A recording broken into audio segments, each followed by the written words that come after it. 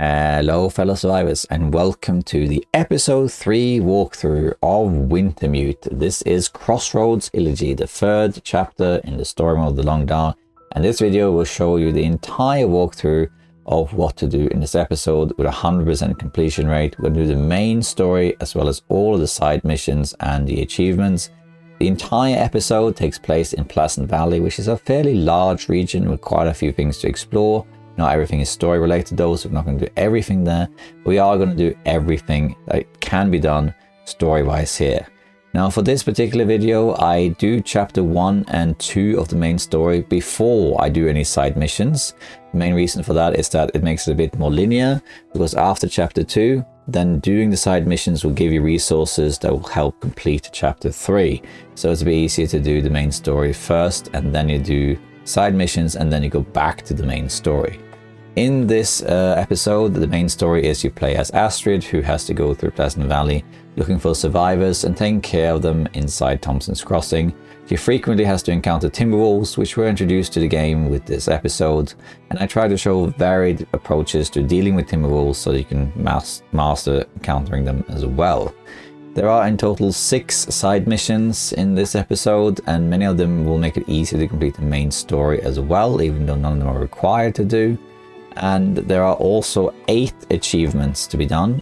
Although interestingly, in this episode, a lot of the achievements as well as the side missions are kind of organically going to the story, and you will find yourself completing some of them just because you are working on the episode. For example, one of the achievements is to defeat a Timberwolf pack, which you kind of have to do in the main story. So if you just play the main story, you should be able to get at least 6 of these achievements without trying. Before we start, just something about the pacing of this episode and of course the video about it. The episode 3 is quite open space. There isn't that much dialogue. You can roam around and do things at your own leisure. Not many things are restricted by story mode, so you have quite a lot of free reign to do what you want, and it ramps up a lot towards the end with blizzards and Timberwolves. However, the beginning of the episode is quite slow. Ignoring a few editing choices on my behalf, you don't actually take control of the character of Astrid until about 15 minutes into the episode. Before that, it's just cutscenes and dialogue. Then after that, there's some minor gameplay investigations and heading towards Thomson's Crossing, which is followed by more dialogue. And the open game doesn't really begin until almost 45 minutes into the episode. So be wary that the beginning of this walkthrough is a little bit slow. There's a lot of dialogue where I don't narrate. And then after that, it picks up with the story of saving the survivors, and then there's a bunch of side missions. So this episode picks it up its pace and becomes more interesting the longer it goes on, just so you are aware of that. One more thing before we head into it. I have played episode 3 before, and I really enjoyed this episode, and I was kind of eager to get started doing a walkthrough of it.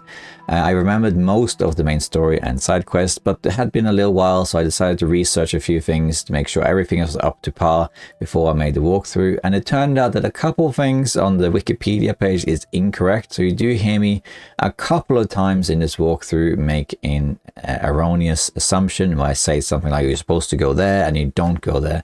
I quickly realized this though. So there are a couple of human errors in this walkthrough, but other than those few, the rest is pretty straightforward. Hope you forgive that. Okay, I think that's enough talking about that. Let's get into episode 3.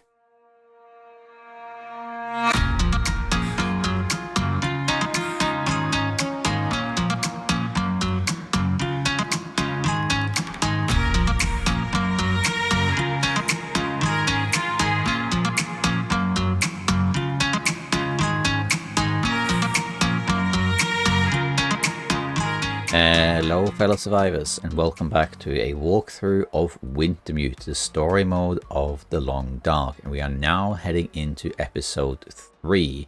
It's called Crossroads Elegy. Elegy, I think that's how you say it.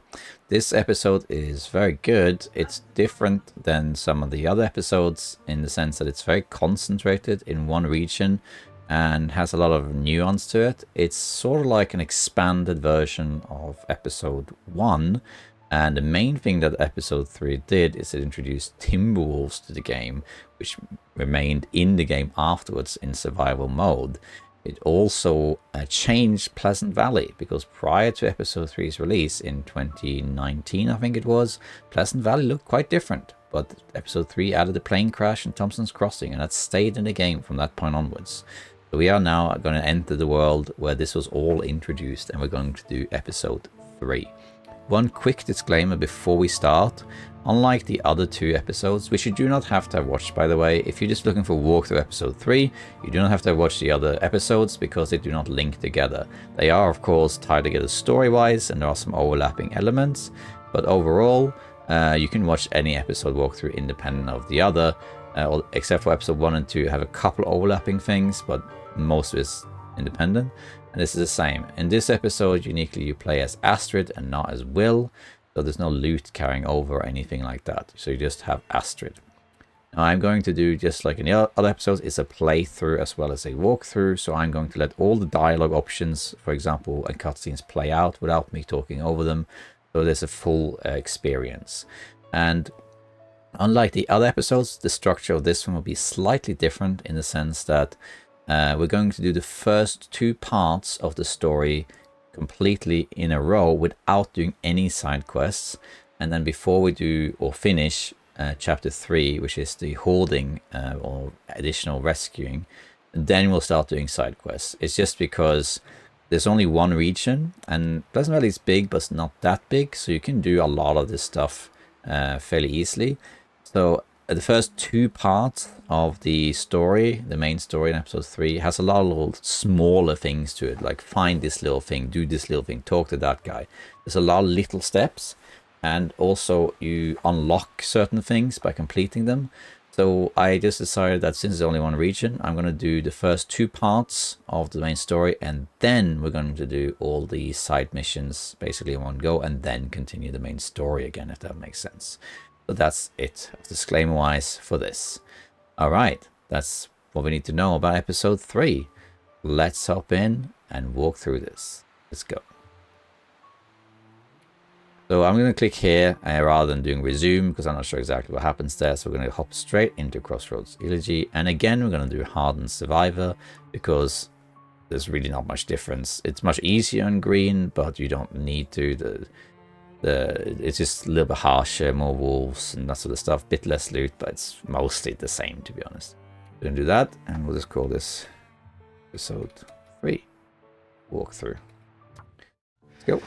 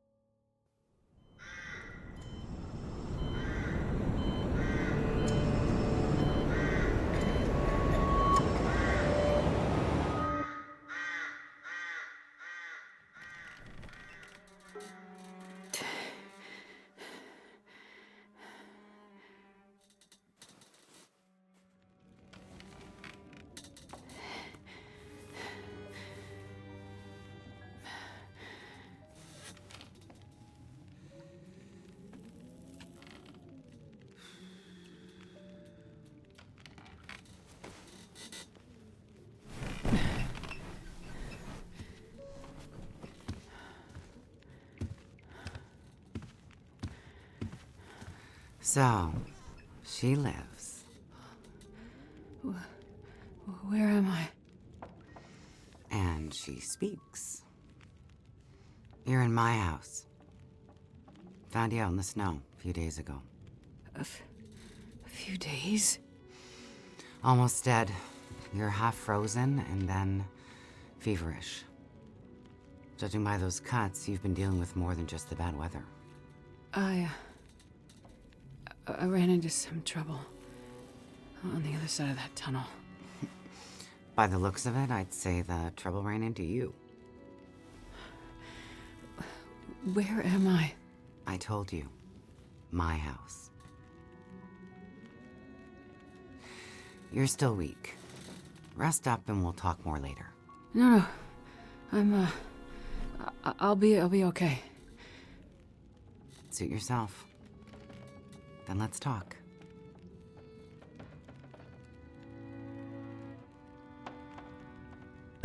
I just realized I forgot to put subtitles on. I will fix that after this. So just gonna make do with one dialogue scene without subtitles. I'm sorry. Let's go. You said we're in your house. But how did I get here?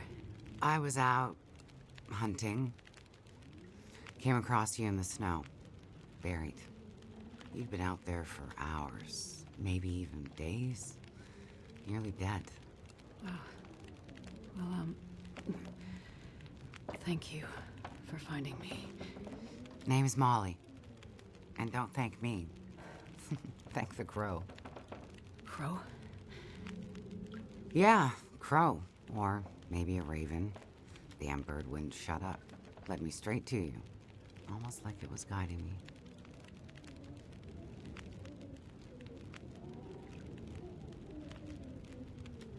So, the power's been out for a while? Yep. Think it'll come back? Well, we're used to the power going on and off out here in Pleasant Valley, so we're usually prepared for it. Feels like we run this farm on generators for better part of the year. Problem is, now the generators won't start. Or the cars, tractor. The TV's dead, radio won't work.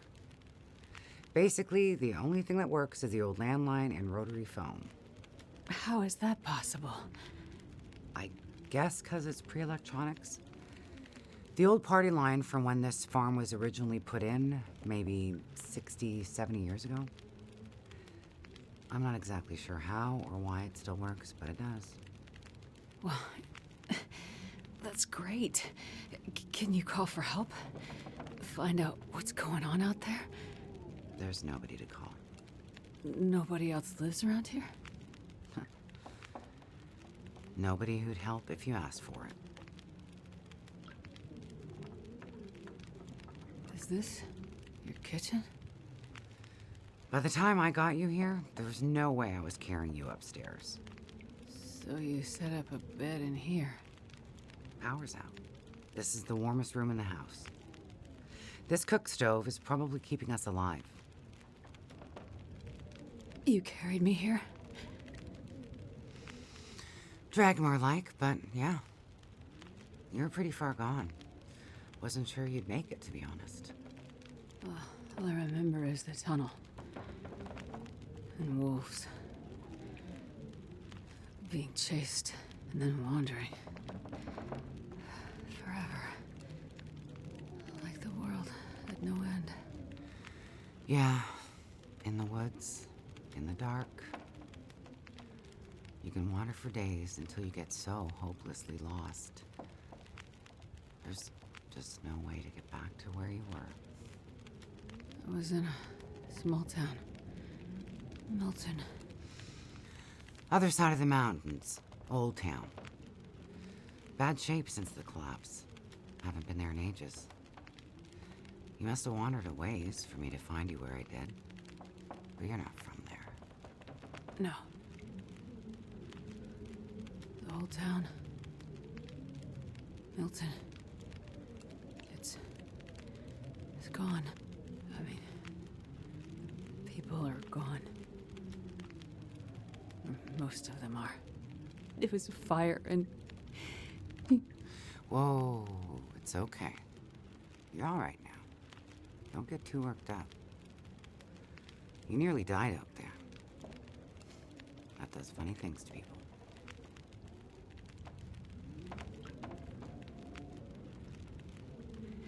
I was in a plane crash in the mountains. That's how I ended up in Milton. I got separated from a friend. They were in the crash too? Yes. They make it out alive? Well, there was a storm. Wolves. I got disoriented. We got separated. I couldn't see him. Him? So you left him out there? And then I ran into trouble. Wolves and... worse. I'm sure he made it out fine. Yeah? How are you so sure? Nothing could break that stubborn skull. But you're worried about him. Yes. And there's something I need from the plane.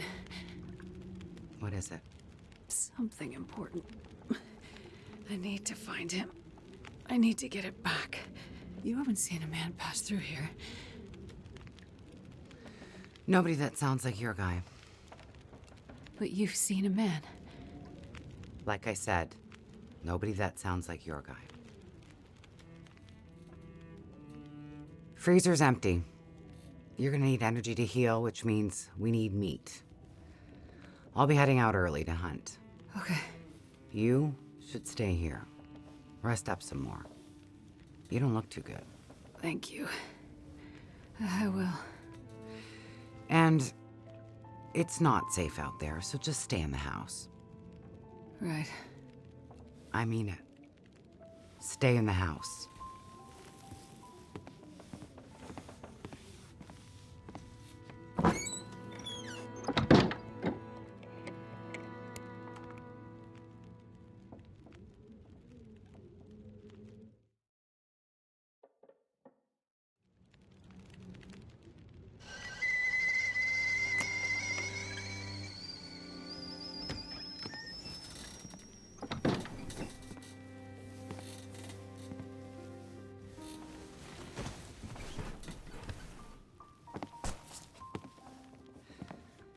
Ah, you're awake. Thought you were resting. Managed to bag a stag not far from the farm. This'll keep us fed for a bit. I heard a kettle whistling. I put it on for tea. So we can have tea and meat. I must be starting to feel better because that actually sounds good. It's amazing what hunger does to the mind. If you're feeling better, you can start answering some questions. Like, what the hell are you really doing out here? It's a long story. Well, power's been out for, I've lost track of how long.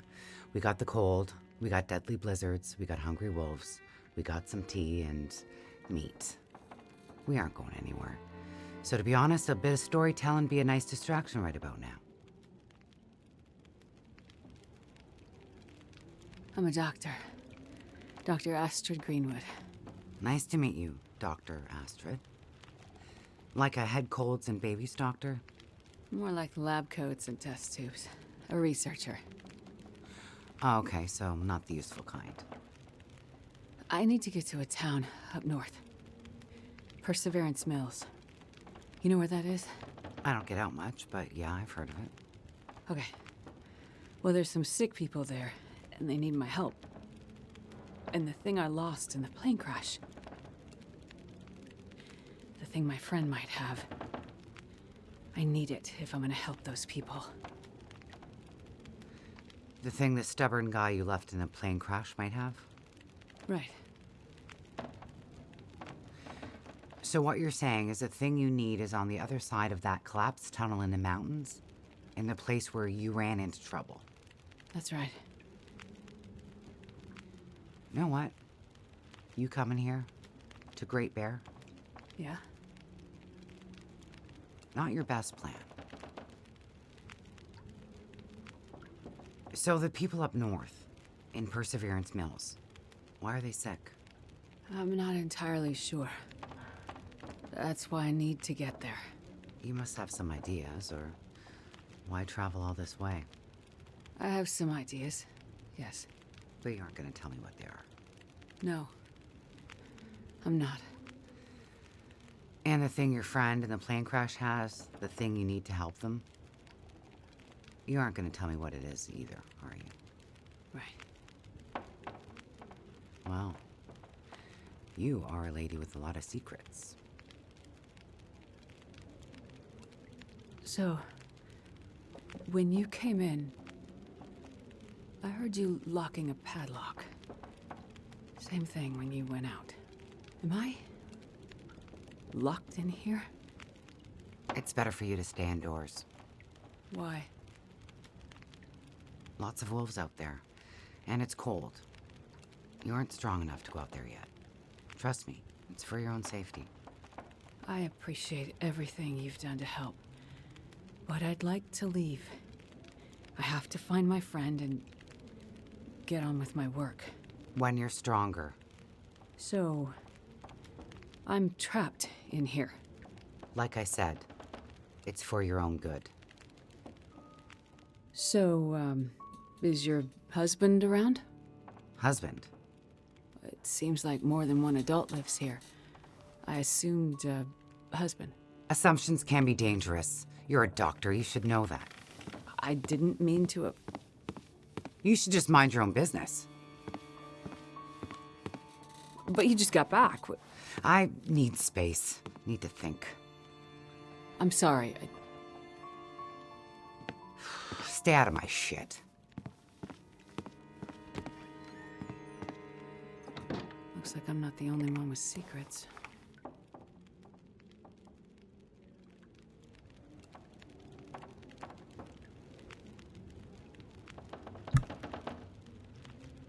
All right. That was Molly. Place. Am I really trapped in here? We're going to look for clues now to escape. Well, that me to say, I think Molly is a great character. Probably one of my favorite characters in the game. Voice actor does an amazing job too. Before we do anything else though, let's just turn on subtitles quick, so bear with. Okay. Alright, now we should have subtitles. And I don't think we can loot much here. This isn't really an area that you loot. This is just one of those sort of starting areas. And we can heal though if I get a bandage, because I have a sprained ankle. So we're just going to look around. So the journal says, you know, look for clues. And there's 3 of them in total. 2 of them are here, 1 is upstairs. So you can go and see if you find a bandage, maybe. Here is the first clue, which is this broken rifle here. Looks like maybe the barrel exploded. Yeah, that's one.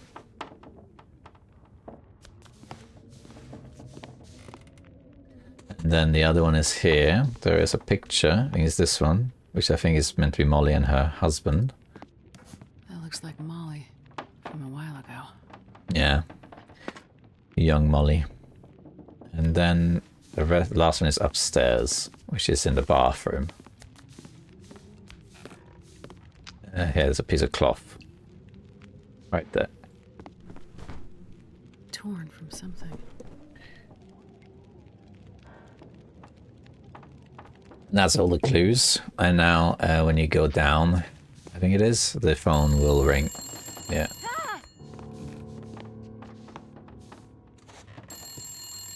There it is. Answer the phone. Picked it up. Hello? Thank God you answered. Molly? Yeah, it's me. Listen up, doctor. Okay. They have me surrounded. They're smart sons of bitches. Wait, who has you surrounded? Are you in trouble? Not who. What?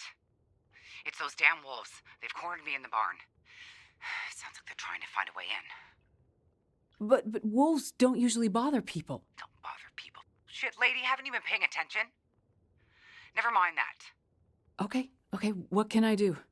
I need you to bring me something from the house. Okay, but you locked me in here, remember? Flower vase. Key to the basement's under it. Look for the gun locker. Grab the rifle rounds. Take the old revolver for protection. Might not stop a wolf, but it'll slow one down. Follow the blizzard line from the house to the barn. Get here quick and we'll figure it out. Hurry! Okay, I'm on my way. Go straight to the gun locker. Stay out of everything else, got it? Alright. Now we have our thingy, our crosshair.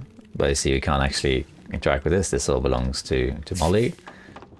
And the same thing here, we can't interact with any of this stuff. Okay, flower vase is this one. So its key is under here.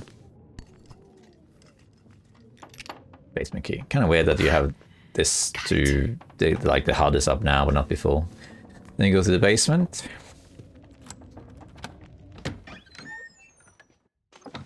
Okay, so here the only thing that you really want there is the revolver and the ammunition. That's what she wants, and for your protection. But we're gonna loot more, of course. We go from wood here. Hold on, actually, let's make sure.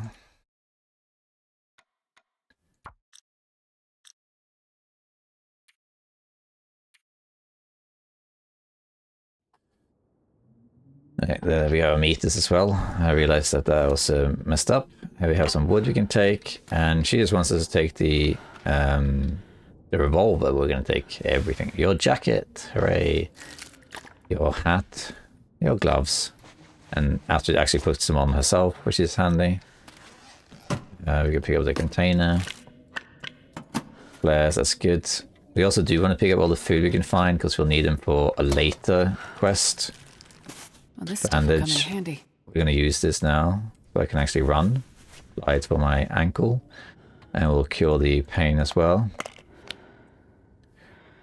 And then... Ooh. Shaky, shaky. What? Yeah.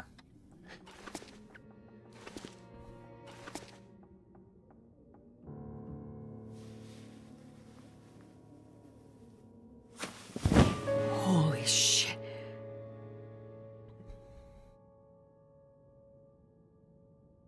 Looks like we got a murder mystery on our hands. Okay, and here we got Storm Lantern. Good stuff.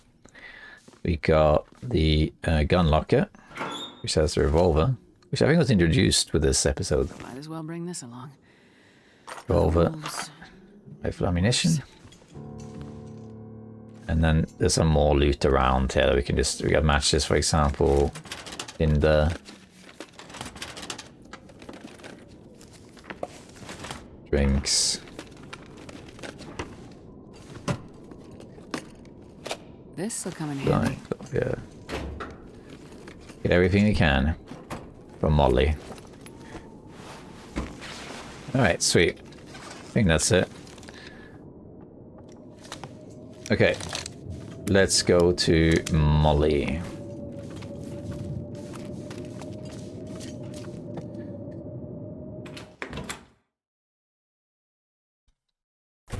Alright, so the blizzard lines are these ones that she's talking about. I mean, if you know the map, you'll find them anyway, but...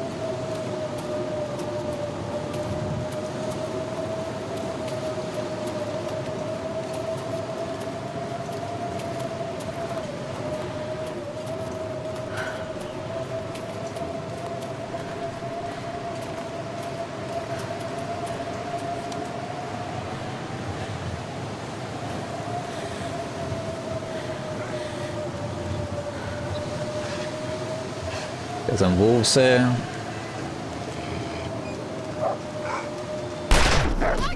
Okay. They usually die from a headshot, but okay.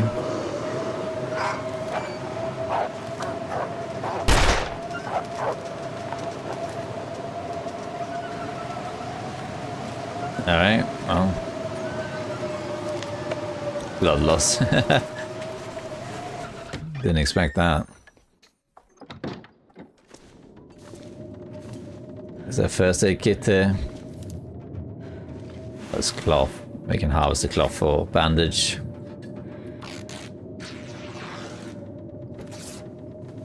Gotta stop the bleeding before it gets worse. Yeah, we're all good. Alright. Matches, food, newsprint, another storm lantern that's broken. This wolf. This is a Timberwolf. And Molly will ring. Hello? That you? Molly? Yeah. Look, sorry I bailed on you, but I couldn't take a chance and wait. One of those big bastards broke into the barn. And as luck would have it, I'd left my bow in here last summer, completely forgot. Anyways, Took care of that son of a bitch. Molly, I was in your basement. Right. So? I found the body. Shit. Molly, who was it? Just... It's none of your business. I told you to stay out of my shit. Huh. An old flyer for a town meeting of some kind. Looks like the town's not too far from here. If Mackenzie did pass through, he might have ended up there. Okay. And Thomson's Crossing, which was added to Pleasant Valley in this update. Where we're changing the map in survival mode. And of course, we know Mackenzie didn't go there, but she doesn't know that. We'll take all the wood with us too. We have a infection risk now, but that's okay. Fire barrel. Let's also look up here in the secret hideout. I don't know, I've actually been in here in Wintermute. If there's anything up here. Let's do the painkillers for the... Oops! Wow. I don't think there's anything up here, but nowadays there is. You can go up here and you can check out the attic over there. Don't think there's anything, but let's just have a quick peek. From my knowledge, there's never been anything up here. So this barn was added with episode 3, so 2019. And this included this little secret area, but it wasn't until 2022 when they did the loot refresh that stuff was added here. So there shouldn't be anything here, but it's a neat little Easter egg, you know. All right, let's head down here, and I don't think there's anything else around here. Okay, there's a wood I missed. Okay, let's go. We could sleep, but I don't think we need to. Infection we can cure with the lichen. Didn't expect to be bit there, so yeah, that was a bit of a flop. Let's just go inside, grab this.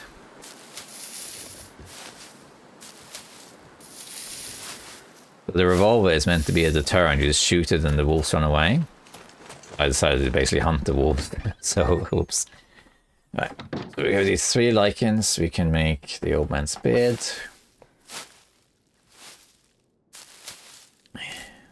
There we go, and we can cure So that. cold, I'm warming up a bit. Yeah, actually kind of cold here, somehow. That's okay, we can just be cold. So we're gonna head to Thomson's Crossing now. We're gonna follow the road. There's 1 or 2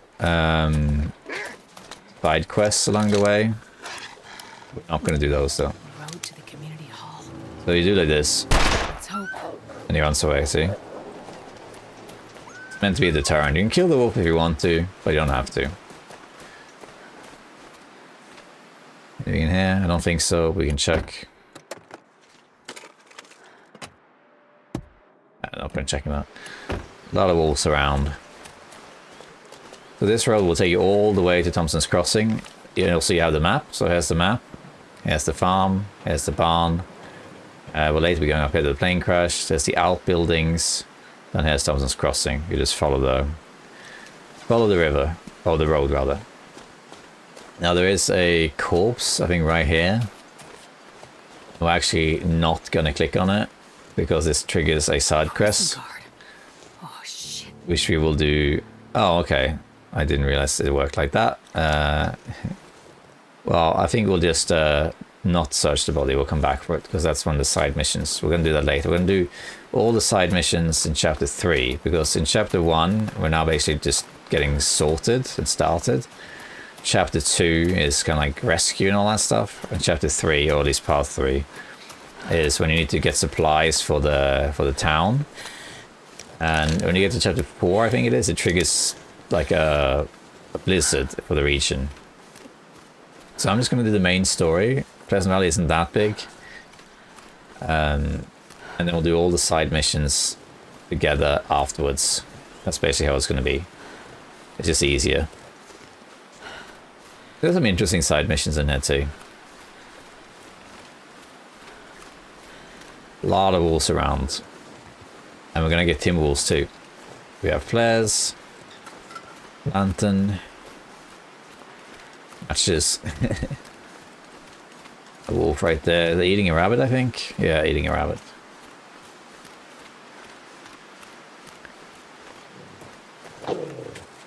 You have a look at that. Let's see. We can check the trunk for random loot. And we could check devices, but we don't really need to. Open the hood.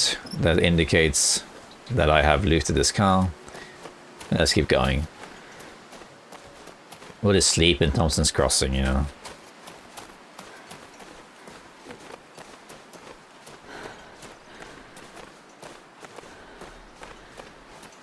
So he's going to keep going. The roll will keep us safe because you can scare off the wolves. We're not that low health. It was a bit of a plot that I actually got attacked by a wolf. But that's how it is. And we can see Thomson's Crossing in the distance there. You can see the smoke from the bonfire they have there. Would have been awesome if that was there in survival mode too, but what can you do? Then we're going to start the next quest, which is to basically go to the plane crash. And then after we've done that, that's when the side quests begin. Because there's just one region. Now this region is pretty big. It's a pretty big region. But it's kind of like key areas it's all concentrated on. So I'm not too worried. Maybe that community hall from the flyer. Yeah, that's exactly what that is. Also, some of the side quests will give rewards that are relevant for chapter 3, like supplies. So that's another reason to do it. I think we can enter this crashed car.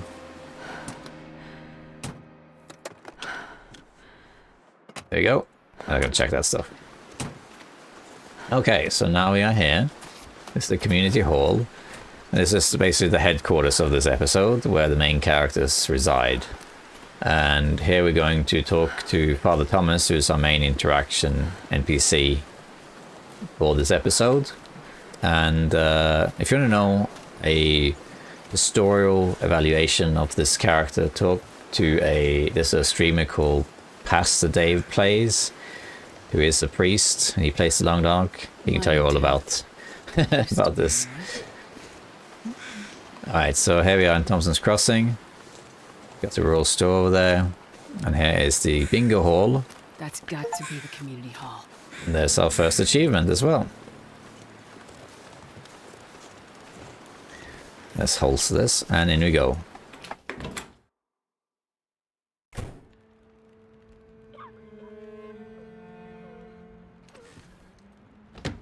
Alright. The person we talk to here is Father Thomas, and we might as well just do that first, and then we can loot the place, because this is where we're going to spend a little bit of time. These are the survivors of a plane crash, but there are more of them out there. Okay, let's speak to this guy. Oh, hello. Did you come from the crash site like the others? All the cots are taken, but you can sit by the fire, warm up a bit. Crash site? How did you know about The crash site. Don't you remember? Another one suffering from shock, maybe. I crashed, but days ago, far from here. No. You crashed yesterday. In the hills. A terrible crashing sound. I even heard it over the howling blizzard. Don't you remember? Listen, I'm sorry. You must be mistaken. I crashed, but not here. Oh, of course. Well, please stay and warm yourself by the fire until we can figure out where you belong. What is this place? This is the old community hall in Thomson's Crossing. We gathered people here when the weather started turning bad. 4 days ago? The houses became too cold, and it seemed better to bring everyone under one roof. Then yesterday, the crash survivors started showing up. So, these people are all survivors of a crash? Well, most of them, yes. There were maybe half a dozen people in and around the town site when the blizzard first hit. Over the past day or so, the rest have slowly arrived. Most of them from the crash site. What crashed? A passenger airliner, best I can tell. Most of the people who arrived were too weak to talk about it. But judging by the thundering sound and the size of the fire on the hills, whatever crashed up there, it must have been something big. Are you sure you don't remember the crash? How long do you think this weather will last? You're not from around here, are you? Whoever named this area Pleasant Valley had a pretty good sense of humor. We get some of the harshest weather on all of Great Bear. But, I mean, it's worse than usual? Yes. Another storm blew through about a few weeks ago. The worst I've seen in years. Blocked the roads, in and out. I'm afraid we're stuck here until the road's clear. Will someone come to check on the town? Clear the roads so you can get out? I don't think so. Not anymore. We'll have to wait for nature to take its course. But what will happen to all these people? Honestly, I'm not sure. We're down to our last food. We can melt snow for water, but that will only get us so far. And this time of year, there's always another blizzard around the corner. Things might be different if the power hadn't gone out. The best thing we can do is try to keep these people warm and fed, and then we'll see what the Lord has in store. You seem disoriented, but you're in much better shape than the others. Maybe you can help us. I'm a doctor. I can have a look at the survivors and see how to help them. That sounds like a good place to start. Once you've had a chance to check on them, come back, and we can try to figure out what can be done for them.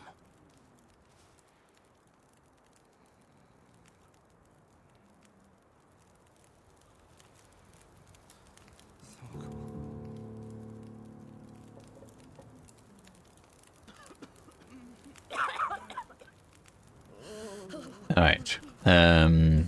Let's log out there quickly. So we're going to check on all these survivors. There's all of these survivors around. I'm just going to check on all of them, and basically they'll all be okay for the most part, except for one. Let's just do them in order. You can't actually interact with all of them, I don't think. Yeah, see. Winston. Easy. Just gonna see if I can help. Hypothermia. No treatment required. Just time in bed rest, you know. So this is Dr. Astrid going around being a doctor. And Chloe. Let me have a look, okay? Same hypothermia, you know. And this is the problem, Dimitri. Let me see if there's other ones first. Bennett. I'm gonna check you over. Concussion, yeah, same, just bed rest. And then we got Franklin. Let's see what's wrong here. Concussion. But then the problem is Dimitri. I'm gonna check you over. Diabetes, hypoglycemic. So he needs insulin, which we don't have, and that's the problem. He didn't take this back to Father Thomas. I think that's all of them, unless I missed one. I think that's all of them. No? Am I missing one? Did I really miss one? I don't think so.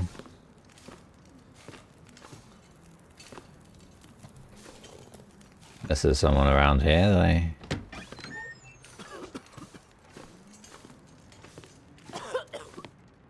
I think that's all of them, isn't it? Second plane crash. It's 5 out of 6. Oh, I am missing someone. Who am I missing?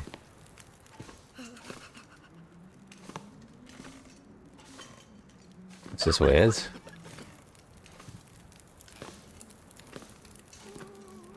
And I completely... that. Oh, okay, that wasn't... There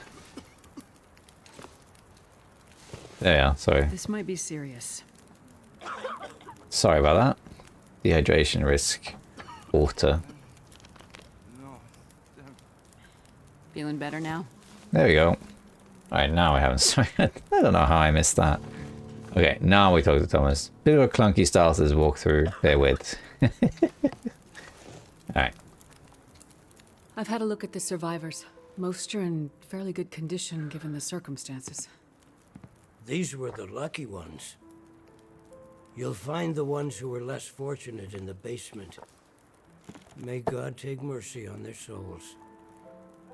They died from their injuries, or were found dead. We put them downstairs to keep the bodies cold. And also, well, there are wolves around, you see.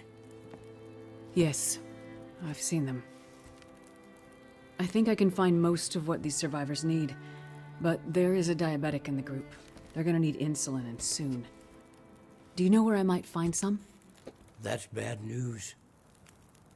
No, I don't. This survivor has type 1 diabetes. That means their body can't produce insulin. If they don't get it, they'll eventually go into shock and probably die. Well, then we need to find some. And soon, before the blizzard becomes too powerful to even risk going outside. I need to remain with the survivors, minister to them. But you can go and look for the medicine they need. I will. Any suggestions you have would be very useful. Most of the surrounding houses will be empty, but you may find some of the minor supplies you need to treat the survivors. The diabetic came in from the plane crash a day, maybe 2 days ago. So your best chance to find their insulin will probably be to find their luggage at the crash site. How will I know which luggage is theirs? You'll have to search everything you find and hope for the best. Okay. You keep an eye on everyone, and I'll be back as soon as I can. Thank you for your help. One more thing. Yes? Many of these survivors are in bad shape. From the crash, it's true. But I've seen this sort of thing before. People need hope to survive. And if they can't have hope, they need some closure. People here, many of them weren't traveling alone. They're broken-hearted, worried sick about their loved ones, feeling guilty. Why did they survive when others didn't? You can help them find some closure. But chances are searching the crash site won't be a pleasant experience. I've seen death before. Yes, you're a doctor, so you understand the fragility of human life. The fragility of the human spirit is more my domain. For the ones who've lost loved ones, if you can bring them some closure, that will help to start their healing process. Yes, it's well known that the mind and body are inextricably linked. If you encounter any artifacts, any information that would help to identify those who did not survive the crash, that information might be a salve to these poor broken souls. Then perhaps they'll have a chance to face tomorrow. I'll do what I can to find IDs, documents, anything that can help identify the people who didn't make it. In turn, take this, my child. Oh, I'm not religious. Please, keep it. It's not for you. Please, humor me. I don't understand. At least until I can minister to those souls myself. Having you carry this rosary while you investigate the crash site. It would bring an old priest some comfort. It will be the closest thing to my being able to pray for them. I mean, no disrespect, Father, but do you really believe this will help? Perhaps in the end, faith is all we have.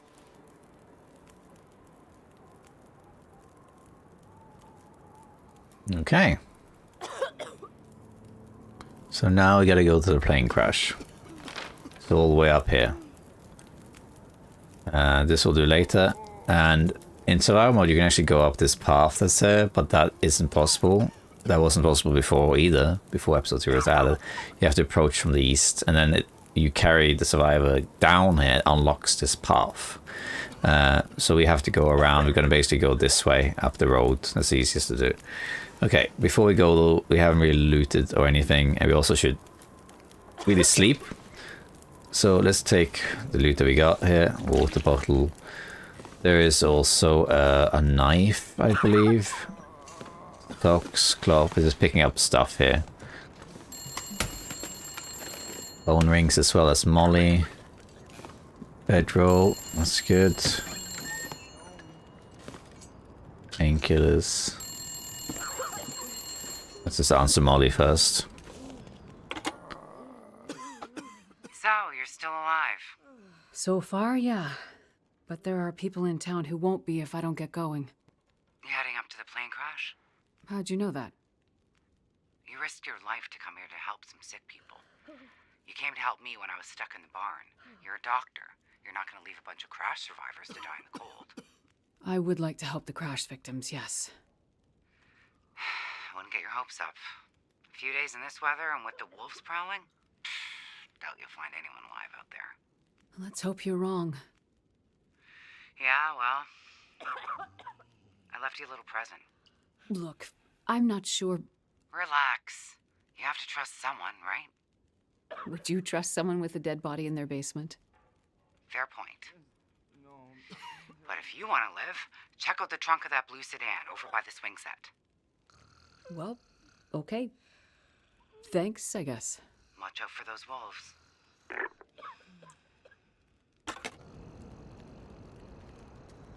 Alright.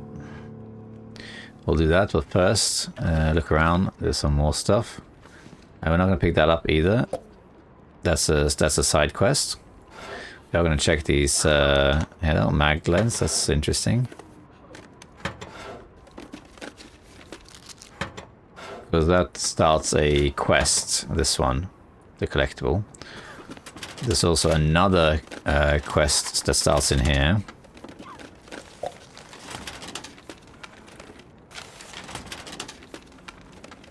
Which is the Sasquatch book.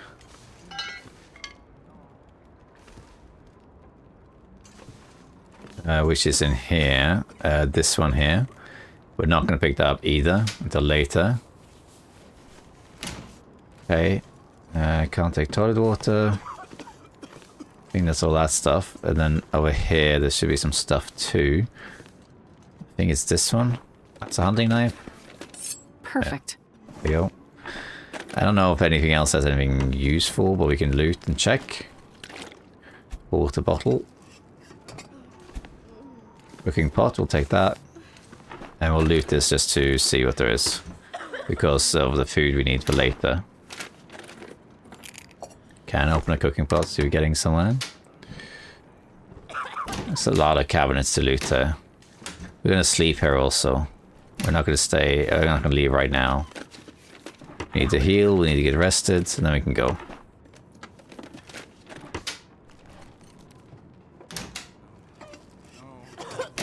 More matches over there. And more matches. We don't need all of this, of course, but...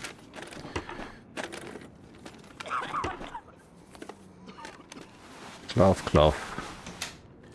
Cabinets. Just taking all the food for these survivors. You know, they don't need it. I think I can use Coffee. this. Tea.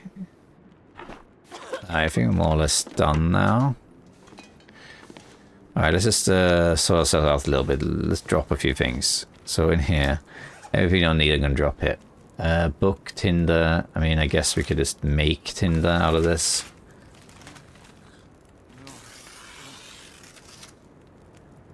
Man, I could use a drink.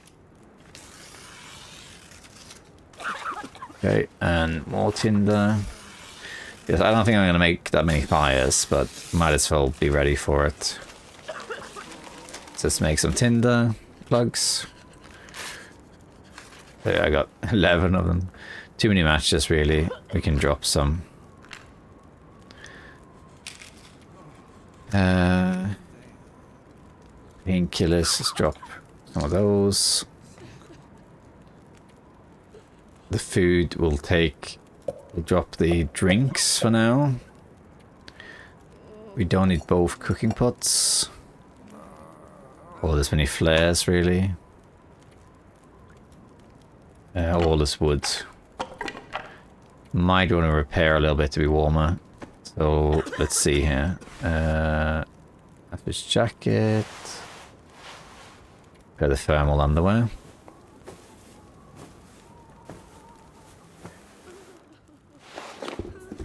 Any of these? That's better.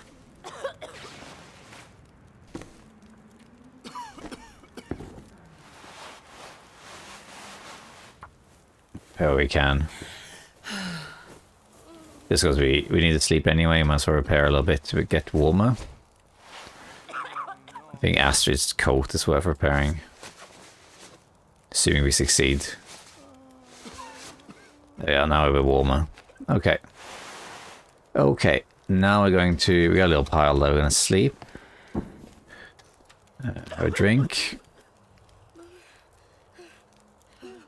And sleep for... I'll put 12, that would be... less than that.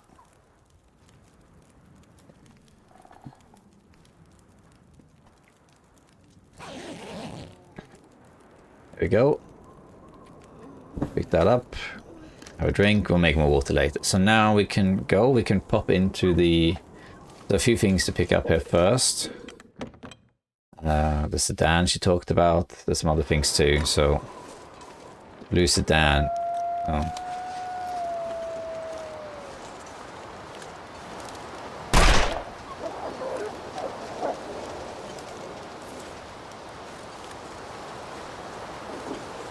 Hey, Timbies. Yeah. Timberwolf pack defeated. Just nice. The swings that she's talking about, I think, is on the other side. This is a different one, but here we got a cartridge. I'm going to loot everything around here, but there's a few things we're going to check out. There's this market they got, which I think has a couple things, but nothing major. Why would we have a private mushroom? Wood. Drink. Hat.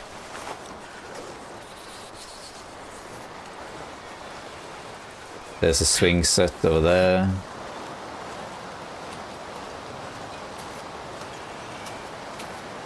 We check this out.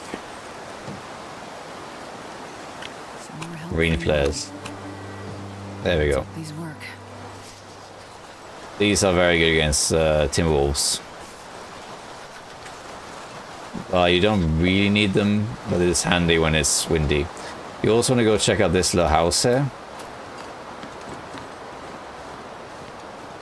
There's his rifle right there. Huh. What have we here? I need to find some place to escape. So now you have the rifle as well. Handy.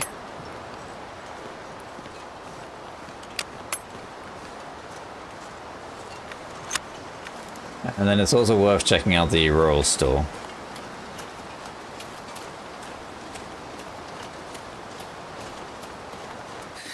It's too cold. Yeah. I'm gonna need to eat soon. Kind of hard to see, actually. I don't really care if I get hungry. We'll find food, you know. Most of this food is for later, for the Survival quest. There's a side quest. We're not going to pick that up either. The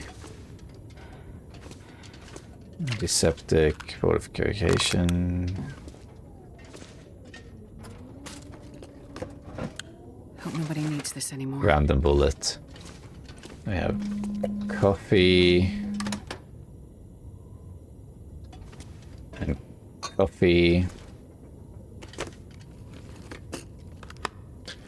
Painkillers. Beans.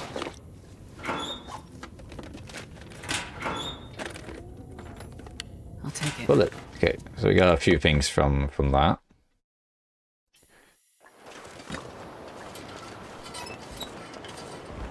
We'll check this out as we're here. Damn, I'm freezing. Nothing. Here's some food. We've done this now. Let's just go back inside and drop some stuff.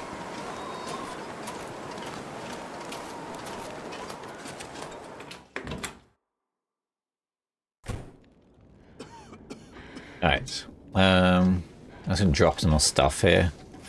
They're carrying a bunch of stuff I don't need. Like wood, book, antiseptic, more painkillers. We can take the tablets, I guess. Actually, we don't need those. We can maybe use them here, but... Got energy drinks? Yeah, maybe. Food. Heavy food we'll leave here. Take some of the other stuff with us in case, I guess. Take one flare. Have a couple of marine flares. The bow we'll get later. Put that back here. And the wood. Alright, that's better. Okay, let's too fussed about hunger. Because we'll just sleep it off.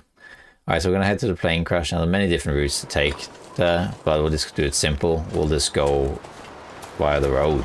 It's the easiest way to do it.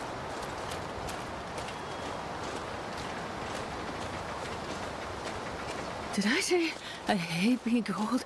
Because I really do. Yeah, we're going to take the long road. So we're basically going to go around here, follow the road all the way around to the plane crash. You could do a shortcut across the birch forest here. You could do that, but you don't have to. Go close then.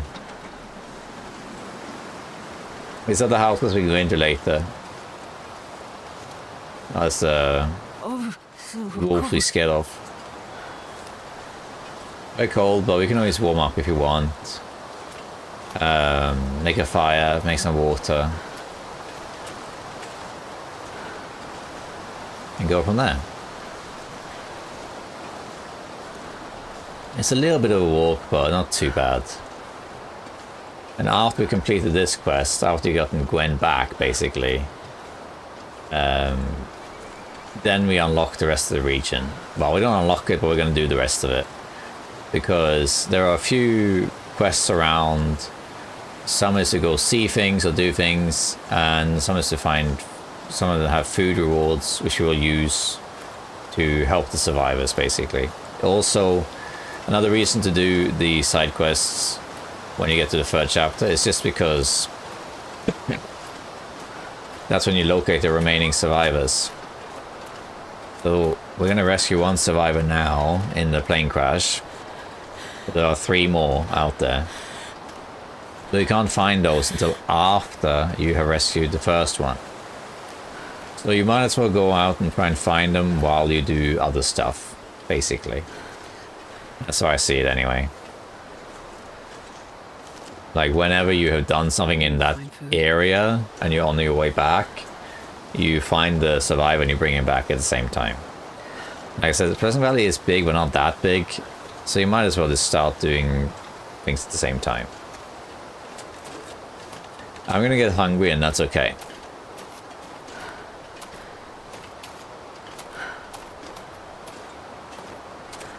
Because I'm not too bothered by well-fed.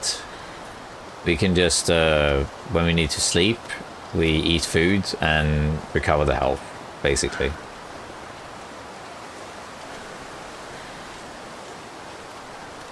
This might be a little bit slower way of doing it. If I pick up all the side quests as I go along, you can do some of them along the way here and there, which is what the other episodes are about. But in this particular case, we're just going to do it this way.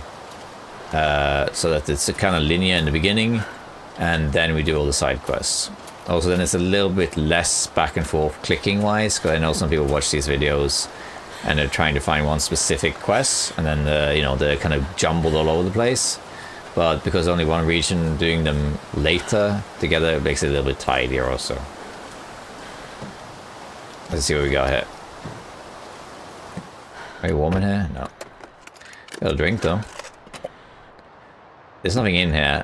Only really, oops, survival has stuff in there, but still gonna do it though.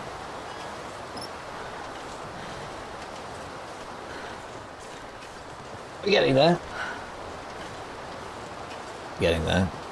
The Pleasant Valley, yeah, glad that they explicitly actually did mention the irony of the Pleasant Valley name, how they get terrible weather and more frequent blizzards. I don't actually know if you do in survival mode have worse weather in Pleasant Valley, but I think there is something to it. There is a channel that did investigate that. Science in the Dark it's called. I can't remember the conclusion though, I'm sorry to say. If Pleasant Valley has more blizzards.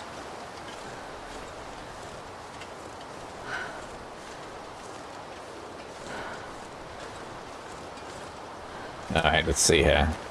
Here's another little small point. It's usually smaller loot. I might pick up some sticks so I can make water, but I don't think I'll make a fire until I find Gwen. Because then I can light a fire next to her and she can warm up at the same time. Cool, very good. Well, this stuff will come in handy. I don't think this is a quest. I think this is just whatever. Oh, it is one. Okay. That starts a side quest. Well, that was somewhere else. Okay. Apologies for anyone who, what I just said, like, you know, that I was going to do all the side quests later. I did trigger that one, you know, that's up there. But we're going to do that later, because I don't want to carry all that stuff with me. There's food and whatnot in there. What the...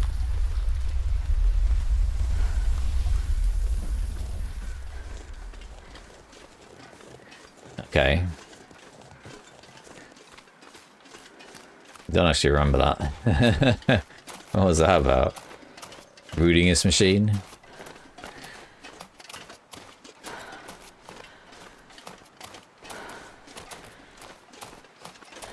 Oh yeah. So we have two sort of side quests picked up, but that's okay.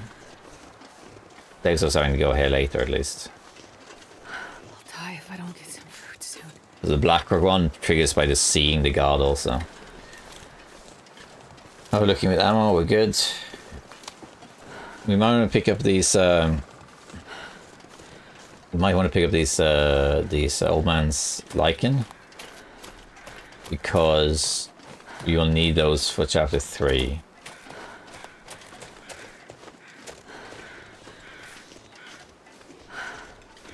But you need to, I think it's 6 antiseptic bottles or 6 of these bandages. So you might as well pick them up now. Okay, you can see the smoke.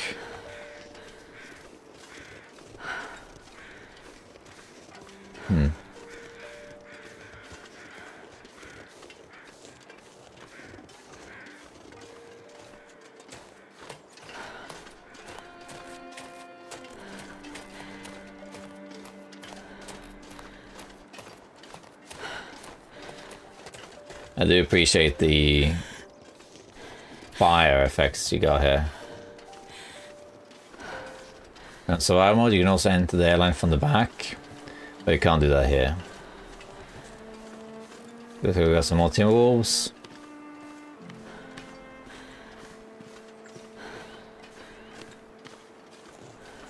Two of them at least. Might warm up in this house quickly. Maybe we can defeat the pack first.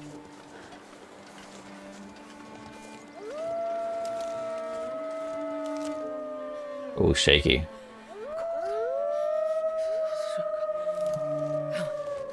They're hard. Alright, here we go. Who's first? Is it you?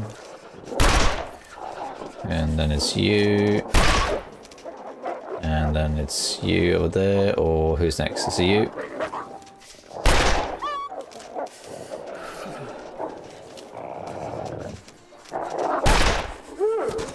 You don't have to kill them, you can just scare them off, but...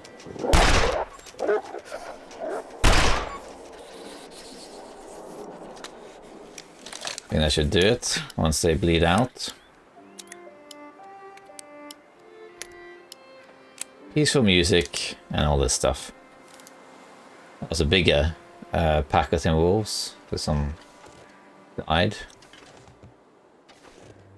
The morale will break, because they're all dying. It's just that we just haven't died just yet. Okay, we're going to take a little break in here. Alright, this cabin is actually not in story mode. It's, sorry, in survival mode. It's only in story mode. There's not much to eat. Dog food and player, I guess. Drink. Pleasant Valley history. That's cool. We don't really need that, but see, this is knowledge, yeah, background stuff. I'm wondering if you sleep a little bit there, because we're getting quite tired. Sleep like a couple of hours, maybe. You don't really need to eat anything, but we're going to anyway. We're going to eat that, and then have a drink. That's good enough. And we're going to sleep like, I don't know, maybe 3 hours? 4 hours? 3.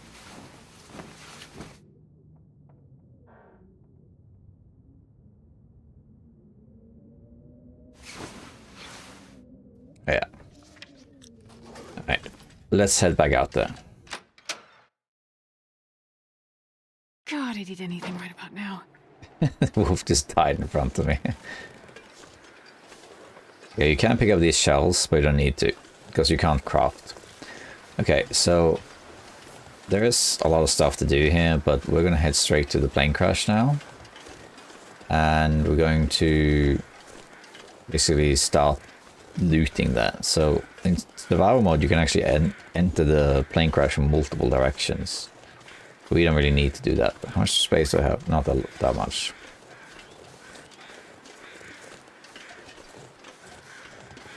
Let's just quickly loot this.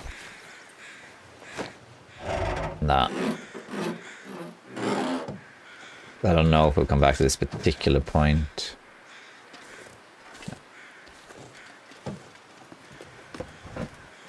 Right. So, the plane crash is over here. And one of the achievements should pop once we enter it, pretty much. And what we need to do, we need to find Gwen, who's the survivor, but we also need to loot all the other corpses for ID tags. And you can also loot suitcases for loot, basically. And then we need to do what most people complain about with this episode. This episode is pretty good, I think. It's quite well structured narratively. It's got some decent side quests and whatnot, and it's all set in one region. Some people have complained about what's about to happen, which is that you have to carry the survivors back to base, which, you know, makes sense. I mean, as a survivor, you got to bring them all the way back to Thomson's to save them. But it's a bit clunky, and some people find it a bit frustrating, but it's not too hard. Snow if the hypothermia would You just need to make sure that she's okay, and you keep Timberwolves at bay. There'll be a little channel trivia as well at some point. Okay. That I'm going to share. So we have to enter this through the crashed plane. Normally in survival mode you can go around from the back or up the shortcut, but that is locked here.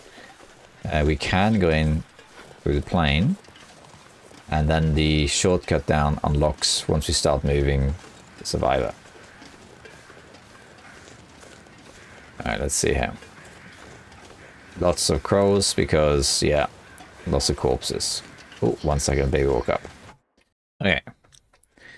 There we are at the plane crash itself. I love the fire effects. Kind of miss that in survival mode, but I get why it's not there.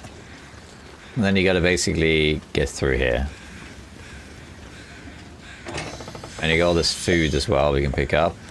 Probably make us heavy, but we can use it for the quest later. To give supplies for Thomson's. I think I Tim. can use this. Very nice. And I think these ones don't give anything.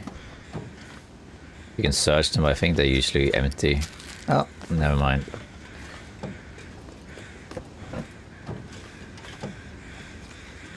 Maybe it's in survival mode.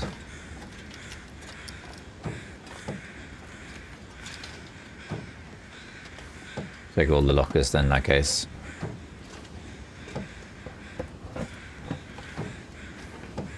There will be some food here that we can take with us back to base.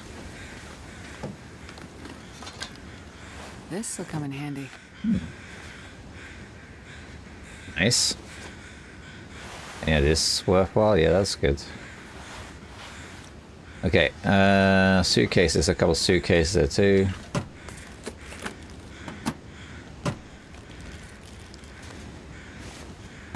Armrest.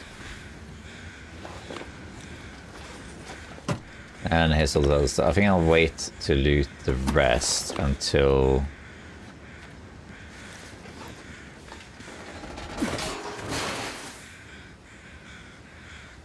Hard to believe anyone survived this. Now, to find that insulin. There you go, that's the achievement. Insulin's at the top. It actually broke, so you can't actually go back, which is interesting. Here's the hacksaw.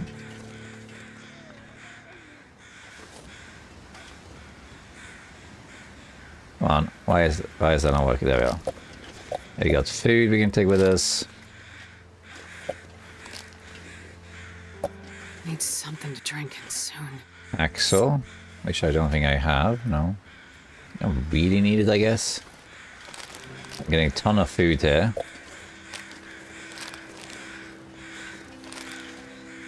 It's great, but also makes me very heavy. I'm drinking coffee, actually.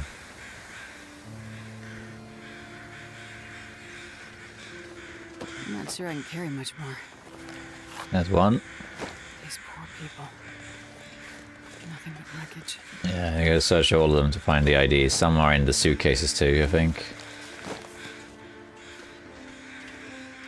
So you gotta search all of it. Hope nobody needs this anymore.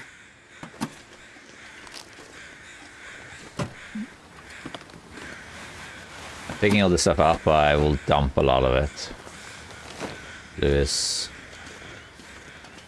S2 as well. LeBlanc. Morrison.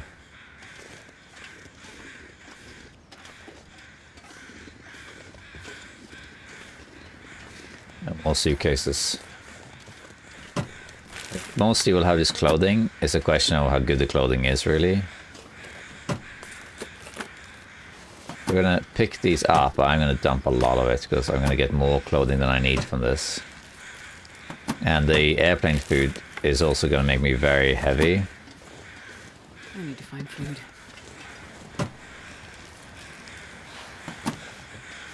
So I need to dump a lot of stuff. Okay, finding some good stuff here. This should make me much warmer. There's so many suitcases, it's crazy. Look, I don't need that.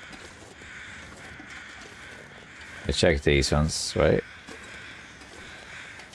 Nope. This is so many. I'll take it. Antibiotics. There's another one.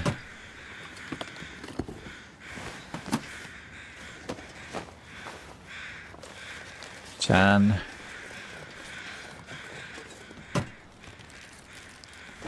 Climbing sucks. This is kind of like in survival mode. If you come up here, you will get gear, unless you're really unlucky. That will make you much warmer because there's so much loot here. Or there's so much chance of good loot. Now here in story mode you have a ton of suitcases, but usually in survival mode you don't have this many. Gold. Antibiotics. Well, this stuff will come in handy. Yeah. It's the way out over there. And more airplane food.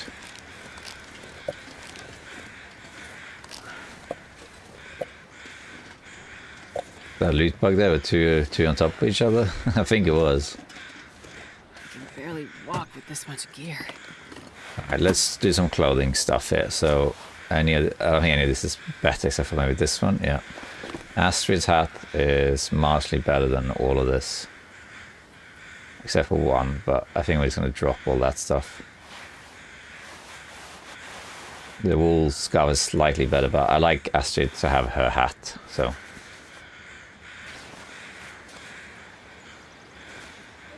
All that, and then we have Astrid's sweater, which is probably not going to survive here because we got big wool sweater. We got another thin wool sweater, so we're just going to drop everything else.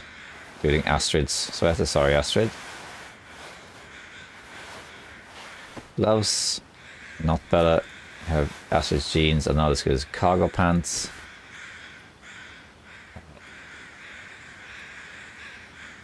We can keep the jeans, we can just repair them. And these are also worse. We got climbing socks, which are probably better. Wool socks. These don't really weigh anything, but we can still drop it. Boots, gonna be worse. Yeah, they are. Get rid of a bunch of stuff there, which is good. Look at all this stuff. Alright. I'd keep going. There's more suitcases we can open if we want to.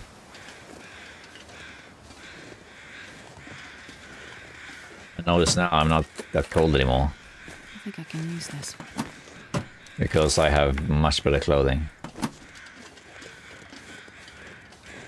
And now I'm going to leave a few things here and there. How much wood do I have, if anything? I have some wood. Because I need to make a fire for Gwen up there. There's another lost soul. Tan. Don't worry, Gwen, I'll be right with you. I'm just going to loot all these suitcases first. I'll be right there. Suitcases first. Loot first. Ask questions later.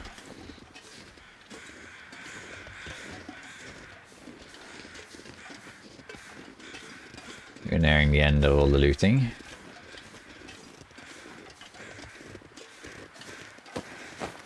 There we go. Passenger manifest. Yeah. That's all of them, pretty much. Looks like the plane's passenger manifest. Thing. That guy who drank his own pee doesn't seem so crazy right now. Look at the subtitles being turned off. They were on before.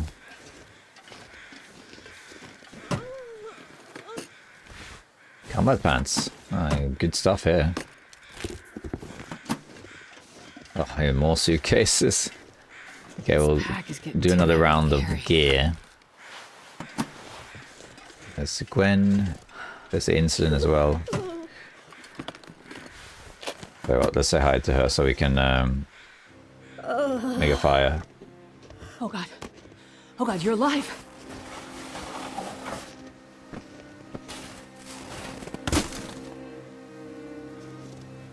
Help me. I'm here. I'm here to help. Please. It hurts. Make it stop. You've been in a crash. You're in shock. But I can help you. Just let me start a fire. too far gone. You've lost a lot of blood, and you have frostbite. But it's okay. It's gonna be okay. I'm a doctor. I can help you. Please. I want this to be over.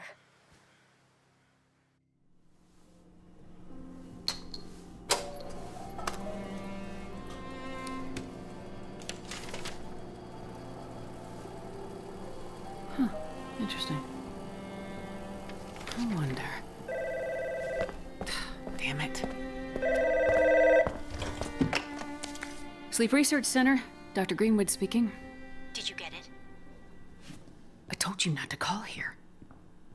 I'm sorry, but I'm scared. I am working on it. It's getting worse. We have to do something. I'm going as fast as I can. You said you'd help. You said you had something that could help her. I can't just... Look, it is in a secure area of the lab. I can't just walk out with it. There are security protocols and... Astrid, it's getting worse. You have to do something. You understand that better than anyone. Yes, I do. Find a way and get up here as soon as you can. I will. As soon as I can figure out how to... I'll find a way to get it to you. Have you asked Will? No. It's been years since we... I haven't asked him yet. We don't have time for this, Astrid. You need to do this, and soon. I will.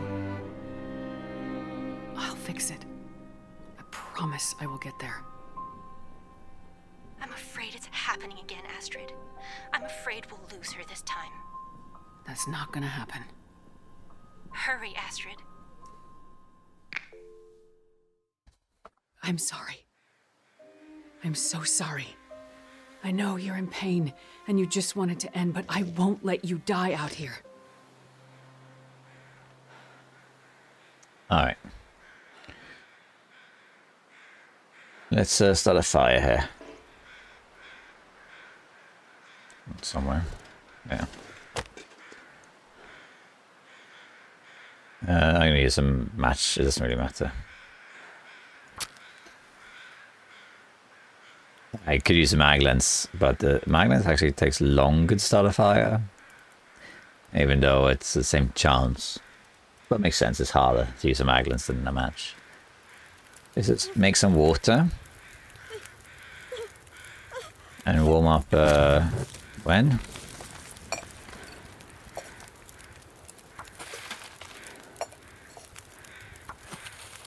Okay, so find the insulin, all IDs first. Fine. This is Dimitri's suitcase. There's the insulin. Got that. Found it. Hope nobody needs this anymore.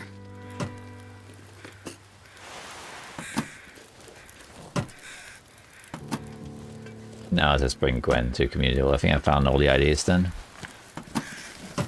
Let's check all these suitcases first. There's so many of them. Oops, I picked up a book. I'm not going to be able to carry this load for much longer.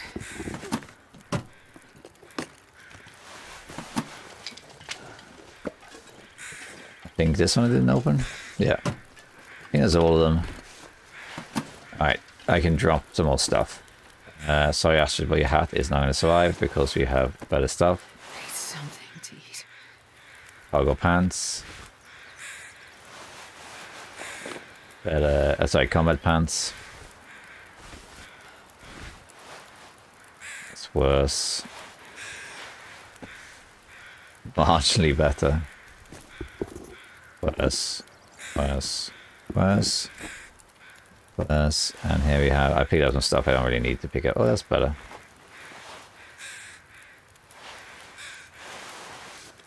Light shell helps against wind and that, but could maybe have it because of the windproofness. I guess. Yeah, let's do that instead. Just for the fun of it. Okay. There we are. Now we can look at Gwen, we can diagnose. Let's see what's wrong here. And as it will tell us. So we need bandage, which we have. We'll treat that. There. That should be better. And then we can look at diagnose again. Now there's nothing. But she will be thirsty later. Let's have a look at the inventory. I don't need to carry this book around. And I might eat something just to, you know, not lose too much health at the same time. But for the most part, we'll be fine. Let's grab this water. Let's start carrying Gwen. It's okay. It's okay. Now, you see she's kind of cold still. She's warming up though. Pretty fast. If I place her here. Don't fall asleep. Stay with me. Yeah, dehydration risk, see. Treat affliction. She's warming up as well. Better after you sleep. Yeah. Let's wait for her to warm up. Let's cook half a liter as well. There, now she's warming up. We can start moving. And we gotta take her down the shortcut now. And then we gotta basically walk her all the way back to the community hall. We're gonna go down the ice, basically follow the ice. Then go through here. Pretty much. We can stop in the barn, but we're probably not going to. Because of quests, I'll do that later. And here you can see I found all the IDs. So they're all in corpses. I said it somewhere in suitcases, that's not right. It's just gear in suitcases. Just loot all the corpses. They're quite easy to find, as you can see. And then these ones we'll do later. I forgot about the mollies. It was a side quest thing we did earlier. With the trunk of the car. Now I gotta bring Gwen to the community hall. Once we've done that, we will start the next quest to rescue all remaining survivors, 3 more. And then we need to resupply the base as well. Okay, so let's get Gwen going, I guess.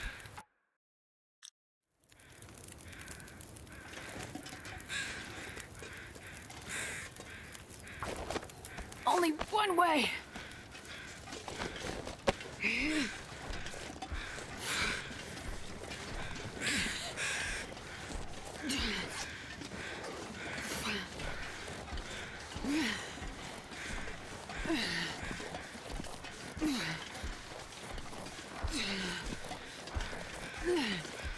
Don't leave me. Oh.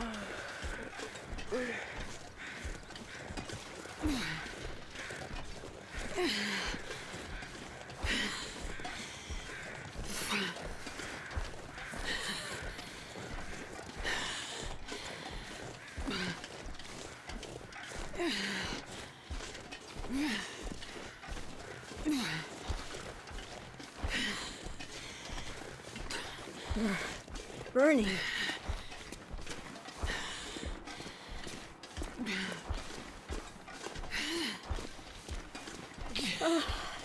Feels like night is coming.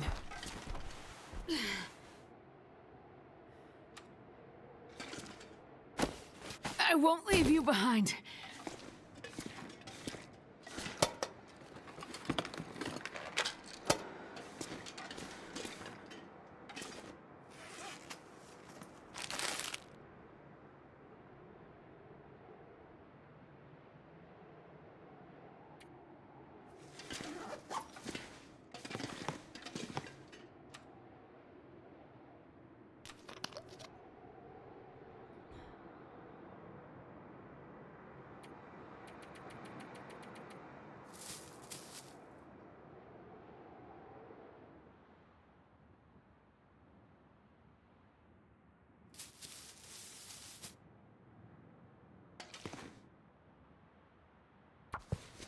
I'm gonna check you over.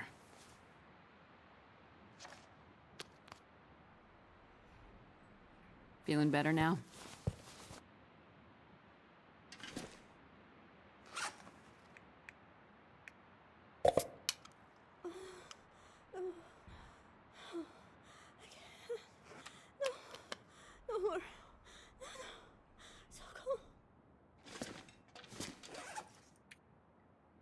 Can you eat trees? Because I'm gonna eat a tree.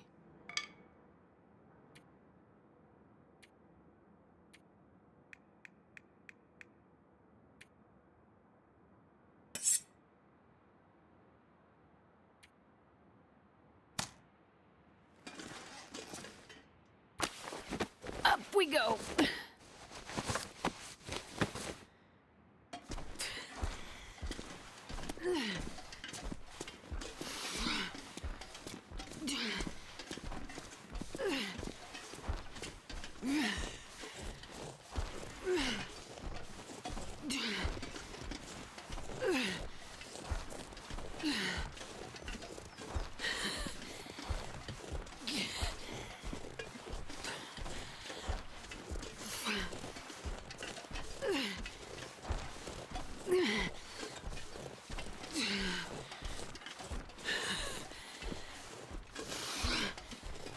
Looks like I made it through another night.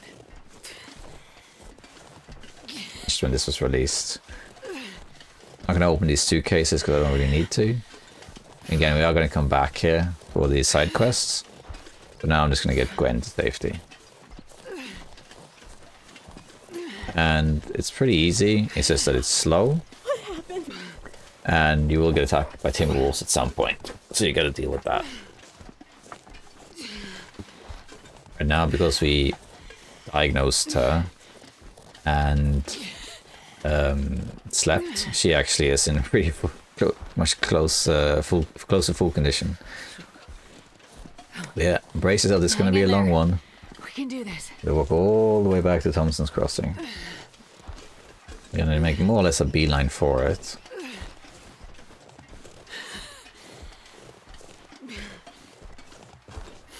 When we get to this house at the bottom of the hill, the phone will ring. If you come here, by the way, before this, I think the tree is still standing, so it's not possible to cross. There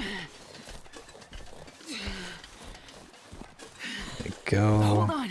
Just hold on.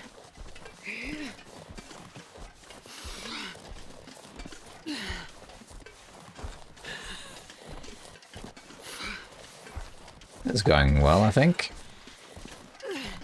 We get cold, but it's going well. I like how they've thrown a few suitcases around to indicate this is where you're supposed to go.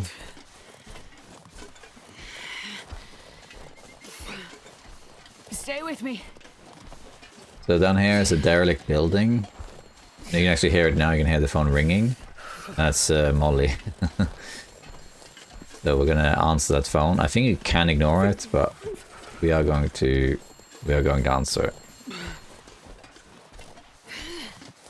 There's a fire barrel here, we can start a fire if we want. And in fact, I probably do want to do that quickly. She can warm up while I'm talking to Molly.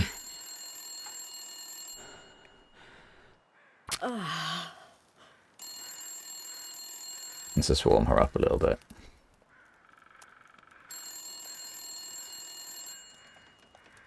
You can also make a little bit of water. I don't think it stops ringing. I hope not. There we are. Oh yeah, that's a good one. Like half a litre. Let's go talk to Molly, I guess. Go through the front door.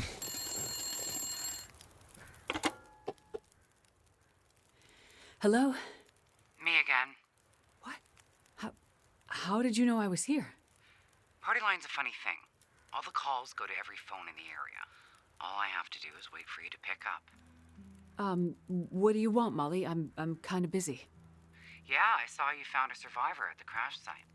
You spying on me? Just watching. Curious. Okay, that's kind of creepy. You want to tell me what happened to your man? I don't really have time for this right now, Molly. I'll go first. You asked about my husband when we were in the house. Not much to tell, really. He's dead. I'm alive.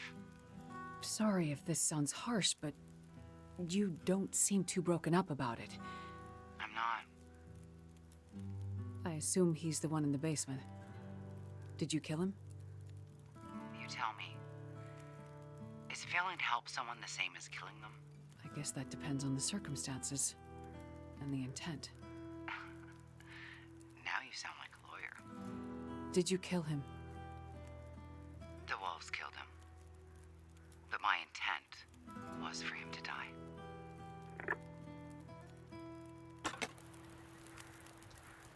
Yeah, well, make of that what you will. Let's grab this wood for later use.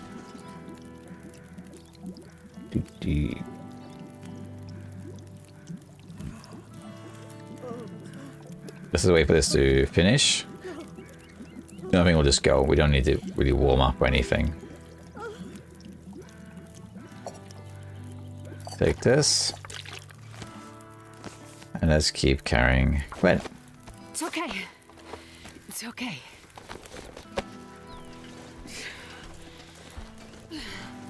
Suitcases.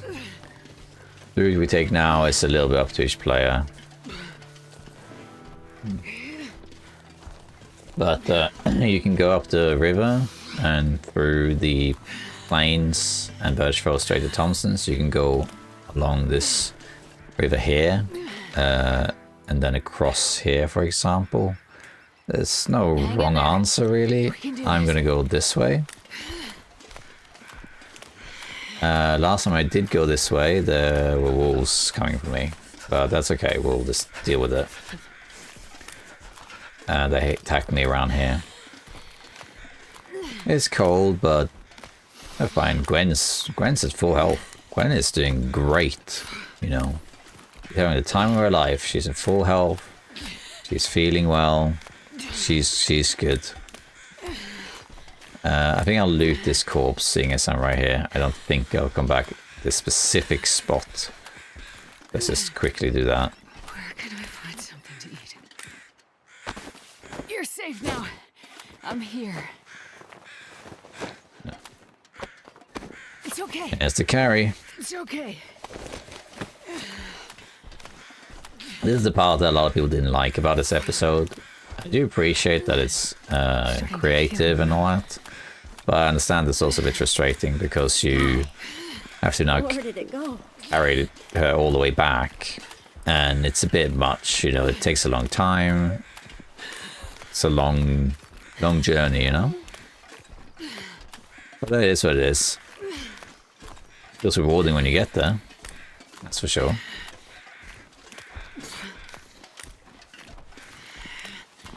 Right, so I'm gonna go over this hill here.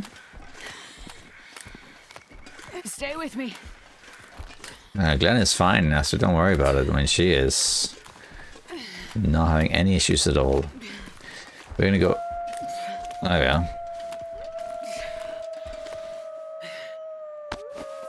Nothing good about that. Let's use this as an illustration of the marine flare rather than the revolver.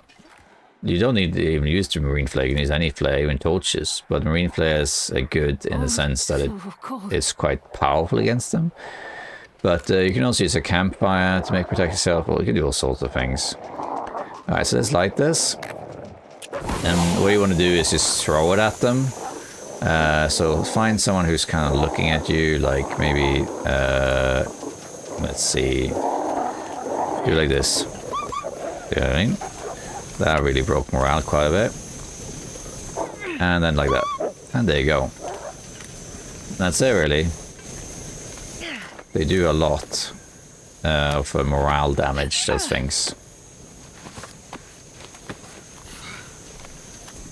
And yeah, that was it. A quick tutorial. What you can also do is, there's a lot of ways to deal with Timberwolves. Basically, if you... another suitcase. If you have a fire source, like a torch, and you look at the Timberwolves with it, they just won't attack you. If there is a torch in your hand and you got the Timberwolves in sight, they basically will not attack you. And they will not approach you at all if you have a campfire. So what you can do, if nothing else, is to place down a campfire, and then you grab torches from it and throw it at them. That will also break morale. If you hit them with stones, they'll also break morale, but very little. I have a video called The Torchless Craftsman where I'm not allowed to use torches and I encounter Timberwolves and I have to throw like 40 rocks at them. But it does work. I think they bugged out. All I wanted was to go home. Are you... Okay. You're safe now. I'm here. I think that bugged out a bit, didn't it? Timberwolves are notoriously glitchy. It's not most stable of enemies. This is the episode that introduced the Timberwolves. Not much farther And down. they're a cool concept, you know, pack hunters, and you gotta either kill them, dodge them, or break them around. But the execution is a little clunky. Like, they often bug out. The morale doesn't always break properly. They'll sometimes get stuck as well. They really get buggy if you fuse 2 packs together. So what happens sometimes is that, say you're very smelly and you track 2 packs, or you engage with one, another one approaches. Now you have 2 Timberwolves packs to fight at the same time, and the game doesn't really know which morale meter is what. So sometimes you end up in this loop where they just come back infinitely. So that's not great.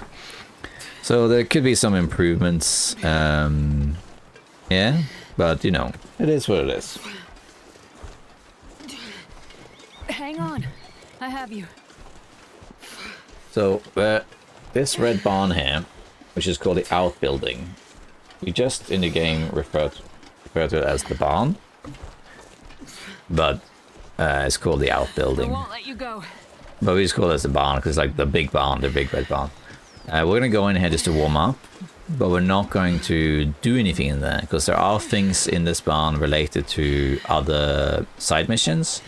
So to kind of keep it, you know, clean, so to speak, we're going to just loot anything. Just go in, warm up a bit, and keep moving. That's pretty much it. Green fire everywhere. Green fire. Oh, I nudged the volume button. I can see wolves. Is that Timberwolves? It is Timberwolves. So maybe you can use this as an illustration of an alternative tactic in case you don't have marine flares. A revolver is great though. Just shoot with a revolver and you know, you're fine. Yeah, Timmies. You can also just avoid them. Hang on. I have you. They should detect me very soon. Once they detect you, they make the towel, and then they, yeah. Okay, so what we're gonna do. Just have to put you down. You show. You put down. Let's use the accelerant. I mean, why not? Start a fire. Make it after all. It'll be fine. Don't worry about it. Let's put a cedar with it. Okay, so this is an alternative way. We don't have a morale meter, so it's bugged already. You can do is take a torch and you can throw it like this. That will also break morale. Morale meter seems to be bugged, so we're just gonna have to go for it. And you just keep doing this really until they flee completely. I'm not sure how much I need to break morale-wise, because you can also grab the torch again, provided you can get there. But I think maybe I broke the morale completely. Yeah, they're all running away now. We might not actually need to go in the barn because we're warming up here by the fire now. So I'll make a little bit of water. And yeah, why not? Let's also give... Guess that's it. Okay. Isn't that a nice little shot right there? Just old Gwen lying in the snow Poor Gwen lying in the snow, warming up next to a fire. Timberwolves around and a plane crash in the distance. I appreciate this fire effect thing when you go there, because there is fire. But I think there's some sort of effect when you go far away, you get this effect instead. And I quite like that you can see the fire from far away. It's a bit like the signal fire in Astrid Valley. All right, let's just pass time here. Pick this up, and this is gonna be good enough. Okay, let's take Gwen with us. Warm enough now, we can just go. Now, because we did that and warmed up, I don't think we actually need to go into this barn after all. We're just going to go... Oops. We're going to go past it. Pleasant Valley Outbuildings, aka the barn. As you can see, Timberwolves are not that hard. They're a menace because they can really kill you if you're not prepared, but there's a lot of different ways to get by them. Like you can use the marine flare, you can use a regular flare, you can use a torch, you can shoot them, you can use a campfire. If you noisemakers work too, but you don't have that in episode 3, but you will have that in episode 4. Noisemakers are a bit overrated though. But yeah, there's a lot of options to dealing with them. Don't close your eyes. Not yet. They're pretty easy to defeat. The main way you die from them is, well, hubris. If you just think you get overconfident. But also they do appear in blizzards. It's one of the rare animals that are still out in blizzards quite often, particularly in certain spawn areas. So if you encounter them in blizzards, then your options are a bit more limited, right? Because you can't put down a campfire. I mean, you can, but you have to be at the right location. So, yeah. There's that. Hang on. But, in a blizzard, you can still use the marine flares. Or regular flares, or your weapons. So even then, you'll be fine. Okay, there's the smoke, so that is where we're heading. And I took more or less the direct route there. Again, you can use the map to see. So I've gone like down here on the ice, up here, and then pretty much straight across here and then down here. But you don't have to. You can follow, when you come down here, you can follow the ice over here to the bridge and follow the road down, for example. You know, you don't have to do it this way. It doesn't really matter. Remember, if you're ever stuck in Wintermute and Storm Modes, you do have the map. The sky Is so bright. very revealing. You have the whole map. It shows you the objectives. It shows your location. So it's much easier to navigate because of that. So don't be afraid to use it if necessary. Okay. Let's head to Thomson's. Gwen is the furthest of the survivors to carry, by the way. So there are 3 other survivors that you need to save. And one is near Heartbreak Ridge, the bridge nearby. There's one kind of like down here in the birch forest over there. And there's one near the farm. So they're kind of like hard. The one that's furthest away is the one that's near the farm, which is about half the distance you carried Gwen. My hands. Where's the fire? And the other 2 are like half of that again. So kind of the other 3 survivors you have to get combined, you have to carry them more or less the same distance as Gwen, I guess. Something like that, maybe a little bit more. So you're effectively doing this twice. Yeah. So there's a lot of carrying in this this episode. But of course, you know, you are Astrid, you're the doctor, you are here to save everyone. So yeah, Astrid wouldn't leave anyone behind. Unless the name is Will, then she'd be like, oh, the plane's crashed, he's probably dead. I'm out of here.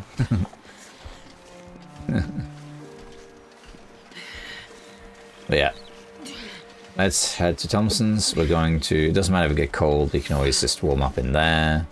The penalties also are quite mild in story mode, so it's not quite as punitive as survival mode. So hypothermia, when you're cold like this, If I don't warm it does do quite a lot of damage. It deals about 20% health per hour. Right now I'm at about 80, so it takes me 4 hours to die. And in-game hours roughly 5 minutes, something like that. So 20 minutes I'm dead. But of course you get hypothermia eventually rather than the risk of hypothermia. And that takes 40% damage. So let's say you have 3 hours or 15 minutes to survive. That's plenty of time to get to Thomson's Crossing. So I wouldn't bother warming up. You'll be fine. It's really not a problem. Yeah. So that's good. And the other thing is the meters drain slower. So like there is the cold meter. You should notice I was like halfway warm. It took a while before I got cold.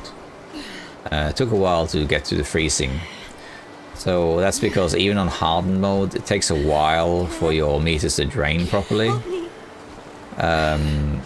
While in, for example, Interloper, they will drain much faster. If you play on Misery, it's even worse, you know. So your meters take a while to deplete, even on the hardest difficulty in story mode, so yeah. If you're watching this and sleeping, I hope you're sleeping well, because this is a good moment to sleep, because we're literally just carrying this person across the whole map, pretty much. Like, the plane crash is almost on the other side, like, you can even see it from here? Maybe you can. Maybe not because of the wind. But it is over there. Is that the smoke? It is the smoke. Yeah, like, that's a plane crash right there. I carried it all the way from there. We can do this. Really far. Gosh. It's so far. The gap in the fence here? There isn't, so let's go. Oh, yeah, here we are. Through the garden. Supply bin here with some sticks.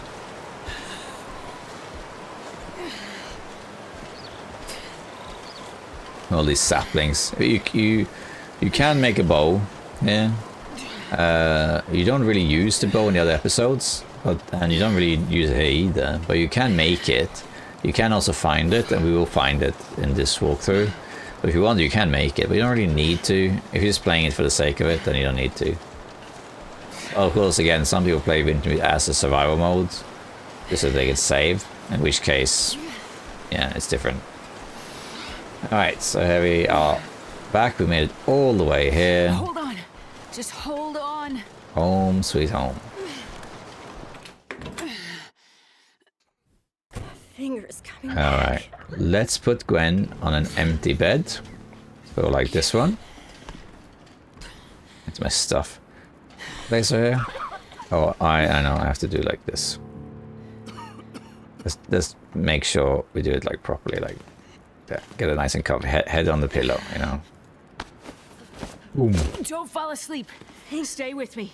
Alright, she's good. Now we're going to give Dimitri the insulin. This might be serious. There you go. Treat that. Feeling better now?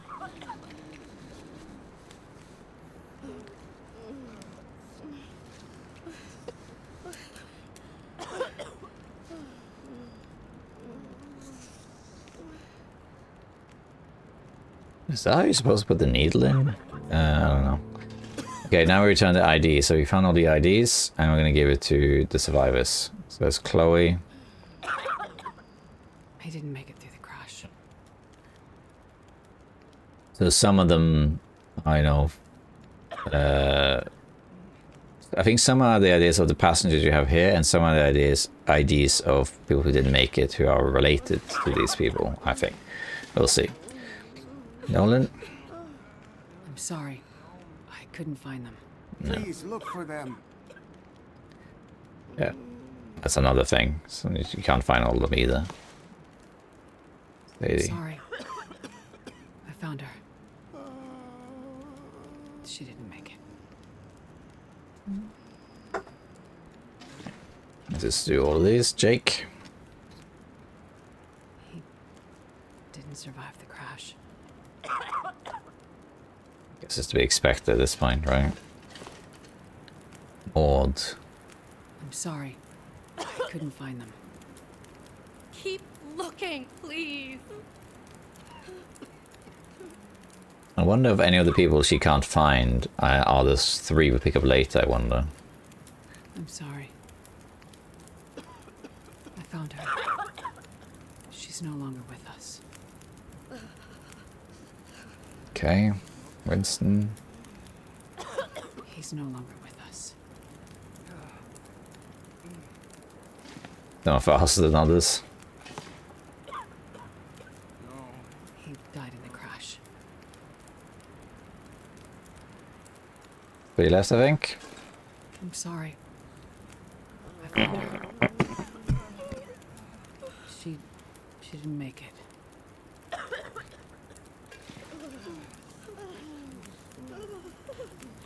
He didn't make it through the crash.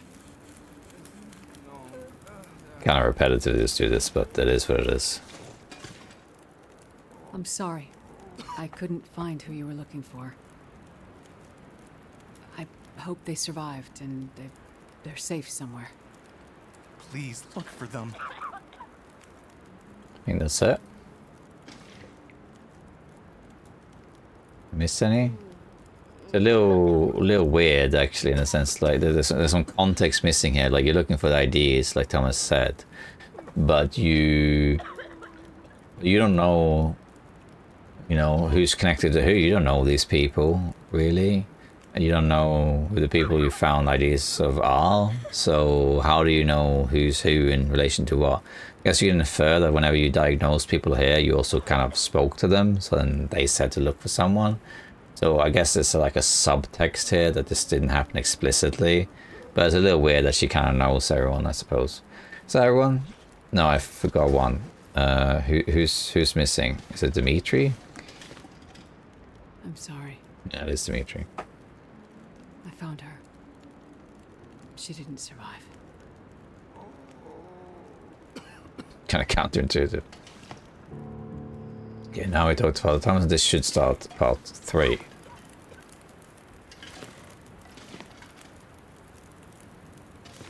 Can you?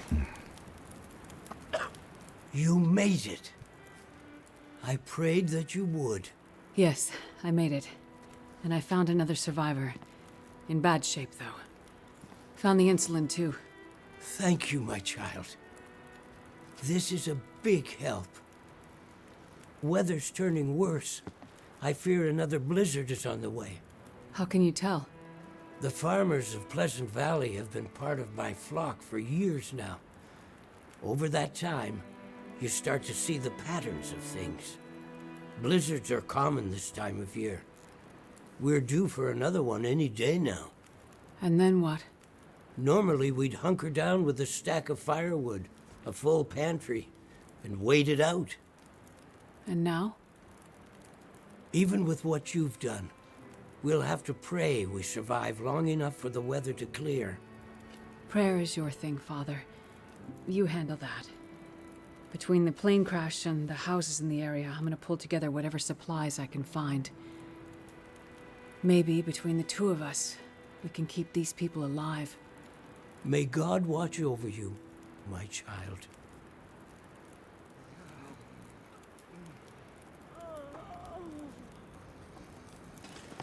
Still some names missing from the passenger manifest.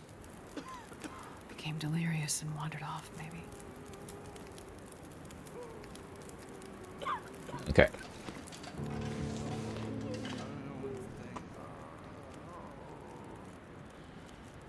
Alright, so now we have a whole new thing. We got basically 2 quests going on at the same time, which is to add supplies and find the survivors. So you'll see here we got there's 3 survivors missing. We have all the stuff we need to put in as well. And yeah, the cache, we're going to do this as a side quest. We're going to do that. They'll have supplies too. And if you look at the map, see, survivors are marked by this area. The way this works is we'll pick up a flare gun, which I think is actually over here now, right there. And what you do is you basically go into this area, this circle. You shoot the flare gun in the air, and then they will shoot one back to show where they are.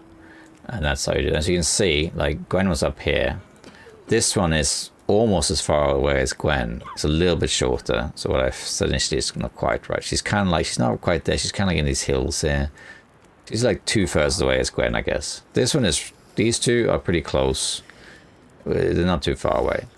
And this is when we want to do the side quests, because we have to get these survivors all over the map anyway. And some of the different things here, side quests will give supplies we can use. So we're just going to do them one at a time. I think we're going to start with this one at the end, but we're going to do detours to pick up all the side quests along the way. And when we end up here, we'll probably carry her back, and then we'll do the other ones. Something like that. So now we're going to start doing it. So one of the reasons I thought it'd be better to do the side quests now is because it's a little bit more streamlined. You just get the story out of the way. And when you get to part 3, you have to go back out there anyway, get all these survivors and find loot, and you might as well do the side quests at the same time. It is a little clunkier, like you didn't have to do it that way. If you're playing, you can just do them at the same time. But also you get stuff you need to carry and you got to dump it here. So yeah, that's basically it. Okay, I'm just going to save it, but then we're going to go out and get these survivors, and we're going to drop all this stuff that I can use for the supply quest too. Okay. Okay. Alright, so before we do any side missions, we're going to do some supply stuff, because that's the main quest now. We're going to pick up all of our stuff that we left on the floor. We don't actually need all of this, but we're just picking up anyway. Carry this load for much longer. There's a flare gun. We'll do that later too. All of this stuff. And there's also a book here we can take. And now we're going to go and deposit this stuff. I'm actually also going to make some water quickly. Here. By starting a little fire. With using the book. So I might need to make some teas or coffee or something like that. And also it's good to have water. And I think I'm going to have to sort out quite a few things. So let's just get something going. 16 minutes. Okay, put one of these cedar woods on. Put just half a liter for now. Okay. Here is the counter where we store everything. And it tells you what you need. So it's antiseptics or dressing, calories, a lot of fuel actually, bandages, kerosene, and then antibiotics, or the mushrooms, and stress pistol and shells. Okay, so we have some of that, but not all of it. I haven't been picking up a lot of this stuff. Starting with here, we do have firewood. We can put all of this in. We can also put a book in, our reclaimed wood, and all the coal except for like one. Okay, sticks, so we'll find some more sticks. Here we got antibiotics, which we'll put in. 6 of those, which is here. Actually says 0 for some weird reason. It says 6. I'm not sure why the first one didn't count, but okay. Anyway, that's done. So that's finished. We got 2 antiseptics. The other stuff we don't need.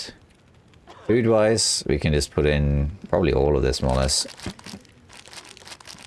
We'll just put all of this in. I don't think the teas add anything. Let's see. No. Let's take the teas back.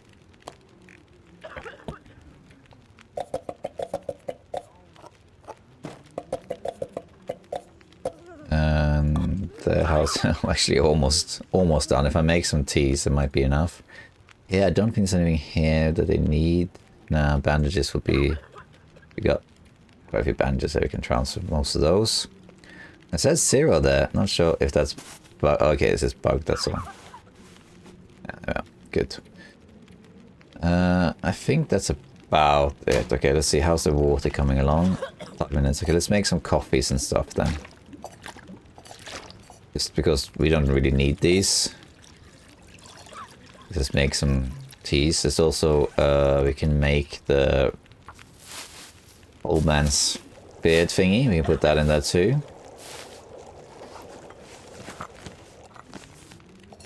Put some coffee. Let's put these, finish this box, and then we can make a coffee instead. How many calories is that? Done. It's finished. So we have all the food. So now we just need firewood, oil. That's pretty much it, really. We can even do some of the clothing stuff, I think. Because we have... Do we have cloth? No, but we have clothing we don't need. Like socks, for example. Takes 20 minutes. Okay, well, let's just finish these. We don't need to make these. We're just doing it for the sake of it, really.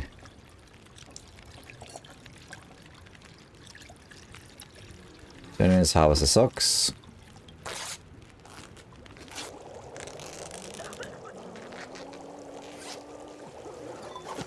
I don't think we need to make any more of this stuff. Okay, that's good enough. And we can also harvest the other socks. We can use that to make bandages.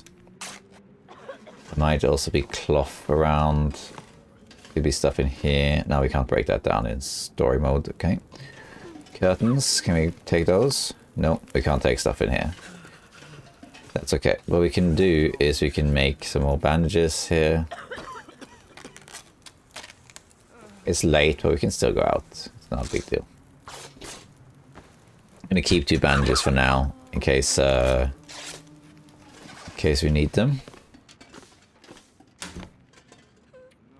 Let's put in 3 here. Okay, now I can dump a bunch of stuff, because now we're going to go out. I'm going to drink a coffee, actually. I'm going to start our side quests. So first, let's dump everything we don't need. We don't need all these matches. We don't actually need the mag lens either, because this is story mode. 12 matches should be fine. We don't need any... We can keep the stim, maybe even go energy drink. We don't need painkillers. Any other stuff here. Arguably not these either, but we can keep it for now. At least one of them. Keep one of them. This, we don't need all the teas either. Don't need all this coffee. Oh, we probably don't anyway. Too many flares. We don't need can opener. Marine flare. I mean, they're handy. We keep 2 of them maybe. We'll probably find a bow, so that's okay. We can keep that. Although, actually, we have the rifle, so maybe we don't need the arrows. And then we have the lantern. Yeah, I think that's good. We don't really need the lantern, actually. Because we have the flares. Maybe that's smarter. Let's take a flare instead of the lantern. I love the lantern, but let's leave it. Okay, I guess that's it. That's it. So now, we also need this for the finding the survivors. So here we have the stress pistol. If the owner's around. And... Oh, okay, can't equip that. And now we're going to collect some side quests. So we already have started 2. One is this Blackrock thing here. And then we have survivors, that's different. And then we also have Joplin's bunker, which is here. By the way, the Joplin thing is a bit like... I think they changed it at some point in correspondence with survival mode. Because if you look on walkthrough maps of this region for story mode, it will tell you that the bunkers are somewhere else. Like they're not here. So that's a bit confusing. But this is, I think, is actually the one near the Timberwolf Mountain exit. But anyway, things to collect is we have quite a few side quests. We have Blackrock, which is this one.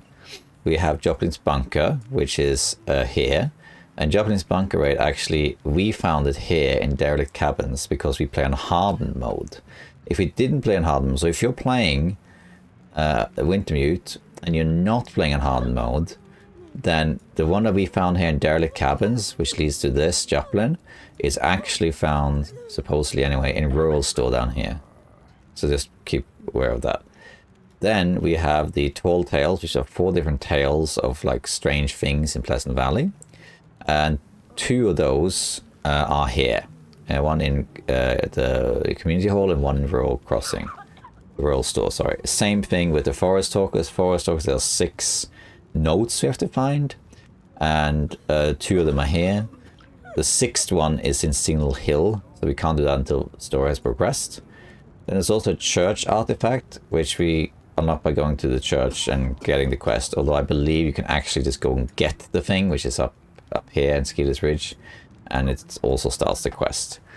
Other than that, there's also, of course, Molly's side quest, which was to just open the boot of the sedan, which we have already done. So, here, look, Molly's gift. That one is basically a main story one. Okay. So, first off, we have here, we have... actually, we should pick these up and give that to them.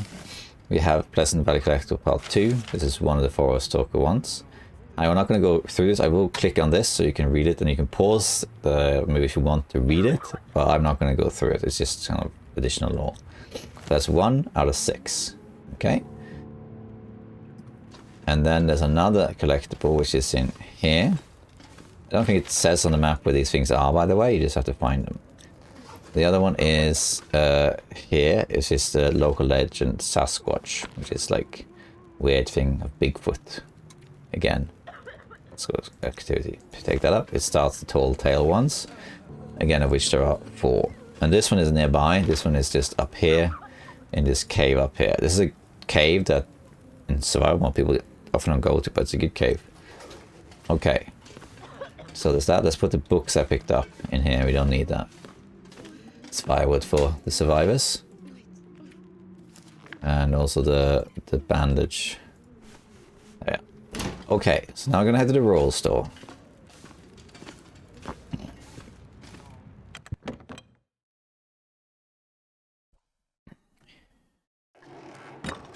Okay, so in the roll store over here is the next one. Die if I don't get some food soon. There's 2 of them here. We saw them earlier. Okay, so 1, as Match just said, 2 actually. And there's some more food that must have missed the first. I might as well take it because we can drink it. And here it is, Local Legends, The Lost Cave. Cool cover, actually. And this is the one that is the glowing cave, which is Misty Falls. We're going to take that one too. This one starts the Misty Falls cave, which is up here. So we have 2 now. And this one we should do right away. So we're going to go up and do this. Because in here there is a moosehide satchel. And that means we can carry more stuff. So that's important. Then there's a note which is somewhere. I think it's in here. Should be a note somewhere. In here. For the... on the wall. Did I pick it up earlier? I don't think I did. Here we are, this one. That's part 1. That guy who drank his own pee doesn't seem so crazy right now. Now we have 2 out of 6. Alright. Then, let's load this. Stress pistol. This is stress pistol. It's fantastically powerful. If you're watching this and you haven't watched any of my survival videos, just know that you can one-shot pretty much any animal with the stress pistol. Except for the cougar, but the cougar's not here anyway. So, but we're not going to use it for that unless we have to. We're going to be using our revolver instead. But we will use the stress pistol to single survivors. Okay, so there are different things to do now. I'm not going to do this Tall Tales yet, because I'm going to do that one when we do Blackrock. Because Blackrock will take you up here, and then you can just go back here. What we're instead going to do is going to go all the way up here to Misty Falls, and then Joplin's bunker raid. Then we're going to go over here to Draft Dodges to get another book, which will also take us somewhere else. And then finally we will go to, and then another tall tale will be in the bunkers. Then we're going to go to 3 Strikes, which is over here, which has one of the notes. And I think also there is one of the bunkers is there too. And in Skeeter's there's the church thingy. And the final note, I think, is in the barn. On the way back, we'll probably pick up this survivor here. And after we return the survivor, we'll do Blackrock. Okay, got that. So we're going to do basically all that stuff. Anything we're missing by the time we come back, we will just sort out then and there. Okay, so we're going to head to all the way back to the plane crash, almost. We're going to head all the way over here.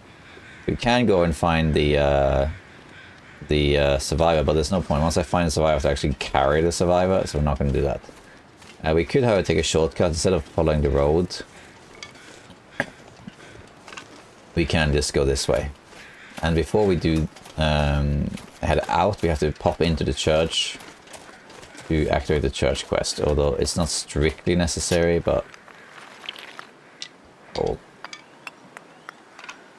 This is a lot of coal. I don't need this much, so we're gonna head back quickly and drop some of this coal off. Oh, you can't go that way. That's a bit annoying. Let's just do this quickly then.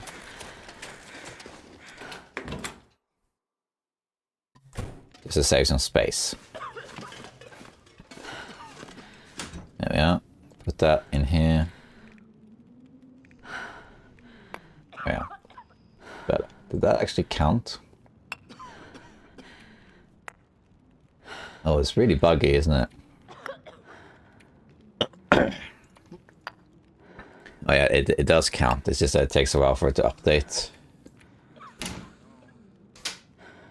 And now it's correct. Okay, good. Bit annoying that. I'm doing some copies. We will probably sleep in Misty Falls Cave. Okay, let's get out of here.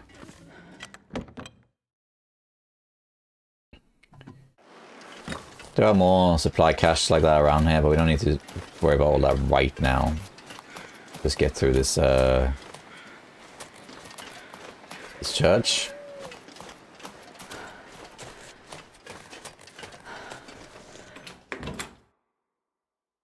In here there will be a flyer here outlining this whole thing about the church artifact is missing, basically the cross.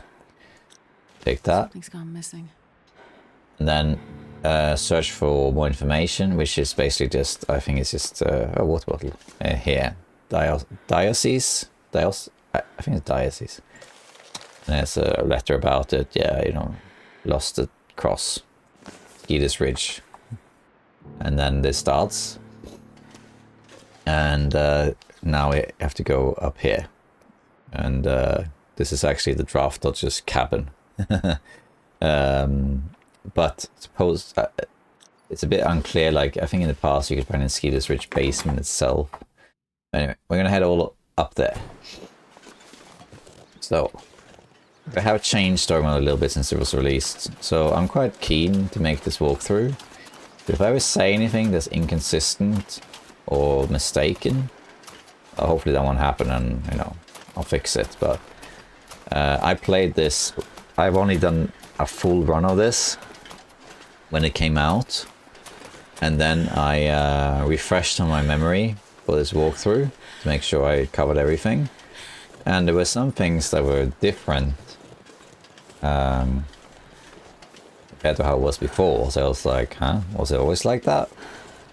So but I do say something that's inconsistent is probably likely a difference between the old and new versions, because remember, up until about 3 years after this came out, up until December 2022, whenever the, let's grab a couple of cattails for sleeping. Whenever survival mode was updated, they had to also update Wintermute. So that meant that in one way or another, Wintermute was changed over the course of the next 3 years. Then when they launched Tales from the Far Territory DLC, which was launched December 2022, they separated the two games, so that when changes made to survival, they didn't have to update Wintermute anymore, and vice versa. So that means that since the last time I played this episode like 100% and finished it, there have been some changes here and there. So far so good though. Down here is a cave. This is a very underutilized cave in survival. It's here, along the river here. And it does have a bed in it, at least in survival it does. Almost no one ever comes there. It's a good bed. I mean cave.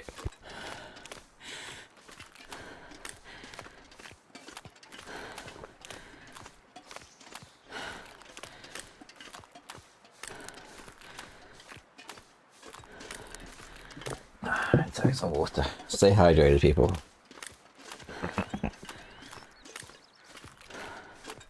Alright, here we are. Got some more coal. That's not a good thing about this. Getting more supplies. More coal. I could sleep here, but I don't think that's necessary just yet. Let's keep going up to Misty Falls. I think I'm going to go to the road now. Or rather, at first opportunity. I do love the scenery of the burned plain, that you can see it from so far away. It's really, really good that you can do that. Okay, baby woke up, sorry. Okay. Sorry if there's a lot of cuts. I have a baby and the baby is currently ill. So she wakes up a lot, she does. So that's why sometimes there's like a 2-minute playtime and then, oops, get it.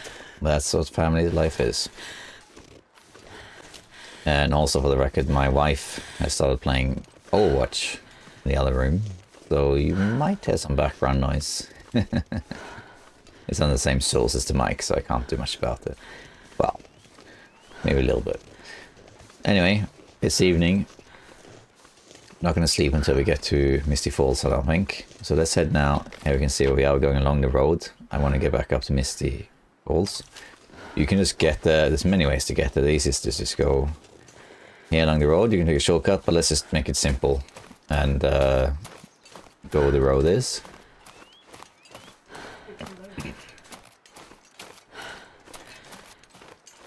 So basically doing a area run now, where we're kind of like crossing the whole region and collecting all the side quests and stuff as we go along. And then we'll do the survivors appropriately. That's pretty much it, really.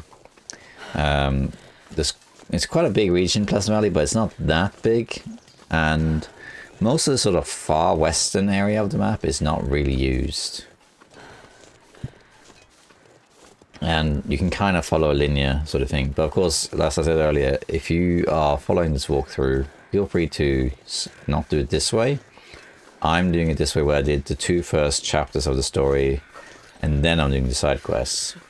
But of course, you don't have to do that. You can just pick them up as you go along. You can do the bunker raid while you do part 2. Like, you probably will not do any side quests between chapter 1 and 2, except for maybe the Blackrock Quest. But after that, you can do several between chapter 2 and 3, like the bunker or the church artifact. This one, there's quite a few you can do, and then you can wrap up the rest later. I'm just doing it this way, so it's a little bit more linear.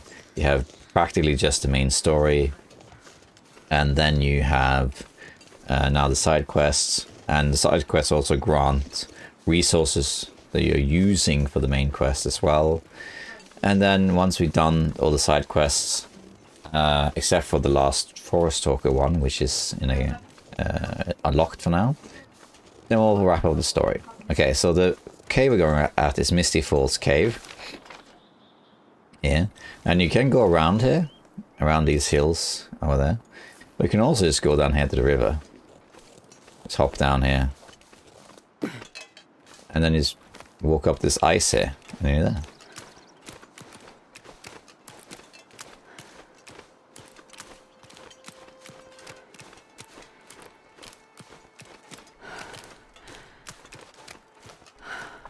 You're gonna have to excuse my voice. This walkthrough is recorded in multiple segments, and as I said, the baby wakes up a lot, so sometimes I record 15 minutes, and then I have to call it for that evening. And then, you know, so it's all glued together. And between this segment and the last one, my kids got sick, and I probably caught what they got, although I don't really have that many symptoms, but I can tell that my throat is ticklish, you know. So if my voice sort of changes in frequency suddenly in the walkthrough, that's why. Okay, so here we are. This is Misty Falls Cave. We're gonna go in here. There's some misglued here too. There's these mushrooms, which we usually would need, but we don't need it, because we already given our antibiotics. We don't need food either, so we can leave the rabbits alone.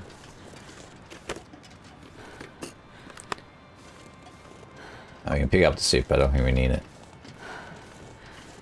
Man, I could use a drink. Going on here, I did not actually take my storm lantern, but that's okay. Now we're just going to investigate this cave. See, here we are. And what's unique about this cave is this particular area. Yeah, there's a cave behind a waterfall. So if I light a match, you can't see very much, but you can see a little bit. But what we want is to go down these steps here, and what we want to use actually is a marine flare rather than a regular flare, because the marine flare is actually waterproof. So it's like that. Yeah, this burns out quickly, so let's be a bit fast about it. We'll pick up the other loot later. So we're gonna go here and to the right, and you'll see there's some more loot. There's some coal. Here there'll be some loot, mostly again coal. And then at the end of this hallway, see here there's a little cave, a hole in the wall. Go through here, and there's a waterfall. And marine flares are actually waterproof, and that's why they're called marine flares. So you can actually go through the waterfall with that. We're gonna get wet, but that's okay. And here we are. Here is the stone. And you can actually see things there too. And here we have a lost couple, I guess. We're gonna let this burn out. I'm not gonna rush it. The hunting knife. Did I say I hate Oh, they count as one. I really do. No. Moosehide satchel. That's what we wanted. And now we can carry more stuff. So this gives +5 carry capacity. So now we can carry more things. We got some food here. Can opener. We don't need any of this stuff. I'm still going to pick it up, but you can break this down and you get a recycle can. That's such a strange thing to see. That's just weird, but okay. Perfect. I need a drink. Hope nobody needs this anymore. Okay, so that's basically it here. So this is perfectly worth coming for, because you get the moosehide satchel. You don't need 2 of these hunting knives though. I'm probably going to drop that. Let's head back through the waterfall. We're not going to use a flare for that. I'm just going to get through it. And down here in the dark, I'm going to use a match so you can see what I'm doing. I'm going to sleep. There's the waterfall behind me. There was some wood here too, but we can leave that. Here I'm just going to basically put my bedroll down. I'm going to stay here for the night. We can use a regular flare to get out of here after. So here we are. My clothes are wet, but it's not a big deal. We can harvest this maybe later. Let's eat something. Let's eat this rancid rabbit. Why not? Let's do it. Didn't get food poisoning. And then have some water. And then we'll just sleep for 12 hours. Okay, and then that's it. We need to eat one more thing. Let's eat the cattail. Need to make sure we have enough calories for this, you know. Let's see for 12 hours.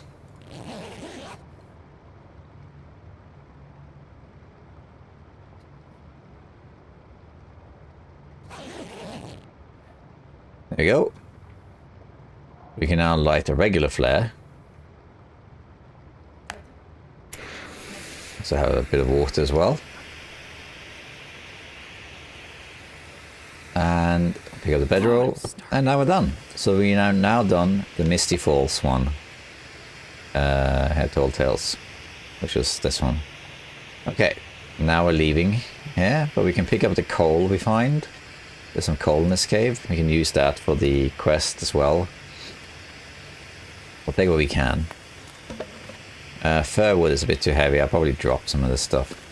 I'm going to check in here also to see if there's any more coal around here.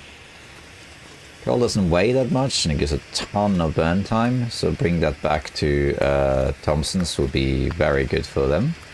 Should fill up the quest pretty fast.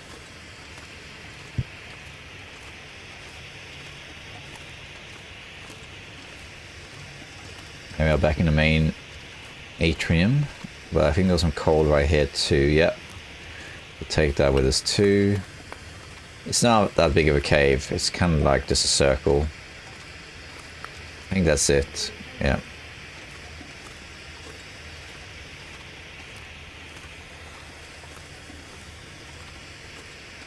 Now we can head out. That has another one. And now the next step is to go to the bunker. This one here. And there we'll find some supplies and it will take us to the next bunker. Go on our way. The bunkers for that quest have two different things we need.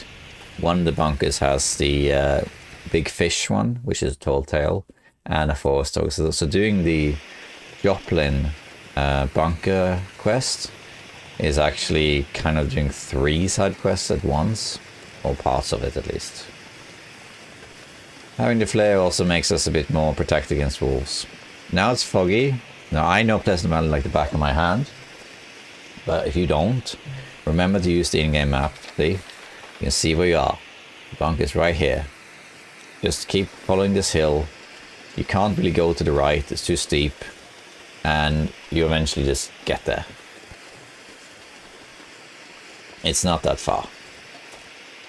Let's just head up here. I think it's clearing. Oh, Timberwolves.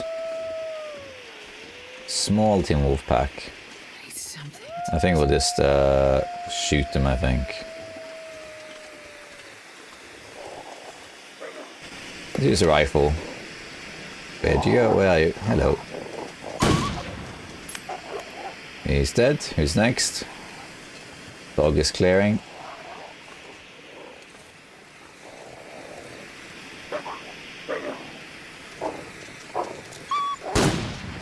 I think I missed that one.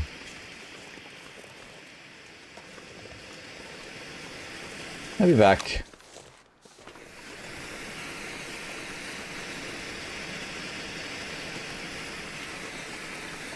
Yeah, fog is lifting so now I can see a lot better.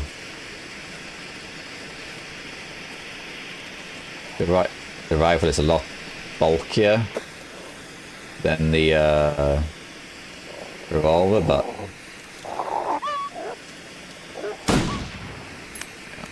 he's dead too.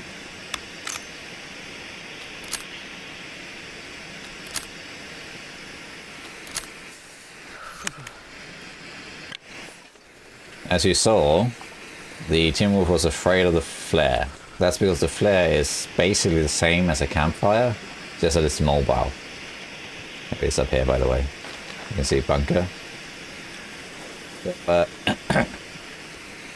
having the flare in my hand meant that they would not attack me. And putting it on the floor meant that I would have a little ring of fire protecting me as well. So there we are, the bunker is just up here. On survival mode, this ridge here, you can actually see the rope anchor up there, leads to Timberwolf Mountain.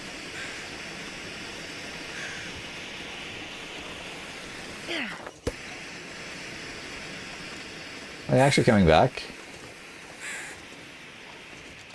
Sounds like they are. Oh, they stuck. There they come.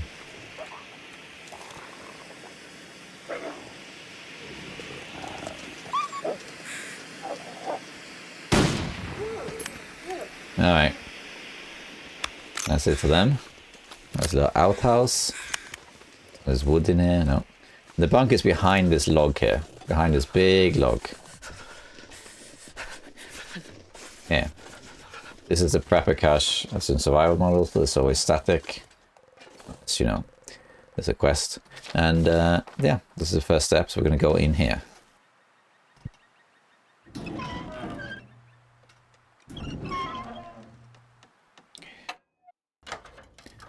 And here we are.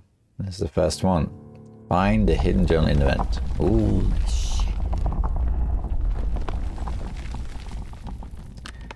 Yeah, the shakes. Alright, so the vent is here. That's the event we're talking about. There it is. Joplin's Journal, Part 1. And now it's this Skeeter's Ridge bunker. And it will take us there. You can look. There you go. Second bunker, which is now... Yeah. Notice, again, like I said, the thing I just picked up, which I think you can see it here. This one. What is this one? It said something about going to Skeeter's Ridge, but it's not on Skeeter's Ridge. It's all the way down here. So that's a bit weird. You can see they changed it. Okay, we're gonna pick up a few things here. So we already have completed all the food. So as you can see, we have a lot of food here. You can pick it up and just have it. We're going to leave some stuff behind us. You can see lots of water, there's cloth. Well, this stuff will come Lining in. socks, leather, cloth, coffee container. There's a lot of stuff in here. Oh, lucky day. So if you haven't, MRE, if you haven't finished the food, but the main fishing tackle, that's good to have. The main story, I wonder if I can drop doing this quest helps a lot because you get a lot of supplies. Here's the Forest Talker. This is the one I was talking about. This is part 3. So now we have 3 of these. Isn't that nice? Now it is missing 3 strikes and the barn. Another rifle, how about that? Could end up being useful. We don't need 2 rifles, but that's nice. I'm picking everything up and we'll go through it later. Flare shells, very nice. Yeah. Fuel. Not as much fuel as I would like. We have too much stuff now, so I need to dump something. With this much gear. I'm gonna eat some food just to have full stomach. I'll leave the rest probably.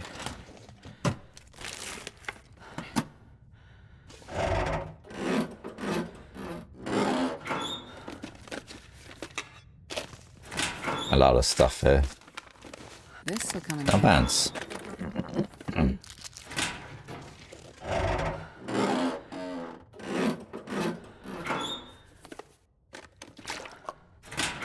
We have way too much stuff. Alright. Climbing socks. Snow pants is probably better than that, yep. And this is warmer, but we don't really need warmer because we're warm enough. Okay, let's eat something. Let's just make sure it's not too bad quality.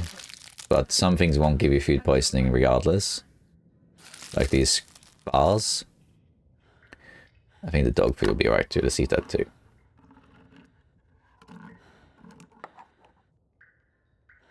We might as well just get a full stomach and then leave a lot of the rest. Let's see.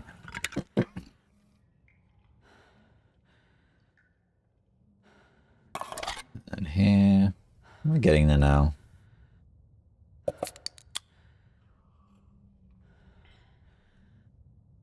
That's pretty close. We could eat this dog food too.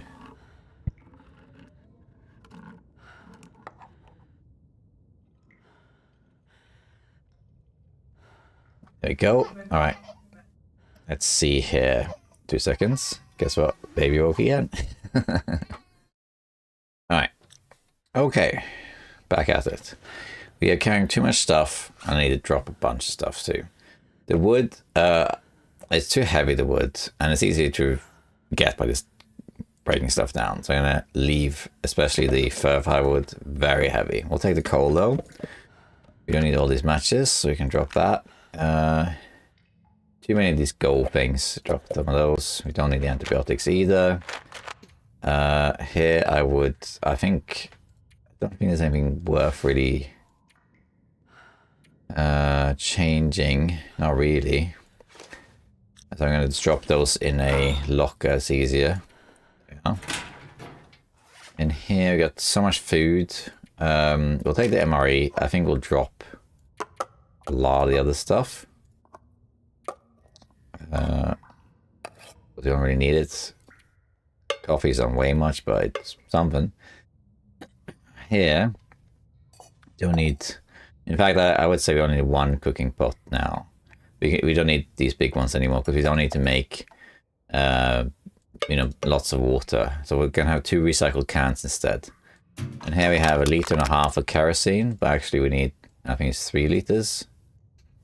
So that's a work in progress. We'll take that though. We don't really need the firearm cleaning kit, I don't think. Don't need 2 rifles. We don't need 2 hunting knives. Don't need all these sewing kits. I think that's about it for now. Scrap metal we don't need. Don't need cured leather. I guess that's it for now. Okay.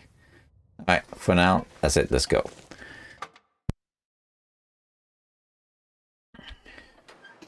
Okay. There's a few places we want to go.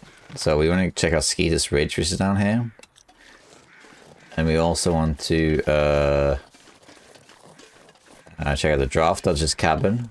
And then we're gonna want to go to 3 Strikes, which is this area not far from Pleasant Valley, the farm. The only thing is I'm pretty sure that the Joplin second bunker actually sends us back there. But that's okay if that happens. And we'll just go for another trek, you know. And I'll check out this blind while we're at it. Let me see, how far is 3 Strikes? It's not that far. It's down here. So I think we do want to go there.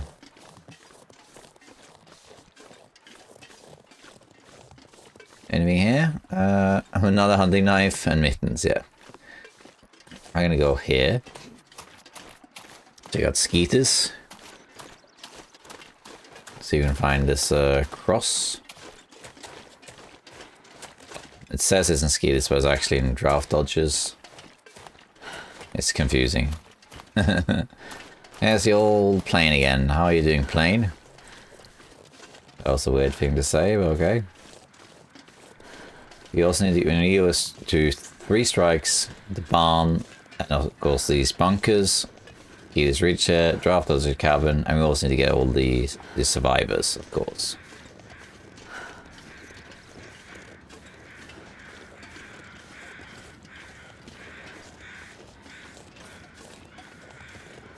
Let's keep going.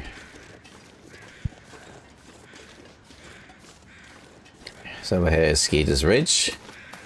Usually wolf infested, but what can you do?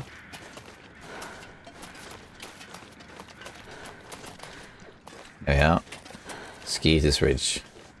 And there's no cabin center here or anything. But there is a basement. And that basement can have stuff in it. So we're going to go in here. This is here, by the way. South of the tail section. And this path over here leads down to where we were earlier. So here is the basement right here. Let's check that out. Okay. Here is part 3 of Pleasant Valley history, if you want to get some lore, which we're not going to really bother with. We can loot this, but we don't really need anything here. Can opener again. Food. We have all this stuff. You don't really need it. I'm just checking anyway. Daisies. Another hacksaw. We have one. Let's say it. Stim, sure. And then we got wood. Lots of. I mean, we can take the cedar wood, but I don't think we'll actually carry it. Got a hoodie. Dirt. Alright, and then under here is a flare, and see here are some loose boards. So you can't interact with these, but that's where the cross used to be under here. But now it's in this Draft Dodger's cabin. So we're gonna head there, and Draft Dodgers we should find a one of the Tall Tales book. And there should also be the church thingy. So you can take a shortcut down the ridge, but let's not do that. Let's take it easy. I'm going west now of the basement. And as you can see, there's nothing. It's all sealed off. That's because in survival mode, you can just go down here into this path that leads down. But you can't do that here. It's sealed off. It's to prevent you from skipping it in the story, basically. You can have it go down here. And that basically leads to the same place. You have to goat down though. I know a lot of you are not comfortable goating, so we're going to try and avoid doing that. There's also a path over here that has ropes usually. I'm not sure if they are here on story mode. We can check quickly. Yeah, they have ropes, yeah. So we can take this route as well.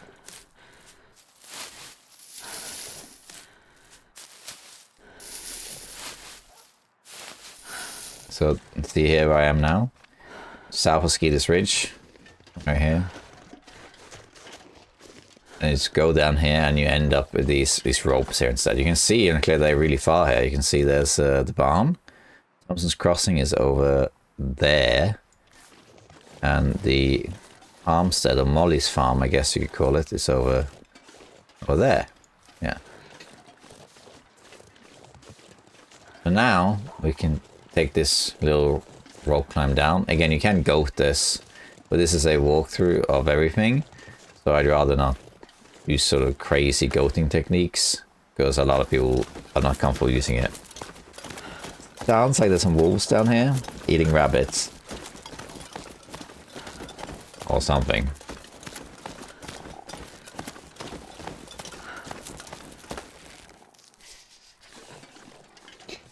Here there actually is a rope anchor that seems to be missing.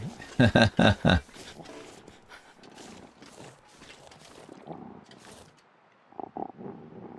more than one wolf I can hear. Oh, that's interesting, isn't it?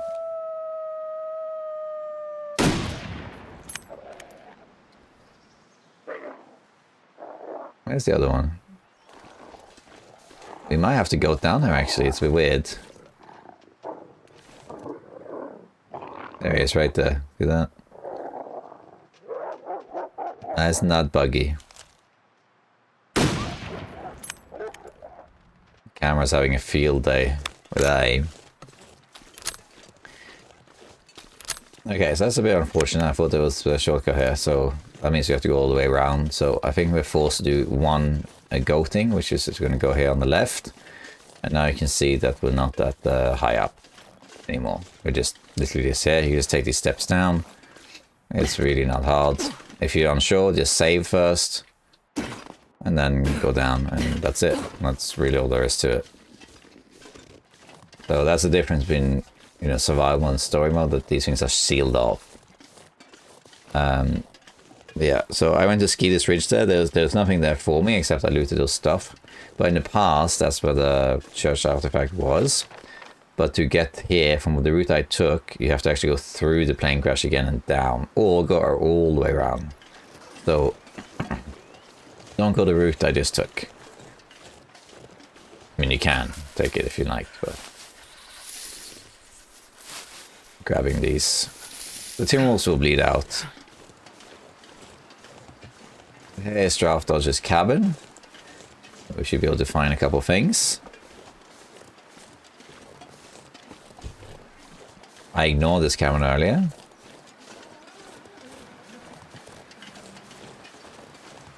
Just so that we can come back for it now.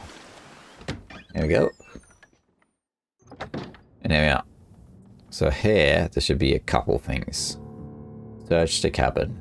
Let's just find the cross, you know. And we got some wood. We'll pick up this wood, but I don't know if we'll realistically take it because it's a bit too heavy. Here is the Ghost Stag one, which is the white deer, which you can only see in story mode. And this pack is getting kind of heavy. And you can see this is, I think this is net 3 strikes. Yep, that is net 3 strikes. So we're going to go there anyway. That's what this is. So that works. Yeah. And then some bullets. I'll take these crackers. Here is a newspaper clipping. About it. And think it might just be in the suitcase there. The letter. Go to Skeeter. Now it says go to, sorry. Now it says go to Skeeter's Ridge basement. So you have to go here first. That's a little bit unfortunate that I misremembered. So it is here. It's just you need the clue first. It's a bit weird that you have to do it in that order, but okay. Same about the rope though. Okay, so we found the clue we wanted. I have to go back up now though, which is a bit of a shame. Okay, should we warm up a bit? We can sleep for like an hour here.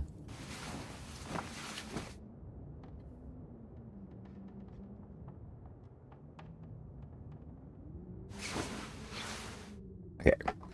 Alright, so now what we're going to do is, first I'm a bit too heavy. What can I eat or drink something?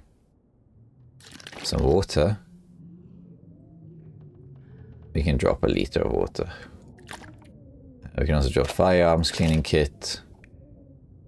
We can harvest this for oil. If you harvest it. I think you get the oil at least. I might have to drop some of this wood. Alright, so what we're going to do now is we're going to head to 3 strikes. And then you can get back up to Skeeter's Ridge that way. So what you do is you go here and then you go the upper part back to the plane crash and then down. Saves you having to go all the way around, kind of like what we just did. So yeah. Now I could just replay that to make this a flawless walkthrough. And it's kind of like, yeah, this is how you do it perfectly. But, you know, we're all humans. If I had remembered that it was that exact order, I probably would have come here first. Like when I had Gwen, like you can get the church, you can get the quest, right? And then you grab Gwen, you go into this cabin, grab a piece of paper, and then when you come back here for the follow-up quest, you can then go back up there. There's many different ways you can do it. There's always going to be a little bit of back and forth. Now, we're not cold really, so I don't really need to run. I'm just doing it to get there a bit faster because we have a long road ahead. Again, if you're not familiar with these sort of outskirts of Pleasant Valley, use the map. But you basically want to go here along the river here. Or you can go on the river, it doesn't matter. When you get to the second bridge, then you found the place. 3 strikes, as it's called. I'm just drinking coffee so I have a bit more energy. There's 2 roads basically across the river. You can see this sort of dent in the road. This road is a bit weird. It just kind of goes up there into like a nothing area, which is weird. I wonder if they thought about having something there and never got around to it or something. I don't know. And then further up is another bridge, and that one leads to what's called 3 Strikes, which is a farm that's kind of derelict, but you can usually find some bits and bobs there. Most importantly, we want to go and find the ghost stag, and there's also a forest talker note in there too. There's a few things. And once we've done that, we're kind of done with this part of the area, and we have to make a decision whether we want to go back up to Skeeter's Ridge and get that, or if we want to grab a survivor. I think we might want to go and the cross. Sounds like Timberwolves. How many bullets did I have there? I was running around, growling. Yeah.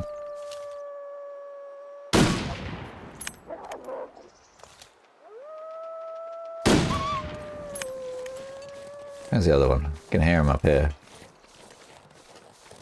It's kind of small packs.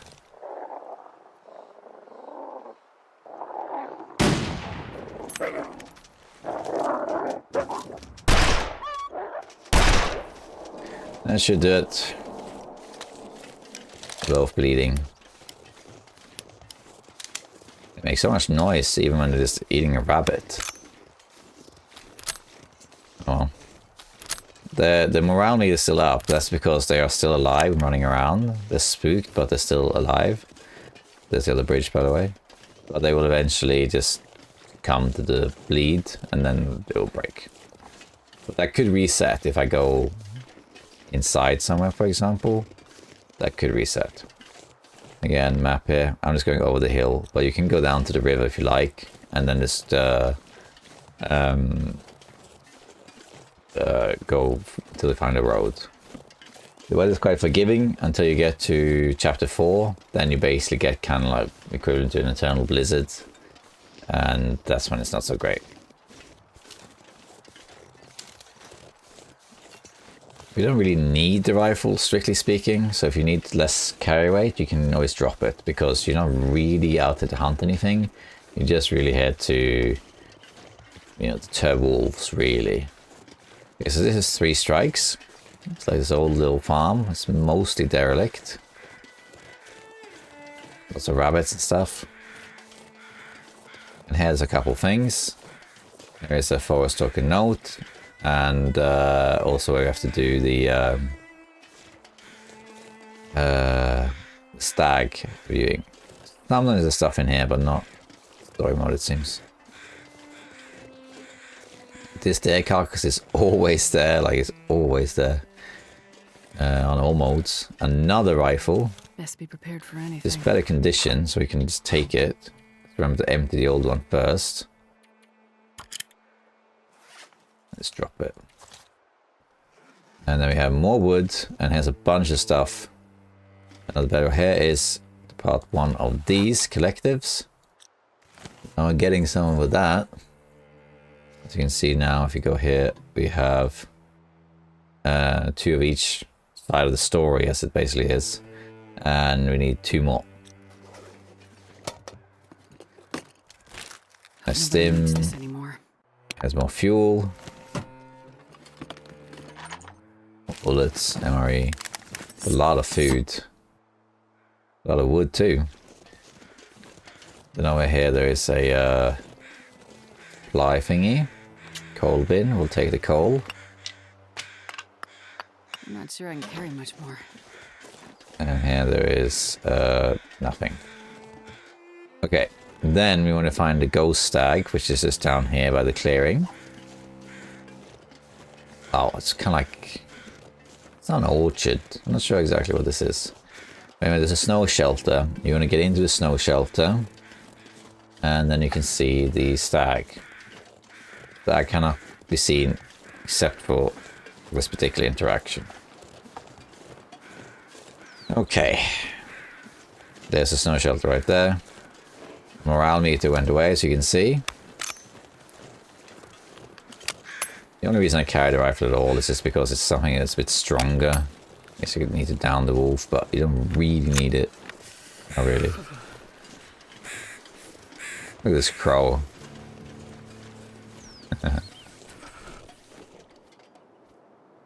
He flies through the trees. Rabbit skin mittens. Fire striker. MRE. Good stuff. So the fire striker mittens, the rabbit mitts are much warmer, so you can see it, like significantly warmer, but they also weigh a ton. This doesn't really weigh anything.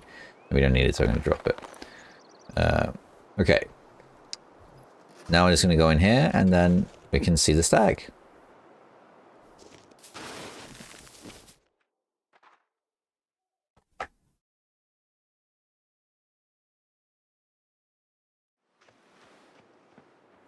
Is that? I can't believe it.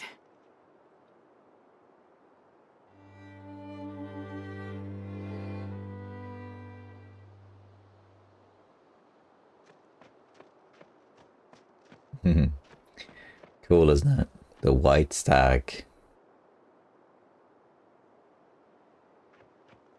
It would be cool if this was in survival mode. But it's not. If I now try to go to it, basically it doesn't really work out. It's cool though, let's take a moment. I wish this was in survival mode, but alas, it is not. Off it goes. Hi there. Look at you. Up he goes. I don't think the white stag can be killed. But let's not find out. We don't need to. Bye. It was nice seeing you. Come back soon. Off he goes. Okay.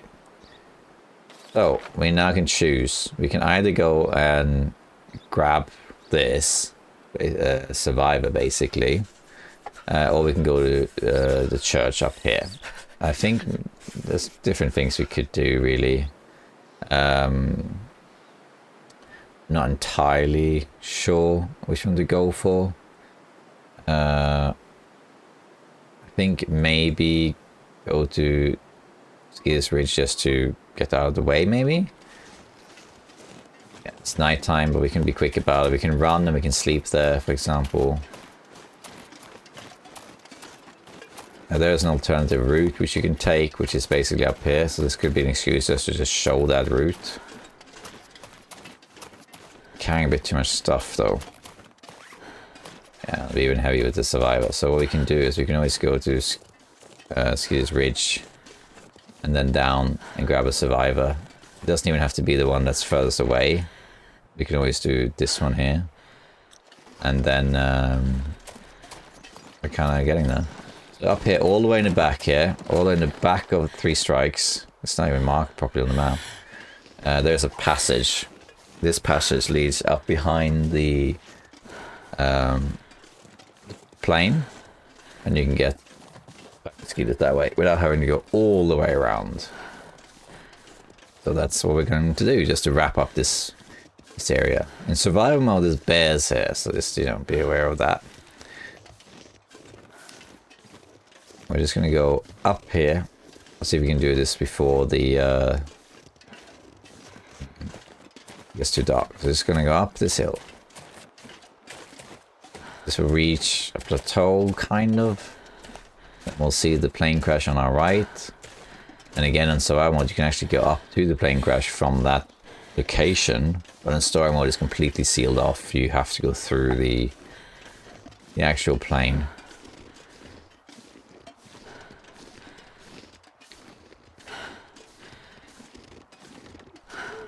I don't think there are wolves up here. You can see the fire. It's not too far away. A little bit.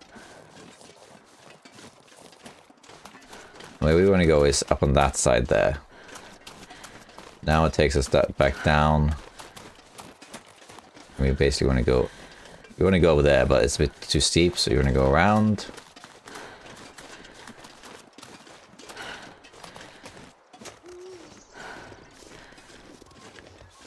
And because we had to rest to see the stag, you have a lot of energy, so we could just run. It's a bit unfortunate that there's this massive drop into the terrain, so you can't just walk across. You have to go around like this, which is a bit weird. Now we're back up here. Now it's a lot easier. Fire's right there. Now just follow this straight path right here. This is where we are now, between 2 bridges up in the hills. And straight ahead here, you can see there's a slope. That leads to kind of like a plateau with the plane crash on the right. Go around that, and then you're back to Skeeter's Ridge. And that's it, pretty much. So there's a lot of side quests there in Pleasant Valley and in the story mode, and they're kind of spread all over the place, but you can do some of them in bulk. It's hard to do them all in one go though, because you have to get clues which sends you to one place and to another. Which means it's a bit more on rails, so you have to be prepared to go to places twice. As you can see now, because of how I decided to structure this walkthrough, I had to go to Skeeter's Ridge effectively 3 times. But if I had picked up the quest before I went to the plane crash, I could have gone into Judge's cabin after the plane crash, which would have given me the Stag quest, as well as the Skeeter's Ridge clue, And then when I come back a second time, I can come up here, go to Skeeter's Ridge, and then do 3 strikes. Basically saves you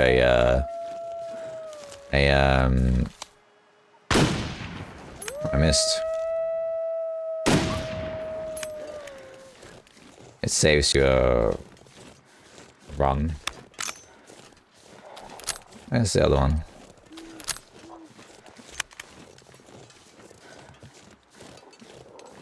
Don't know. I think they're on the other side. Bit weird. I think they're actually in the walls. I think the other one is in the walls. That happens, that they get stuck in the walls. You can see where I am, north of the plane, see? And the plane is actually now right there. But you can't go this way. In survival mode you can go this way. But here it's sealed off. So you have to go all the way around. It's a little bit of a bore. That's okay, it is what it is. Let's just get to the ridge. And then we can always do the same thing we did earlier. You can always sleep in the ridge and climb down. I'm going to equip my revolver. In case they come back. So this was quite a big a detour, I guess. But see, now you know what this area of the map is. No one goes there, right? But this is basically the 3 strikes route back to the plane.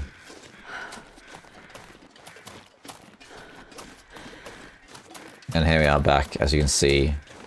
Now we are back here with the Hunter's Blind. Right there's the Hunter's Blind. That's where we were earlier. So we done the loop. Again, this isn't Too cold to think. a way to show you how to do things the best way. It's just a way to show you all the things that are in this episode, including some areas you might not even go to. And then you can choose yourself how you go about it.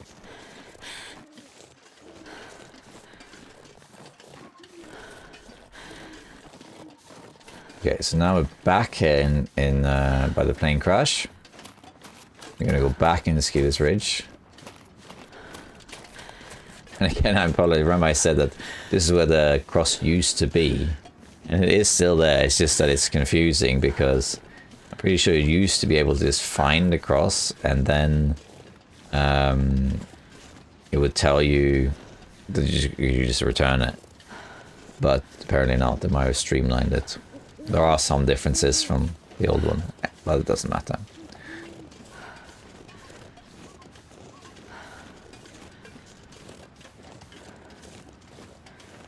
Okay, so here we are back at Skeeter's Ridge. And we're going to sleep here, not because I need to, but because the visibility is too poor.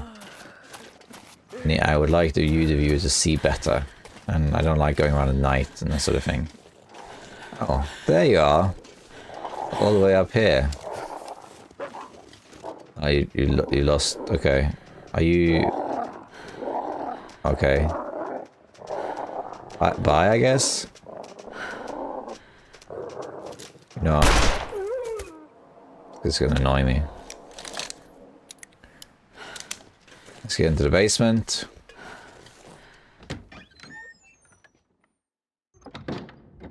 And now, if we sort of want to use the lantern, actually, I want to use the... because I might need the fuel. Yeah. Now we can check these loose boards. Now I get the church artifact. Very nice. I'll bring you home. Museum worthy in its quality. Wonder if I can We're just going to sleep here, but before I do, we're going to craft a couple things. Because we got some bandages. So let's make some bandages.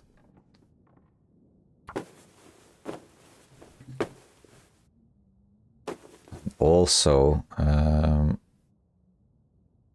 the old man's beard dressings. There we go. And then we can eat something. Could eat the MRE, I mean, why not?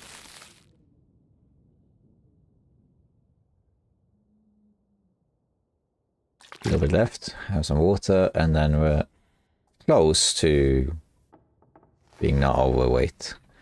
And then we'll sleep for 12 hours, I think.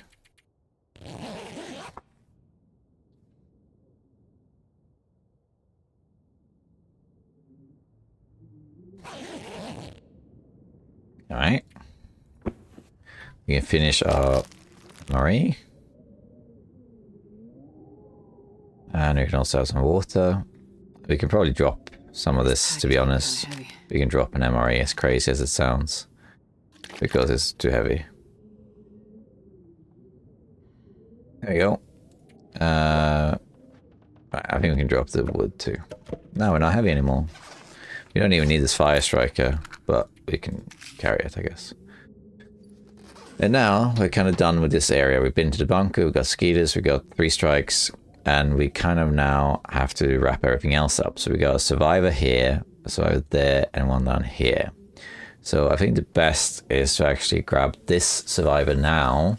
We'll drag the survivor through the barn down to Thomson's and dump the stuff that we have. We'll go back to get this bunker probably, which will give us another clue to the next bunker. Then we'll do Blackrock, which will take us down here. After doing Blackrock, we'll go to this cave.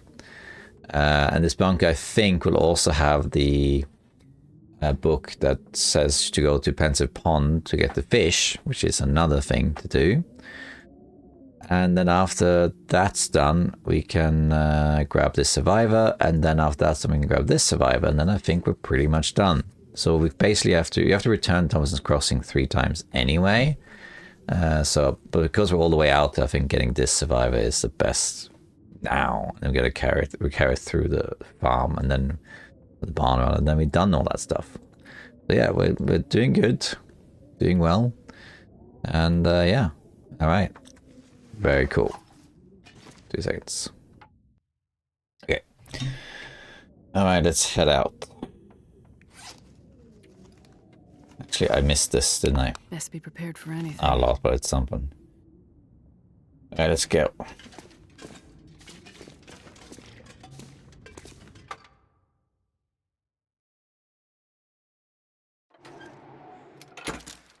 Now this time, since we're up here, last time I showed you the rope that's over there, and you can climb down and do a quick goat. Seeing as we have to go here again, I might as well show you the other way to do this. Let me see what's here first. It's usually some misclute around here. It's high quality tools, that's always there. We don't need that though. It's the other rope actually. Whoops. Okay. Oh, this is great. But now I'm too heavy again. Tell you what though, I'll show you. So now the rope is here. So that rope is the one that's missing. So what you are supposed to do is to go to that rope bridge that, rope bank that we saw here. That one. That's where we went earlier. I'd forgotten that there was a rope here, because it's not a route I usually use. Anyway, you go down here and you attach that rope to the other anchor, and then you can go up and down here from that route whenever you want, which is a lot easier. I just had forgotten. I very stupidly did not check this house. I usually do on survival mode, but in story mode I didn't really see the reason to. Yeah. But anyway, we could do that, but just to illustrate my point, if you really want to, you can also go down here. It's not too hard. It looks very dangerous and steep, but there's many ways down. You can go this way. Oh, I didn't mean to go down here. There's also a route over here, which is a little bit easier. Here by this tree, kind of like the first tree that there is at the ledge here.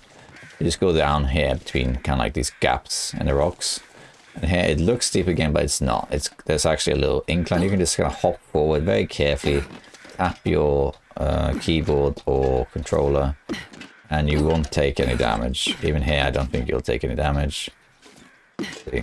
And now you're down. So if you had to, you could do that. You don't have to do that, but you could do that. Okay. So let's go get this survivor. I know where they are. They are in this hill behind the Pleasant Valley farmhouse. So they are a bit heavy. I'm carrying too much stuff because I found that coal. But the coal is great because it gives a lot of fuel for the survivors in Thomson's Crossing. And it's good also now to grab this survivor that's really far. So we're kind of wrapping up the western end for the most part of Pleasant Valley, where we've gotten both things in 3 strikes. We also gotten, well, we will get this survivor and also Skeeter's Ridge and all that stuff.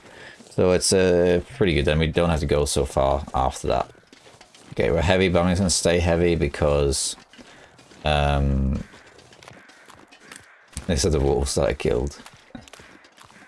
Because I have so much coal, there's not much I can drop to make this lighter. Notice, by the way, I forgot to mention this earlier, but notice that when we saw the stag, it unlocked some blueprints. A lot of the side quests will do that. They unlock blueprints, like being able to craft deer hide pants and that sort of stuff. As you can see though, you don't need any of that stuff, so there isn't really anything you need to craft in this story mode. Like, not really. Because the stuff you find is just so good. Between the suitcase and the plane crash, and also the bunkers, like, you just have so much stuff you can find that you don't really need to craft anything. That said, you know, you should play the game however you want. A lot of people like to take the story mode very slow. They like to take their time. They're not really there to finish the story in a rush. It's just be a bit in the world. Maybe you're not that familiar with Pleasant Valley, so it's a good excuse to explore it because you can save the game and come back, and you know, you have second chances, unlike survival mode. So there's a lot of good things about playing story mode as survival mode. And when you do that, you know, you take your time, and you might then want to craft things. You might want to use story mode as an excuse to practice the game and to learn Pleasant Valley as a map, which is largely the same as in survival, though not identical. And practice, you know, hunting, crafting, and so on. And you just do the story when you want to. So there is that too.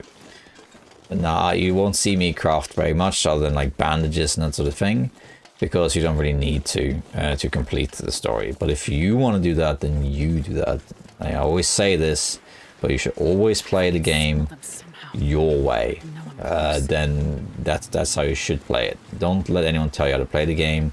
It's allowed to play it slow, fast, make mistakes. You know, you see also me in this walkthrough. This is a walkthrough, and I did make a mistake. I've forgotten about, well, for one, the rope, also that Skeeter's Ridge is where you go in the second step of that quest. So, you know, I could just re-record everything and make it a flawless walkthrough. But, you know, we're all human, we all make mistakes. Play it how you want. Anyway, the survivor we're looking for, that I'm now in the region of, it looks like they're this way, like over there, like in the middle.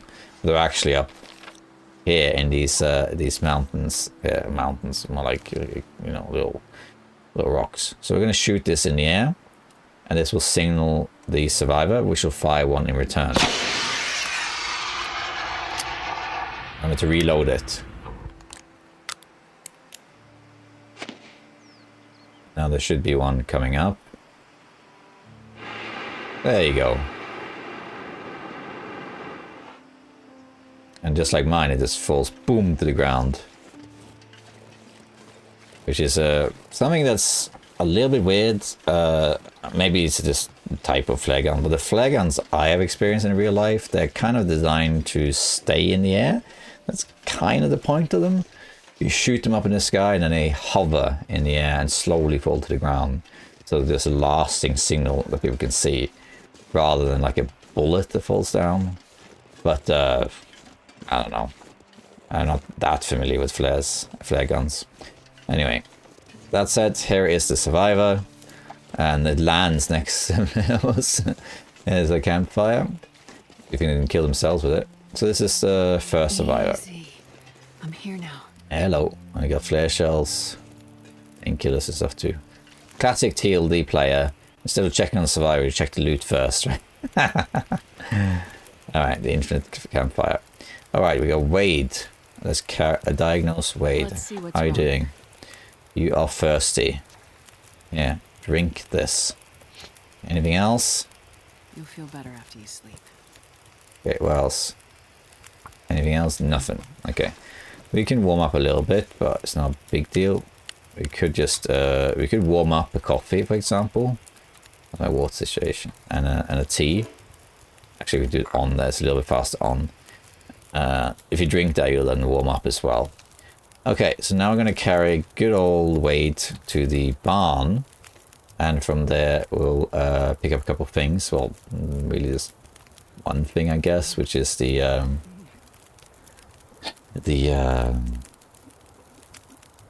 forest talker. There is another thing to do in the barn, though, which is the Blackrock Quest takes you there too. Okay, we're going to take these two.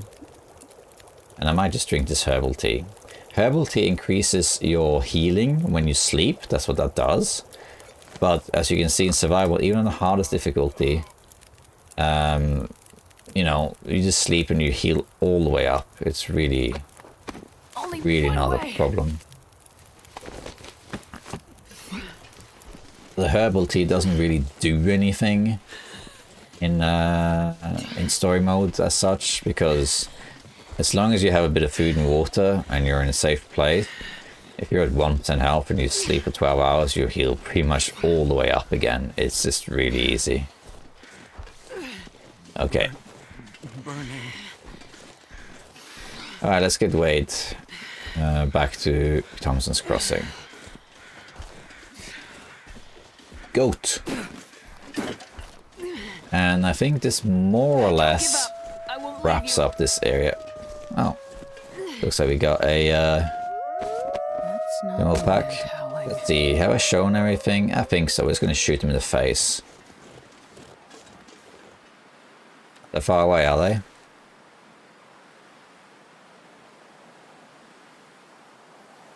Oh, they're over here.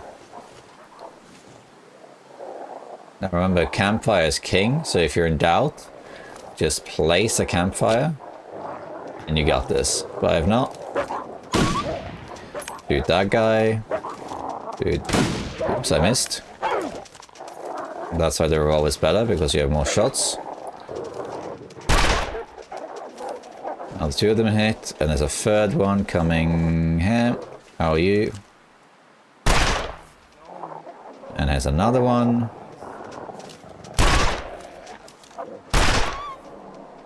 That should do it. Because they're all bleeding, so they will die. Let's take Wade. It's okay. It's okay. I got you, Wade. Now it's foggy, but again, in story mode, if you're not sure where you are, use the map. Right now I'm heading towards the farm, as you can see. We want to head towards the river. Like this way. Like that, more or less. Alright, so I've tried to show more or less all the ways you can deal with Timberwolves in this walkthrough. There are so many ways to do it. I do remember when this episode came out, and regrettably, the game does a pretty poor job of explaining how you're supposed to defeat the Timberwolves, which in a way is kind of fun. The first time you encounter them, I'm like, oh god, what do I do? It adds a sense of dread. You're like, oh god, here comes the Timberwolves. What do I do? And so on. You're safe now. I'm here. That's a hit. This is why the revolver is best, because you can shoot really fast. You can also equip the revolver really quickly. This morale will break, don't worry. But I remember when I first played this episode and it came out, and they made it very clear that you had to use marine flares to defeat the Timberwolves. But they didn't say how it worked, so I remember when I first encountered the Timberwolf pack, I just kind of like held the flare and I kind of expected the survivor to kind of like wave it at them or something, or just, you know, them to be scared of this bright flame or something. But no, didn't happen. Instead, they just kind of kept the distance, but they didn't break. I did think it was a bit strange. And it turned out later, by encountering them more often and also testing out in survival mode, that it's not how it works. You have to throw it at them. So Timberwolf over here. They still haven't lost morale, actually. The plane. There he comes. I've got you now. Don't worry.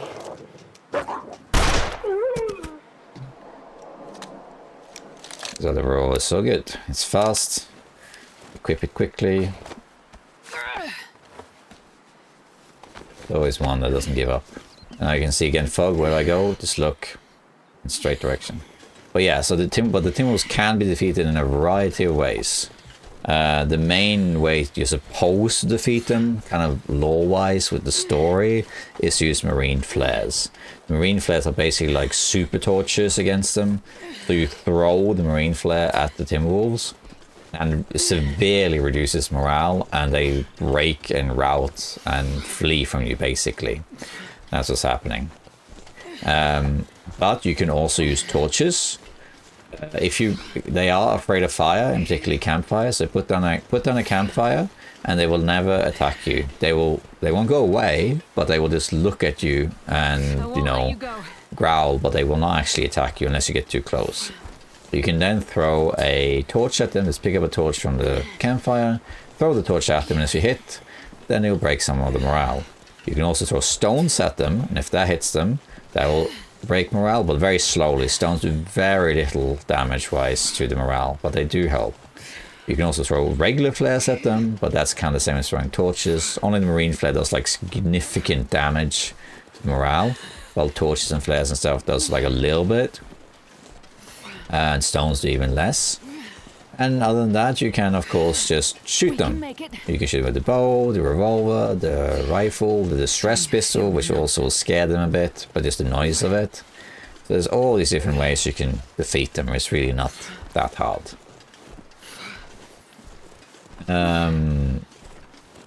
Yeah, that's it, I guess. Yeah, I wouldn't recommend engaging with the bow. The bow is the easiest way to mess it up if you decide, I'm just gonna go full Rambo, I don't need a fire, and just shoot them with the bow. Can it be done? Oh yeah, it absolutely can be done, but it's a bit risky.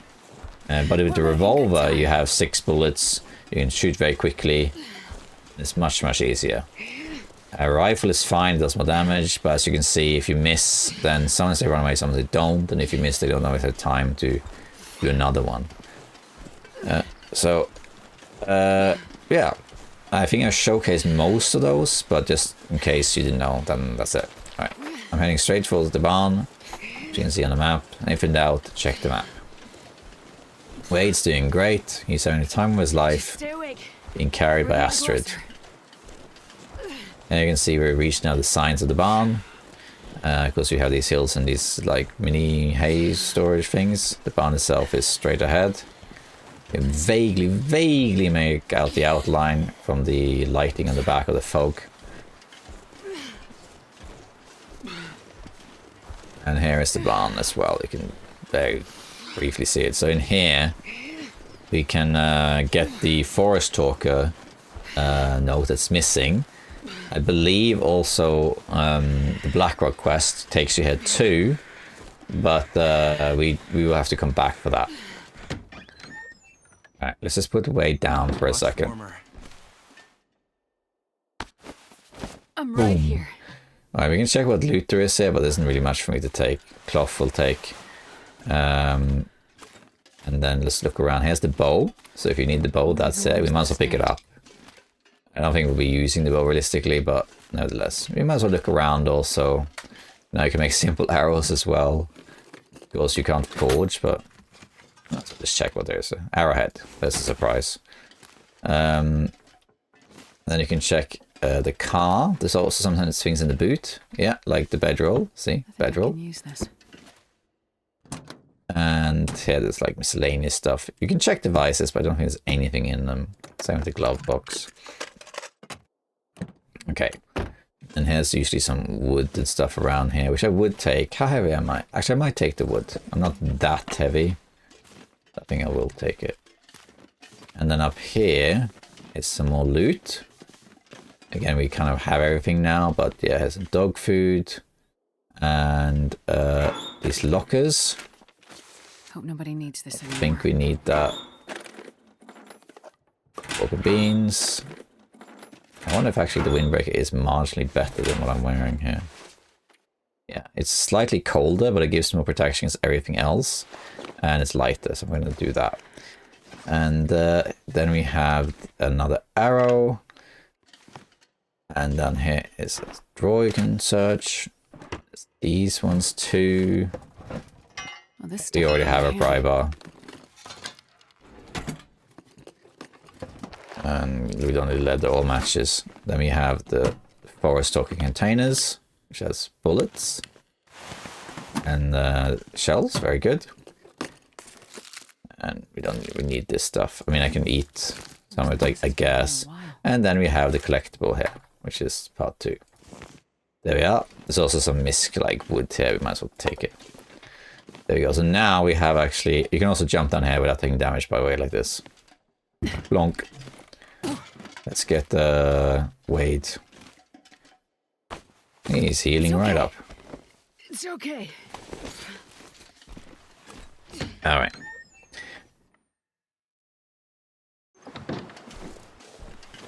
Right. Now, sorry, I said earlier that you come here for the Blackrock Quest too, but you don't, I don't think. Now, I confused it with somewhere else.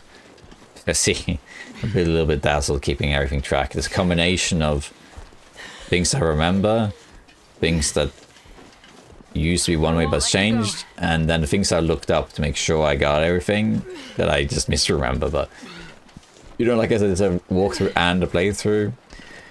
I don't mind if I make some mistakes. Besides, these walkthroughs are chock-a-block with timestamps, so if you need to find something specifically, you just look up the timestamp of that, and then you see what I'm doing. Okay, now, I mentioned this before, but there are 6 Forest Talker nodes, and we have 5. The last one is in Signal Hill. We cannot go there. I remember trying that when this came out. It is locked. If you go there, you cannot enter. It's basically, it says locked, story progression required, or something it says. So you don't go to Signal Hill until chapter 4, when the priest sends you up there and you try and engage with the radio there. So that's what the last note is. So that's the only side quest really that requires story progression.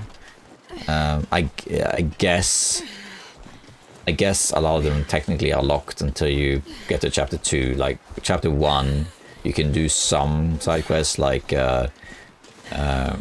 Blackrock, and I suppose you can. I guess technically speaking, you could do most of the side quests in chapter 1 if you wanted to, but it makes more sense to do it while you're on chapter 2 or 3. I wouldn't recommend, by the way, doing side quests in chapter 4. Try to wrap up all the side quests and stuff before you get to chapter 4. Because once you get to chapter 4, eventually it will trigger blizzards. And you have to make your way through blizzards to continue the story.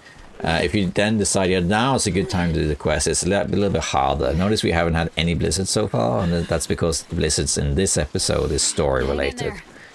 So I would recommend trying to do the side quests before you finish chapter 3. Otherwise it's going to be a bit tricky. Except for obviously the Forest Talker note, which you have to do on chapter 4. We're not far again. It's foggy, but there's a road here. We're just following this road all the way, but you can see on the map. We've now been walking from here. So he was here, walked all the way like this, and now we're walking here over the bridge, and now down to Thomson's Crossing. It's not that hard. If this was a walkthrough on survival mode, I might have waited for the weather to clear up and then do this, so you can see where I'm going. But because this is story mode, and you can just go on your map and see where you are, it's really hard to get lost. Because you know where you are looking at it, and you know where Thomson's Crossing is, so you just make sure you're going in the right direction. And now it's warmer, not get cold at all. That's something I'm not sure I've mentioned. A lot of people, because I try to give survival tips in general in these walkthroughs as well. But because I know that a lot of people who play Wintermute do not play survival, or do not play, you know, survival a lot. So there's a lot of tips I could give that are kind of like a given for those who play survival and now doing story, but I'll just repeat some of them anyway. If you didn't know, the temperature of the day changes throughout the day. I want to go this road leads to the main road, but I want to go this way to the church. So the day is coldest at dawn, and it's basically spent the whole night getting cold, and dawn is cold, really cold. Then gradually the day warms up throughout the day, and it's at the warmest in the late afternoon. And we're now in the late afternoon approaching evening, so we're quite warm now. We're gonna make it. Oops, took a wrong turn there. This is why you have the map. I also need to return the crucifix to the church, but we can always do that after. I was going to go by the church, but I took a wrong turn there. I followed the road to the main road when I was supposed to follow the road to the church, but that's alright. We can just return Wade first, and then we can go to the church itself and do that. Just stay awake. We're getting closer. Strangely, that's not on the map, the crucifix thing. Alright, so here we are back at Thomson's Crossing. We can make it. We can put Wade down, we can put some stuff in the storage, and then we can head back out and do the next survivor, as well as some more side quests. Okay, here we are. Bingo time. We could sleep here as well, depends how we want to do it. Better. Yeah, let's put down Wade on an empty bed. We got one right here. Get him comfy on the pillow. You're safe. It's okay. Boom. It's okay. Alright, Wade. You're doing great. Now let's dump some stuff in here. Oh, no bandages. There we go. Let's put some stuff in here too. So we got wood. Put all the wood in there. And let's just see what happens if I put 12 in there. What does that do to the counter? It's slow to update. Okay, let's put all of it in then.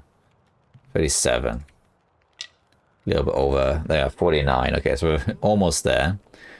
Then we need these dressings, which we'll also give. Bandages, we need 8, so we'll just give him 8. There we are. Now the bandages are done. We have done the food part already. We need dress pistol shells, 6, so we'll give 6 of those as well. And we can also give them all the kerosene. And let's just go back in. And now it's updated. See, it's a bit buggy.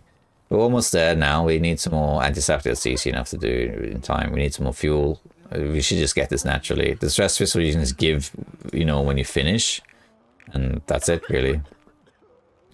So we're getting close. Alright, let's just eat some of our food. Especially the heavy stuff. Well, actually, no, this is all pretty light stuff. Let's just eat these chocolate bars we got. And then drink a couple drinks. And I think that's good enough. We can take the rest with us, I suppose. But we don't really need it either. This is good enough. Anything else I can dump into my chest or whatever? I'm sure there is. We can dump one of these. I haven't used these drinks at all, so we can keep this. It's not that much food we can keep. Actually, let's drop these chocolates in there. We don't need that. We can also put in the arrow shaft, and I don't think we're going to carry the the bow around. I mean, yes, we could, I guess, but just for the fun of it. Maybe we could have the bow instead of the hunting rifle, just for variety's sake. It's also lighter for that matter. Carry one flare. We don't need a firearm. Actually, maybe we could keep it. We don't need can opener because we have the knife, which also opens cans. And I guess that is it. We don't need this because we have bandages. Alright, and now we're quite light as well, 20. Very good, very, very good. And now we can do other stuff like returning the cross and this stuff. So I think now next thing is to go over here to this bunker. Then you do Blackrock, and I think you finish the Blackrock thing first because that takes you up here. And then you go to this cave, then you grab this survivor or something like that. We'll see how we do it. There's different orders to do this. And we're close to done with this this main mission too. Okay. Okay. I think let's go to the bunker, Joplin's bunker.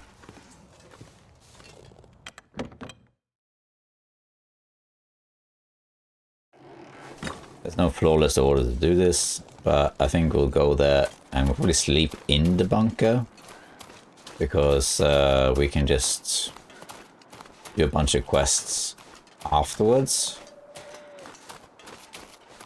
Because you got it will tell you where the next bunker is. There's the Blackrock Quest, which also goes up to Pensive Pond, where there is the fishing quest, which you haven't got yet, but I think it's in this bunker we're going to now. And then we're going to explore that cave also, and that's pretty much it. Yeah, I think that's the plan. But it's going to be a little bit back and forth regardless of how we do it. Okay. Let's have the roll already. We also have a bow just for the sake of it, but we don't really need the bow. Like, you don't even need weapons to complete this episode at all, but the revolver is a bit... Well, you have to have this one just because you have to single the survivors, but the revolver is really more than enough because you can just shoot the Timberwolves. The rifle helps because there's a lot of damage. You can kill them a bit easier. The bow is just too slow, but it serves the purpose, same purpose as the rifle. It's harder to hit, that's the only thing, because it's projectile rather than hit scan. And there's bullet drop as well. But it is lighter, so if you need space, you could always carry the bow instead. If you do have a fireplace down, it's a little bit easier to kill the Timberwolves with the bow, because you can just wait for them to get close, and when they have this little fear mechanic near their fire, they'll hesitate for a second and you shoot them then. It's not this bridge, it's the one over here. See? We're going to keep running because we're going to sleep anyway. A lot of fog in Pleasant Valley. Fine.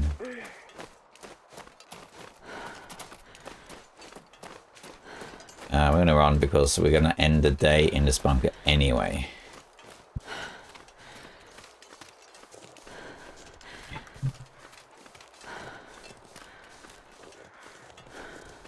And throughout the episode, like, a lot of the Timberwolf encounters are scripted. Not all of them, but some of them are. Some are roaming around.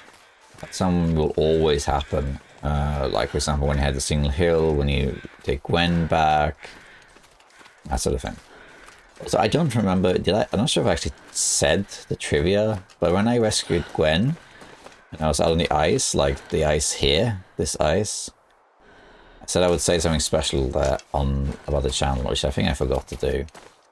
On that ice there was the first ever Long Dark video on this channel. So this is before I decided to make content for it, but the first ever clip or video about the Long Dark that I made, I think shorts didn't exist at the time, was from episode 3. So this is 2019, it might have been 2020, I think it was 2019.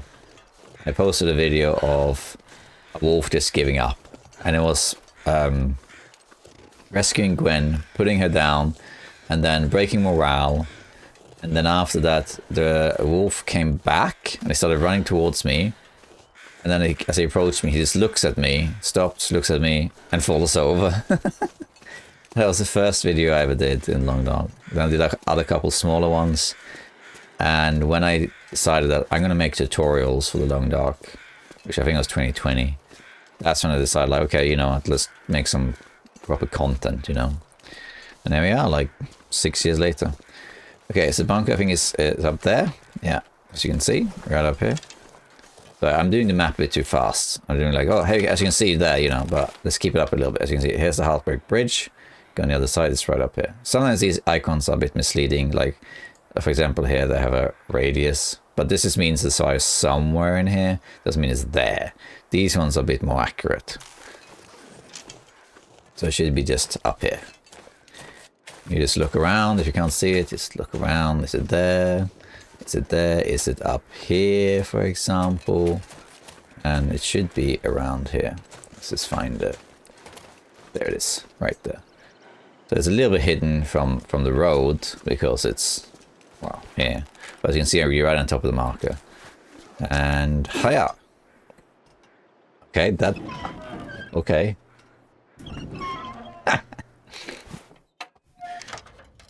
Alright, second bunker. I'm going to light the lamp. Actually, I'm going to light a marine flare just so you can see better, because it's just for your viewing experience, really. We got some bullets. We got food we don't really need, but we'll take the energy bars. I guess you can take the MRE, but I don't think we need it. And here is Joplin's Journal Part 2 inside the grate. They're always in the grates. So take that, tells you stuff, and then tells you where the next bunker is. Got energy drink, food, and here we got some more antiseptics.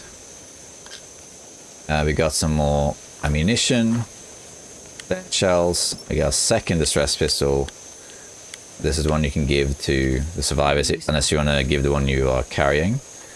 We might as well just loot this stuff quickly, but we don't really need anything from here. Oh, fisherman sweater and wool long johns. Those are basically the two best clothing items in the game, pretty much. Except for the expedition park, I suppose. So we could put that on.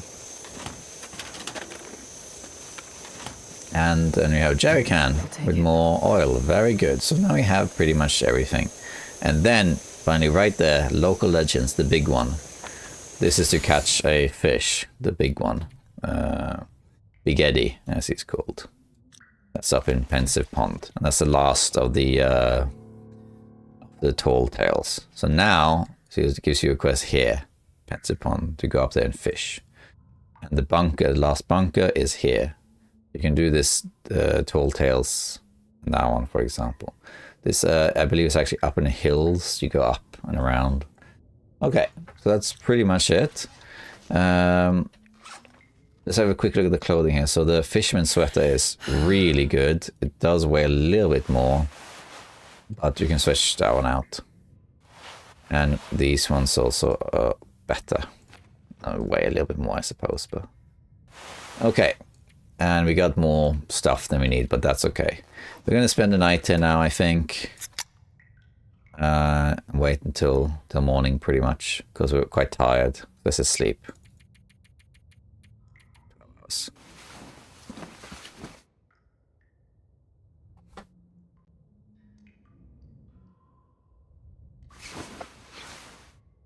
There we are. We're going to wait a little bit longer, because the sun isn't really up yet. We're going to sleep like 2 hours more.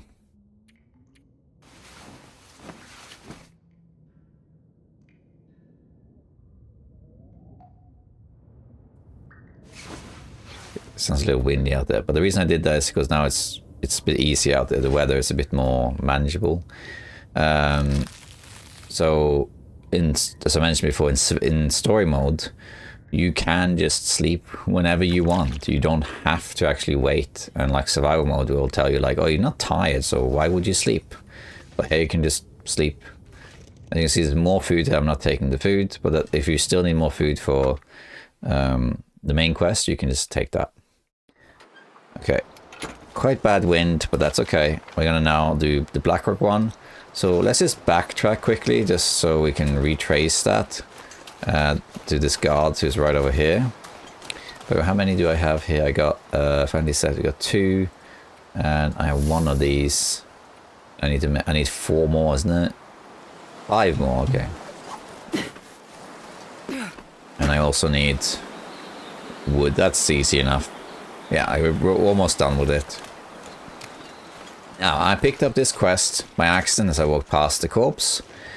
I didn't interact with it because I said I'll do it later. But let's pretend that didn't happen. And if that's the case, you get here, you got the improvised knife, which you don't really need. Then you search this guard, and you get this memo from the commissioner. Take that, and then you just follow the blood trail. Search the surrounding area. But I already tell you it's there, you know. So you just follow the blood trail. It's just this little barn that's over here. It's hard to miss this. There's just blood on the floor, and then some clothing. And it's cold, but that's okay. Just head it right up here. And this should lead you to the next part of the quest. And here we have the other, the prisoner. You got some stuff here, like flare, revolver bullets. We don't really need any of this stuff. Here you got some coal, which we could also take for the main quest. The wood, but that wood's really heavy. And there's a broken arrow, which we don't really need, although it gives you an arrowhead. This has a note from the convict. What's wrong to follow Mathis? Yeah, he's in episode 4. Take that. It will now tell you to search for more signs. And the next one is up here. This is a cave that's called Forest Cave. It's a cave that people don't usually go to. The other survivor, by the way, is right here, but we're not going to go to that survivor now, because I don't have to carry them around. But that survivor is like right there. See the fire? There's a fire burning right there. See the smoke? That's where the survivor is. But we're not going to go there. I'm going to pretend it didn't happen. The cave we're talking about is there, up there. We call it the Forest Cave. I think that's actually the official name for it too. And people usually don't go there because it's kind of like a weird, out of the way cave. Here it is. So not these rocks here. So you come up here from the ice. Some rocks right there. It's not those, it's these rocks here. Kind of between the river and Pensive Pond. There's Pensive Pond, and it's kind of like between it here. With the map and the icons, it's pretty easy to find.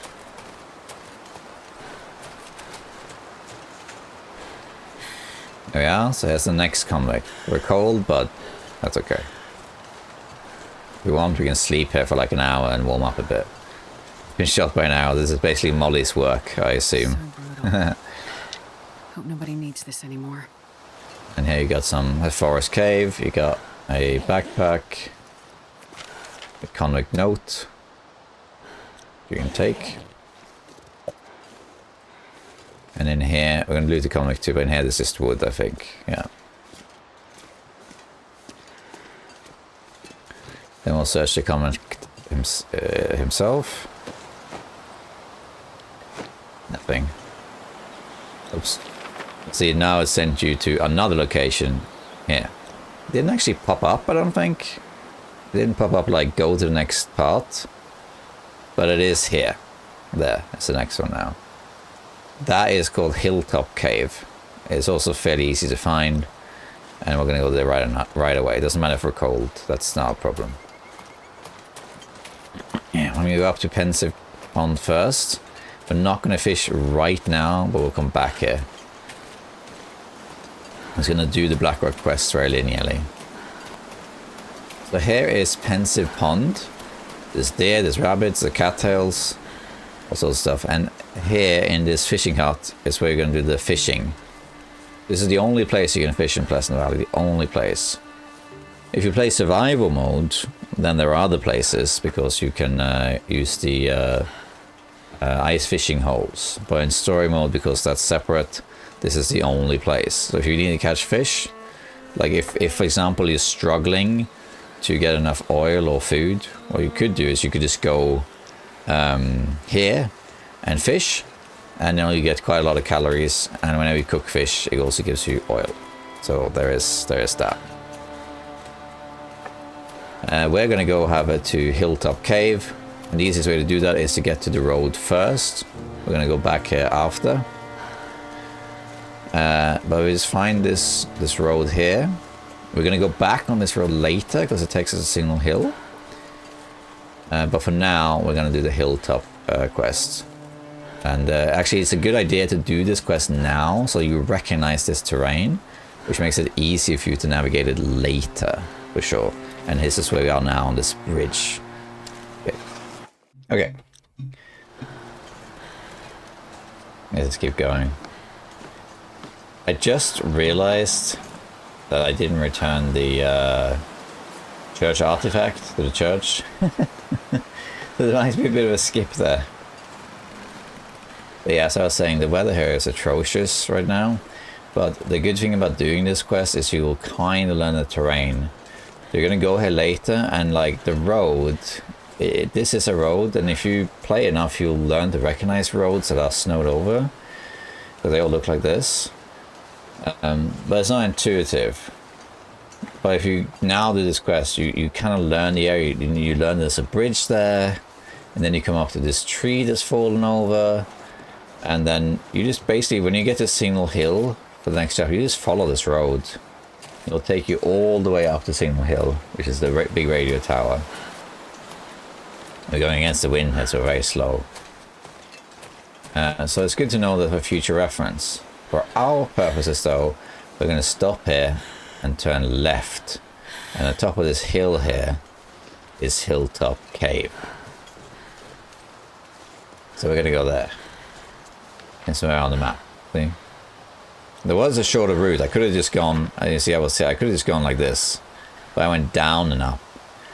That's a walkthrough thing. If you're new to the channel, I do that a lot. When I have walkthroughs, I deliberately take a detour or something, or make a deliberate mistake and that sort of thing, just to show people how things are done, sort of vanilla style, or how to recover from a mistake. But I also make honest mistakes as well.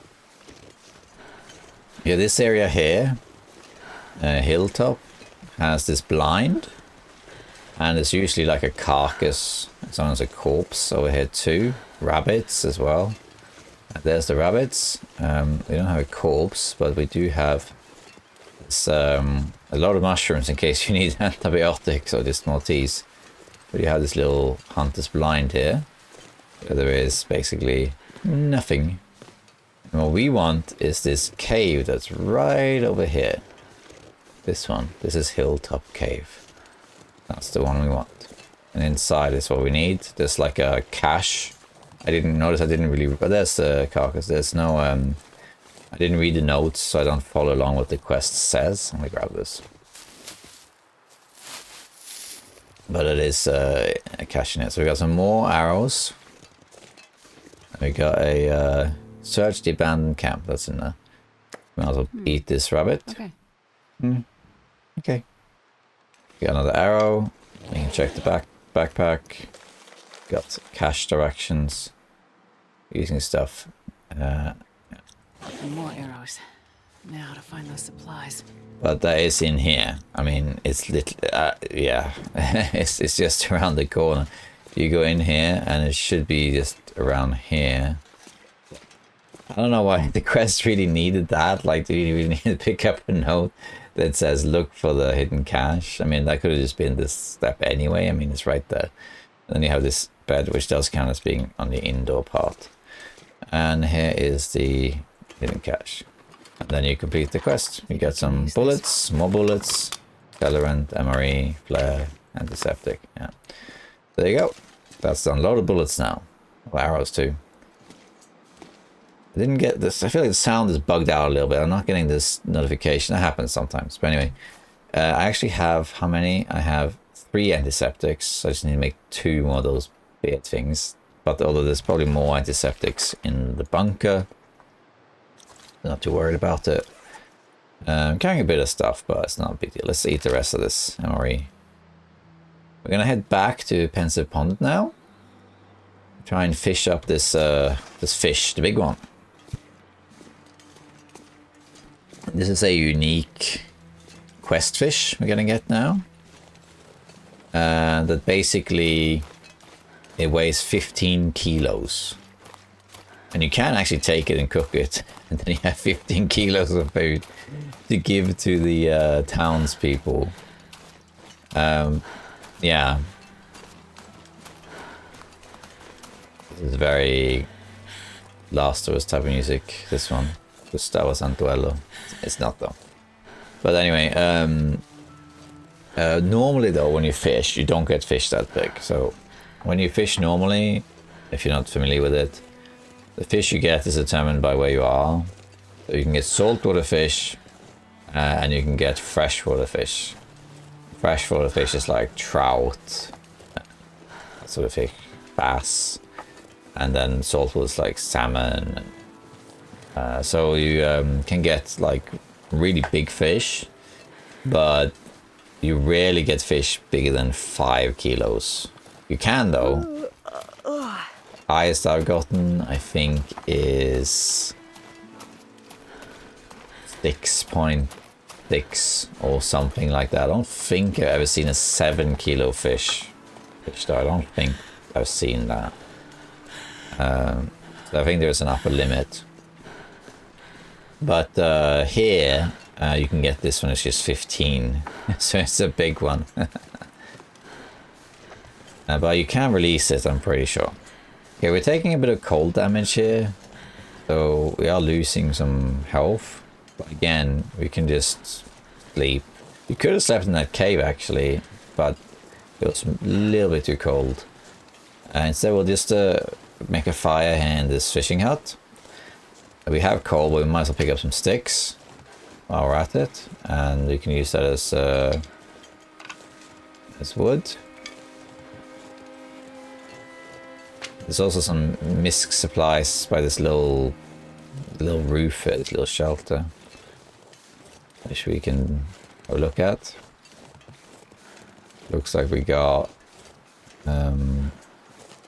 yeah, granola bar. Candy bar. And here there is some more little, you know, catch giant fish, yeah. Cattails over there. If you need a knife, keep an eye on these little jetties. Sometimes they have knives on them. We're going to catch a giant fish. So as it says here, tall tales. Catch a giant fish. That's pretty much it. And you just gotta fish until you catch it, pretty much. So here is this. It's another hunting knife. And you got another bedroll. And some supplies here. You got grape soda, fishing tackle, and line. And that's it. Now we had already a fishing tackle that we found, so we have 2 of them. Oh, we don't need this one anymore. We're a bit cold, so I'm going to start a fire. We have a bunch of accelerant we don't actually need, so we're going to just use one so it's faster, but you don't need to do that. And let's put on just some sticks, really. Maybe 1 piece of coal. No, or enough. And then you got to break this hole, which you can use anything for. I usually use the pry bar because it's just something to use it for. And while you break the ice and fish, you can also make water or cook stuff, but we kind of have that already. I mean, I guess I could put on the water, but...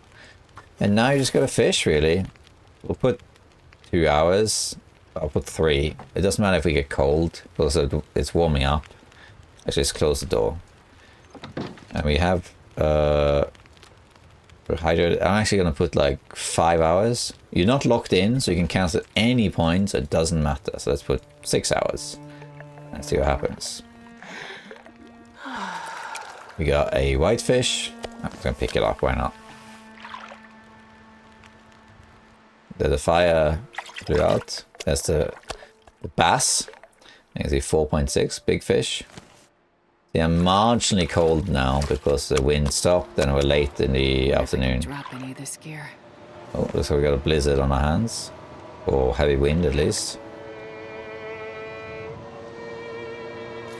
More whitefish. So if you need food or oil, this is good. We're just gonna fish until we get it, pretty much. I think I need to lay down. A lot of whitefish. I'm gonna eat the rest of the MRE.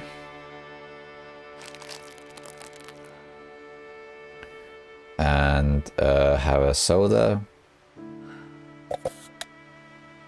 Then drink some water and just try again really until I get it.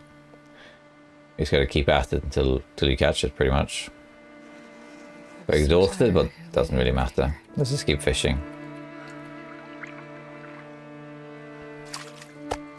Right, fish. It's dusk, so I can't be far behind. Fish. That's 2 kilo. Did I say? Now I'm getting cold. I need to make a fire again soon. Okay, I have to make a fire now. I'm getting cold. I might want to grab some wood. Should have maybe brought some. I'm just going to use the coal if I have to, because it doesn't really matter. I can just go out and break stuff. But using the coal is fine. This is to warm us up. Let's keep at it. I don't think there's anything to it. It's pretty much just fishing until you get it. Like if you look at the book, which is this one, salmon, it is, you know, it's a fascination, and it doesn't really say any trick. It's just literally fish until you catch it. All right, let's just do the same thing.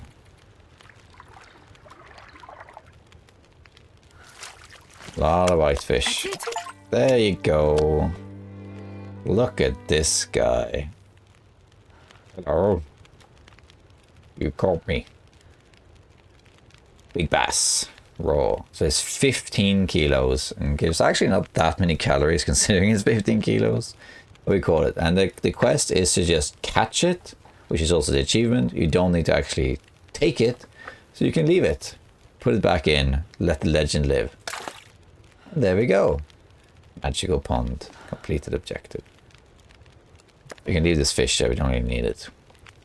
Let's drink a coffee. I'm not going to sleep here. Okay, so we got it. And we're running low on quests now, we're getting there. So let's just take a torch from here. And now what we should do is, we could go to this cave. I think we're going to grab the survivor. We can do the cave after. So we're just going to go and, because it doesn't matter, the good thing about the survivor, so to speak, is that we're already tired anyway. So, and we can't run, so we might as well carry the survivor with us. Because then we're walking, and then we can sleep in Thomson's Crossing. So we just need to go downhill. It says there, but it's actually like there. And again, you can see the fire. I love this visual. To see the fire from this distance at night is so cool. Look at that. I love that. You don't really have that in survival mode. The closest would be that Hashru Valley has a signal fire, which you can see from almost anywhere on the map. And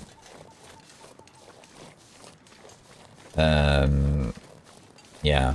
I lost my train of thought. Yeah, you can see it anywhere on the map, and it signals that someone has been there, but that's a white regular smoke. It's not fire like that. But of course, if it was survival mode, I mean, the plane wouldn't burn forever. Chuck this torch. Okay, so the survivor that we're looking for, as I said, is right there. Now, I believe you can just approach the survivor. You don't have to light the flare gun. Which I have forgotten to... No, this is the other flare pistol. It will always equip, if you have two, it will always equip the one that's best condition, which is why I equipped the other one, and it wasn't loaded. So just be wary of that. If you have two distress pistols, one might not be loaded. The survivor is right here behind this rock, and you can just approach it. And if not, if you struggle to find it, just shoot the flare in the sky, and then you got it. Now right there. It's even easier at night because you can see the flare so easily. Yeah, they are right there. It's kind of hidden, this fire, but once you approach it, you can both hear it and see it quite well. Here we are, see? Shh, stay calm. I'm right here. Yeah. Let's check out... Oh, thank you. What happens, out of curiosity? I've never done this. Out of curiosity, if I shoot the one here... What happens?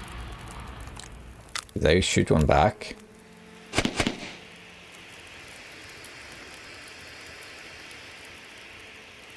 They don't, no. I always wondered about that. Alright, diagnose. Logan. Logan is dehydrated. Here, Logan, have some water. There you go. Should be better. You're all good to go. Now we're going to carry you. Take you back to Tommy's. Alright, we're not going to take anything else. Let's go. We're going to take him in pretty much a straight road here. Just go straight to the road and then down. And that's it, really. And now we just gotta carry him all the way back, really. We're nearing the end of the side quests now.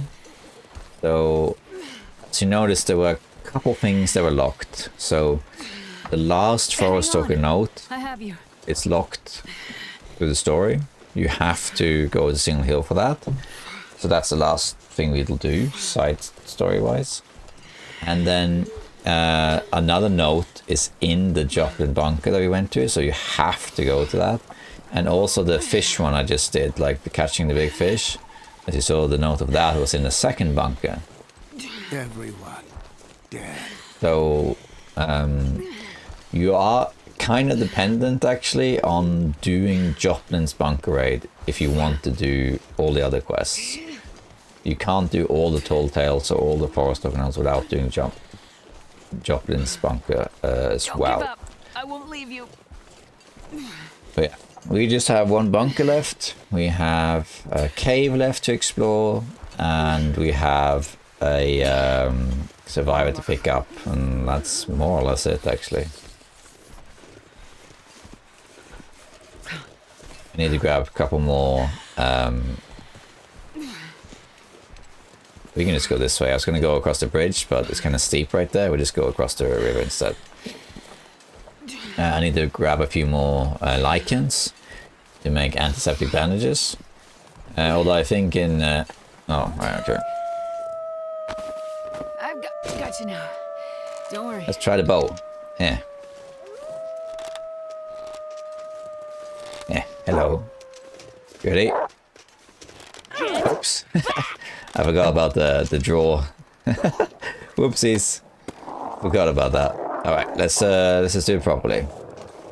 Right. There's another one.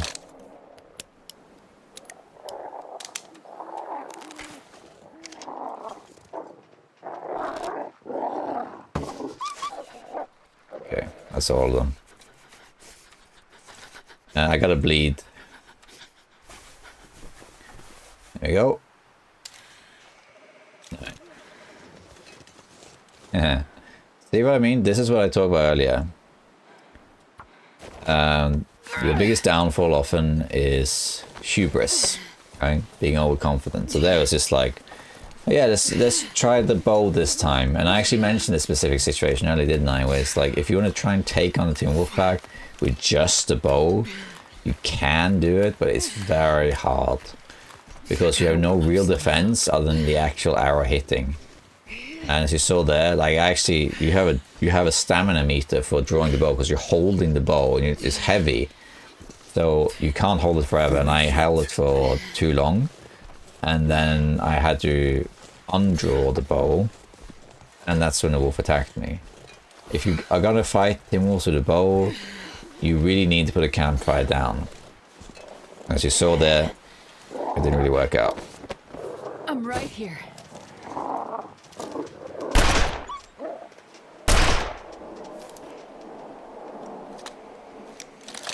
They're always just king against this. Coming back, huh? They're all bleeding, but they're still coming back.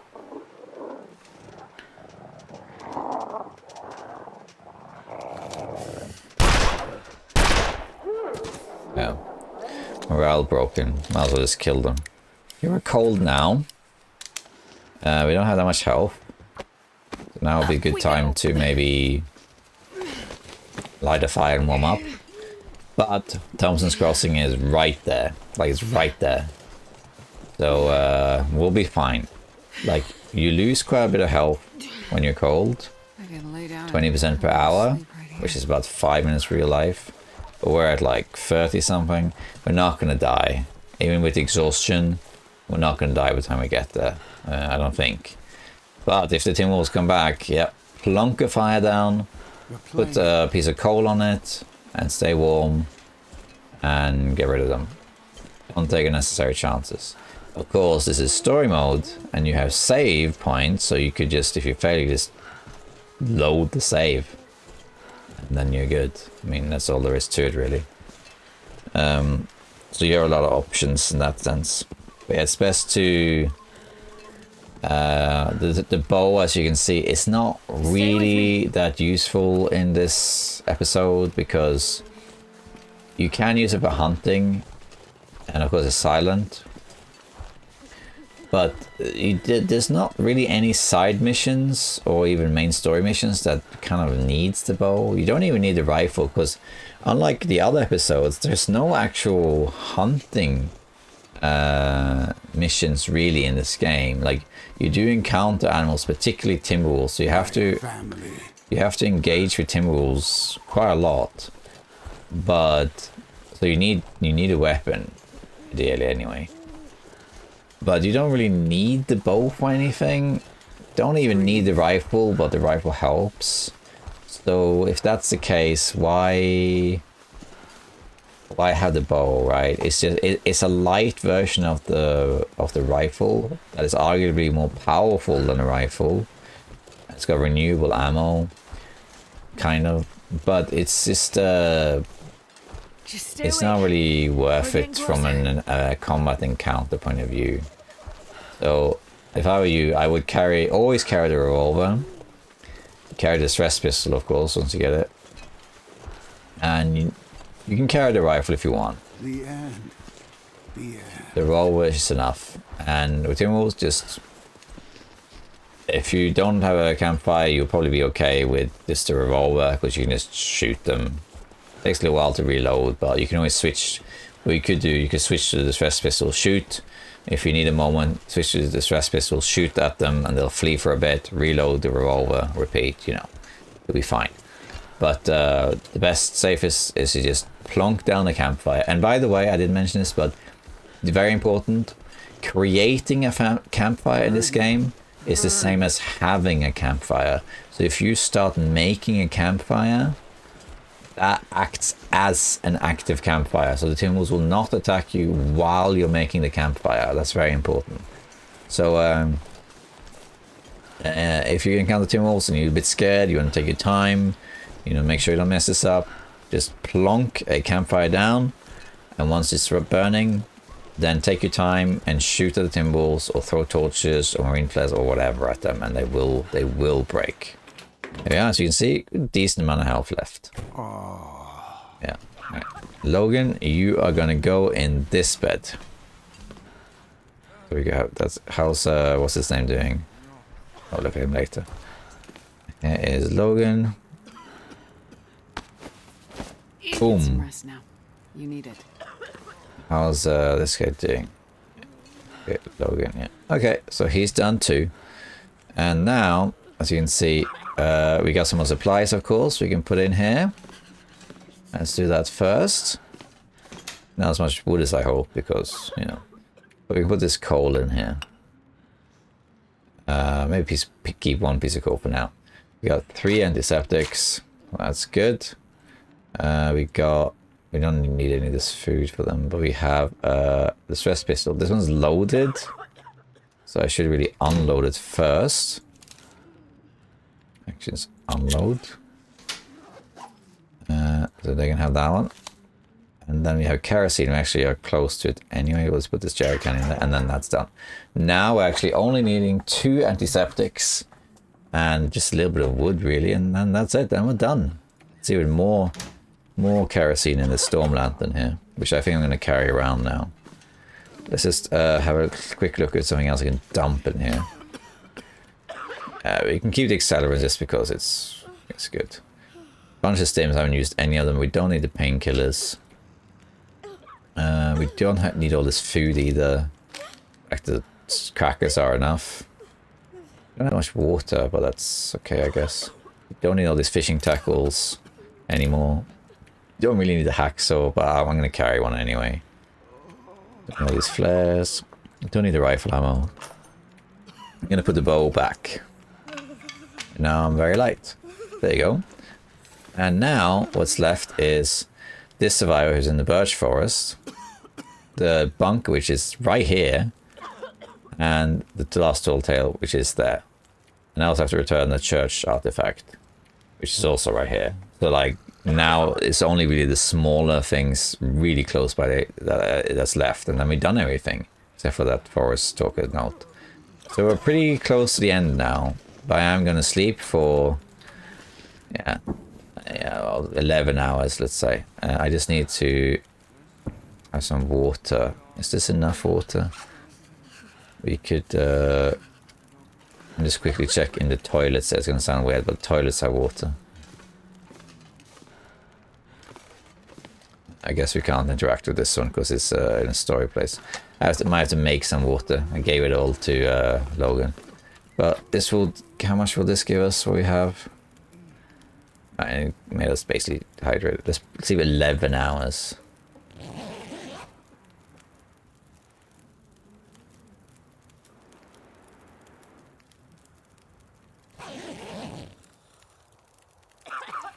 Alright, we also got the well-fed bonus now. That's something I didn't really talk about, but now if you look in the inventory, you can carry even more stuff. I would drink almost So if you're not anything familiar right with now. it, you get well fed by not being hungry for 3 days. So this meter here cannot reach 0 at any point in 3 days, 72 hours. You get well fed. It gives you a little bit more health, and you can carry more stuff. So this is quite useful to have early. So, but of course, you know, early is also when you do the first bunker and when you do all the stuff. But if you really want to carry a bunch of stuff quickly, what you can do is take your time. So maybe when you get to Thomson's Crossing, you sleep here, for example. And then when you come up, what you can do is go to Misty Falls Cave and grab the Moosehide Satchel, then to Prepper Cache, maybe sleep there too. And by the time you get Gwen back, you should have well fed. And then you have the Moosehide Satchel and you can carry 10 kilos more. And it's a lot easier to go out and find more food. There's no right or wrong way to do this. I'm going through this episode in a certain manner. Notice, by the way, this whole area here is kind of dead. I'm going through it in a certain order, but you can do it however you want to do it. It doesn't matter how you do it. You just decide that. There's no right or wrong answer here, like at all. Just so you know that. Okay, let's go out and get the next survivor. Okay. Before we head out, I might make some water. I don't really need it. Not really. What am I doing? We don't have much wood to begin with anyway, actually.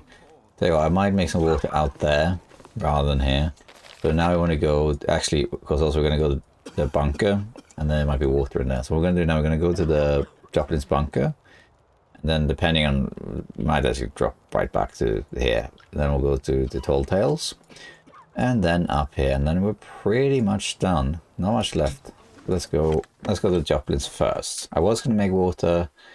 I don't have much wood, and then also probably there'll be water up there. So pretty sure the bunker is like up there, like right there. Right, you can kind of tell me looking at it. Let's move it a bit. Yeah, see, that's because it's a bit deceiving, this mini map. Especially with upper falls. So you see this waterfall here? This one? This is just called the falls or lower falls. The plateau above it, that's the upper falls. And that is where it is. There's also a cave up there. It's very easy to miss. Because it's an area people often don't go to. So we're just going to go up here. Next to this cabin. And all the way up this little hill here. This will take us to like a kind of secluded wooded area that doesn't have much going for it except for a cave and the river. On survival mode, that is the same, except that the cave can have a bear in it, and there's wolves around, so it's kind of a dangerous area despite not being much in it. Let's just pick up some of these. I don't think we need them, to be honest. Those Joplins will have antiseptic. It's kind of weird, actually, that the main story requires that much antiseptic. Oh, anyway, there's a cave right there, see? Right there's a cave. And then in addition, there's another cave over here. There's 2 caves. Like right there. There's the other cave. And then the plateau is over here. Now the bunker, well, yeah, as you can see, is right there. So you gotta just move around. Once you get around the bend, you see that cave and that cave. Once you pretty much get sights on this cave, bunker's right here. So let's check it out.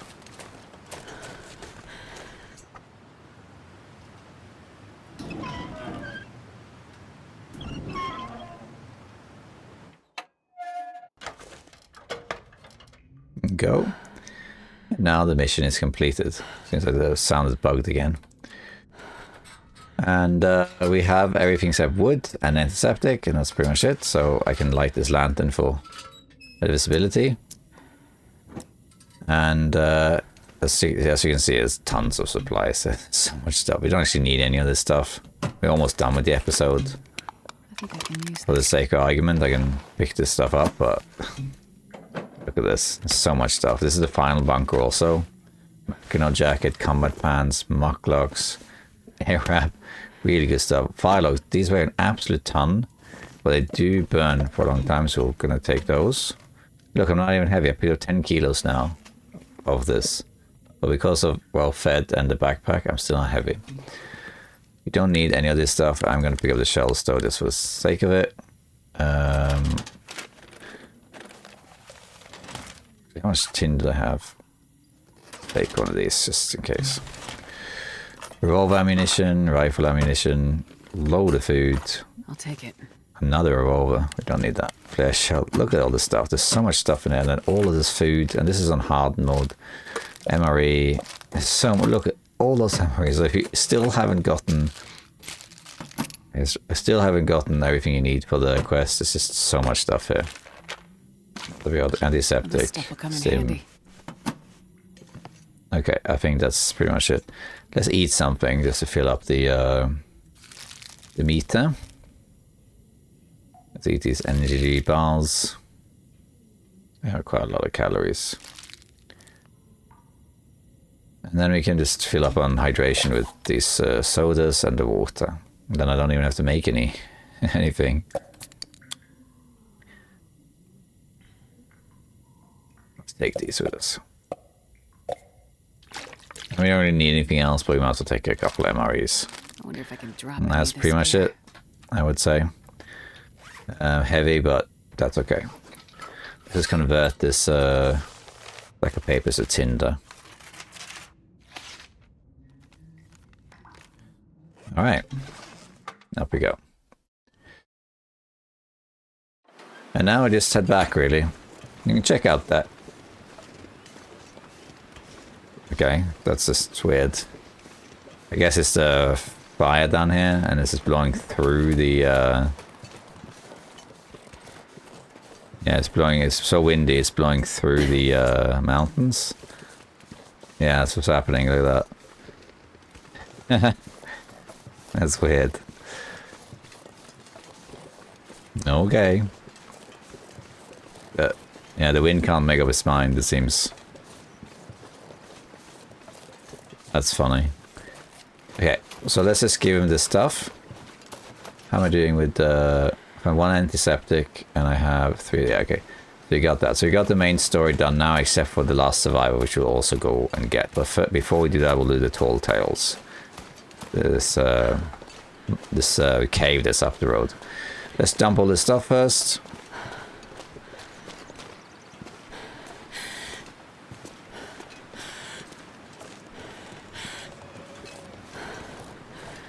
So we got quite a lot of supplies now. So as you can see, You don't have to do the bunker raids. In fact, when I did this the first time I played episode 3, I didn't do them, at least not all of them. You don't need to do them to finish the main story. It's just that it's easier because you get so much stuff. So let's give them the dialogues. There you go. What does that give? A lot. Yeah, there you go. It's done. Then we can give them the antiseptic. And we'll make a bed thingy. Bed bandage. And then they should be all stocked. And here we go. There we go. All supplies done. Isn't that nice? Hooray! We still need to do the last survivor up there. Okay, we also picked up some clothes, so like the combat pants are usually better, although these are damaged, but snow pants, actually they only are better with protection, to drop that. The mucklocks are really warm, much warmer than these boots, but they weigh more. So it's a question of whether you think you need them. Let's have a quick look actually. Do we have leather? Because we could repair them, I guess. Just for the fun of it. Okay, we don't have it, then I think we'll just put them away. Here, we got an air wrap as well, which is auto-equipped, which is nice. And the Mackinac is very warm, but it's also very heavy. And we don't really need anything, to be honest. We could repair it, but we're at the end of the story, so we don't really... Oops! I did not mean to do that. That was... I put everything in the container.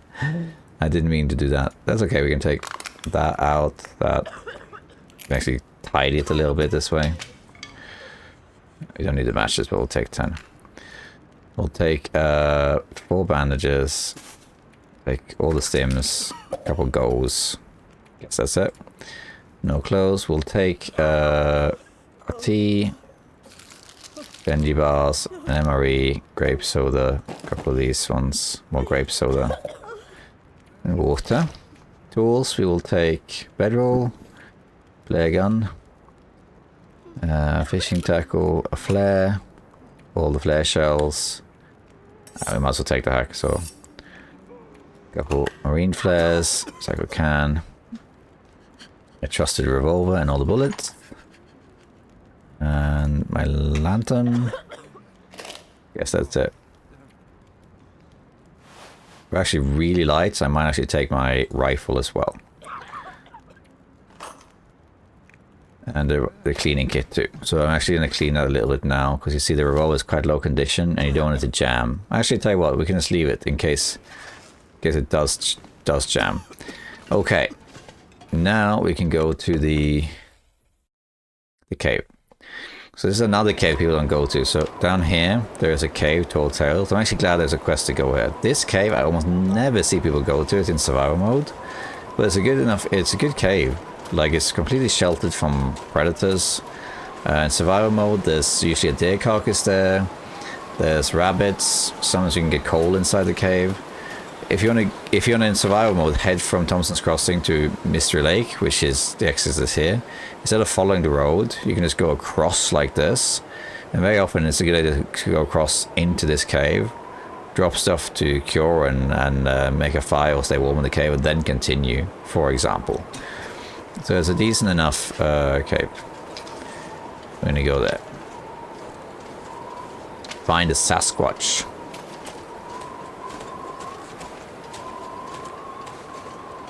Quite a lot of wind now.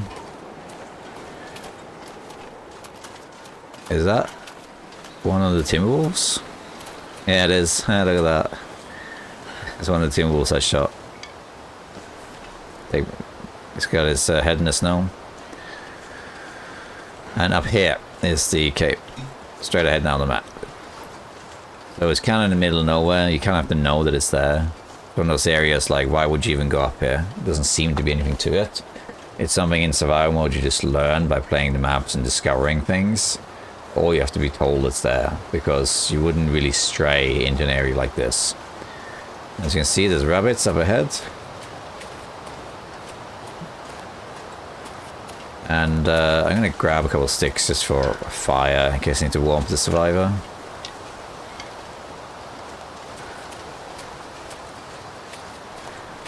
here is the cave I'm talking about. So you can see there's rabbits. There's the same in survival mode. There's rabbits, their carcass, and mushrooms. And yeah. Good stuff. Find a good enough cave in here. Sasquatch in here, so I might as well take the rifle.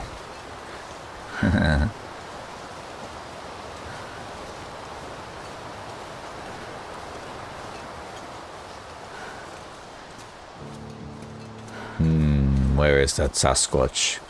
We must find the Sasquatch. Found you! Yeah, so it's just this guy with a wolf coat.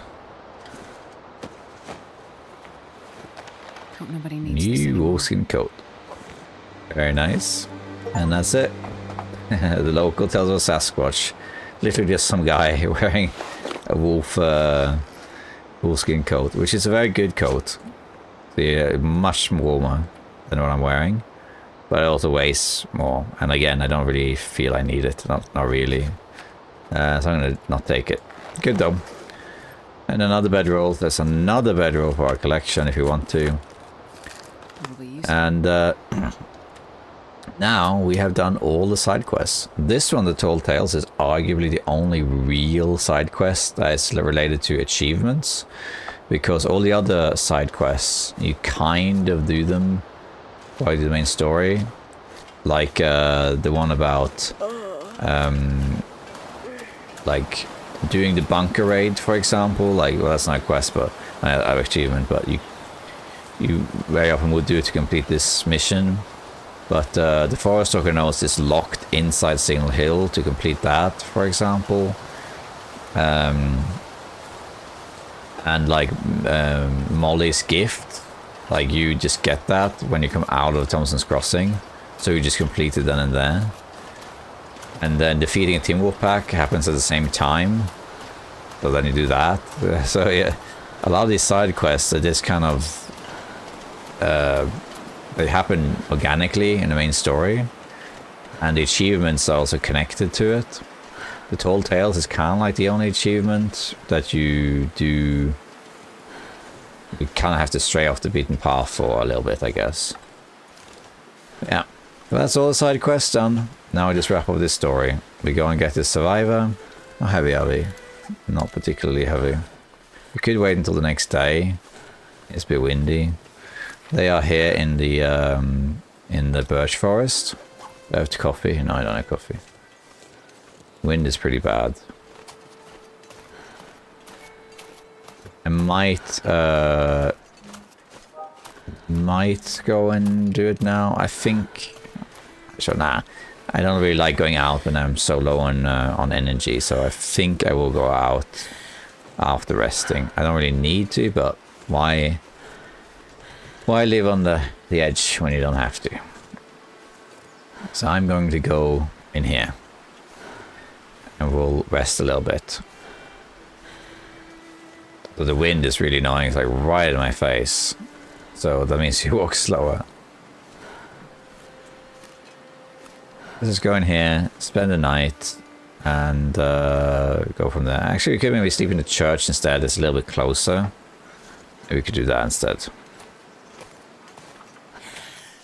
I haven't checked out these houses, like this one here. Houses with flags are usually big houses. I think this one has a chocolate in here. Isn't that right? No, lies. And there's also this small house there, same as here, but I don't really need to.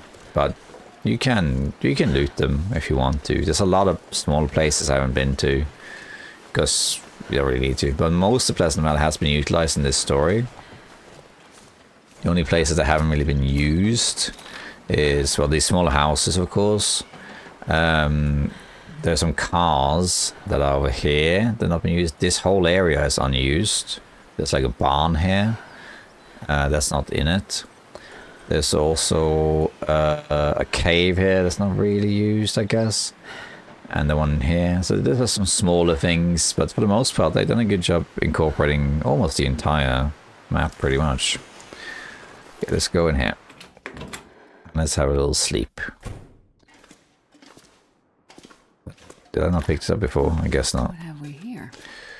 Alright, we're going to sleep just to have a bit more energy, and then we'll go and get the Lost Survivor. For 12 hours.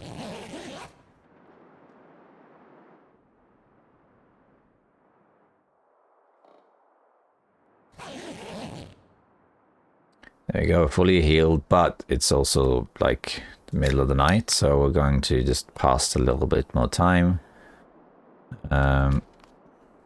We can sleep like, I don't know, let's call it 4 hours.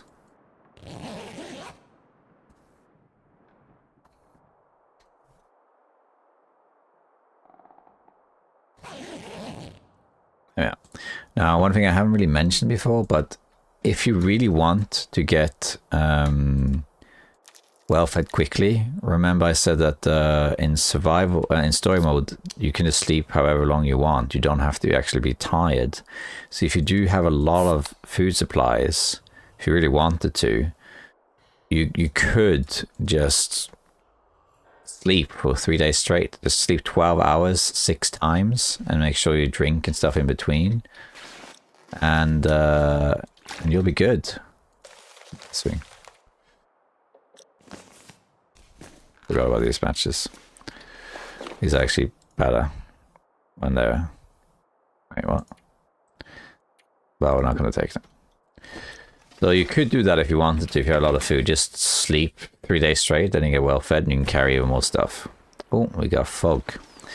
That makes it harder, but we know where to go, and we also have the minimap. It's just pretty much this way here.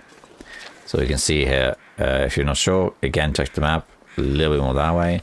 But if you don't use the map for some reason, just find a river in fog, and then get up to this junction where the river splits, and then you just head left for a while until it bends, and you head up. So that's something you could do too. It's not that hard to navigate in the fog once you know the general layout of the terrain. You don't need to know the nuance of every tree and rock or whatever. Just know the major landmarks like the rivers and the roads. You can get most places. Let's reload this.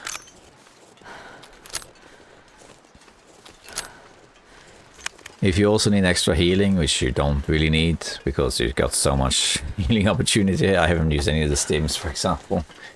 The birch forest, which we're heading to now, which is one of my favorite places in the game, have a ton of birch bark, not surprisingly.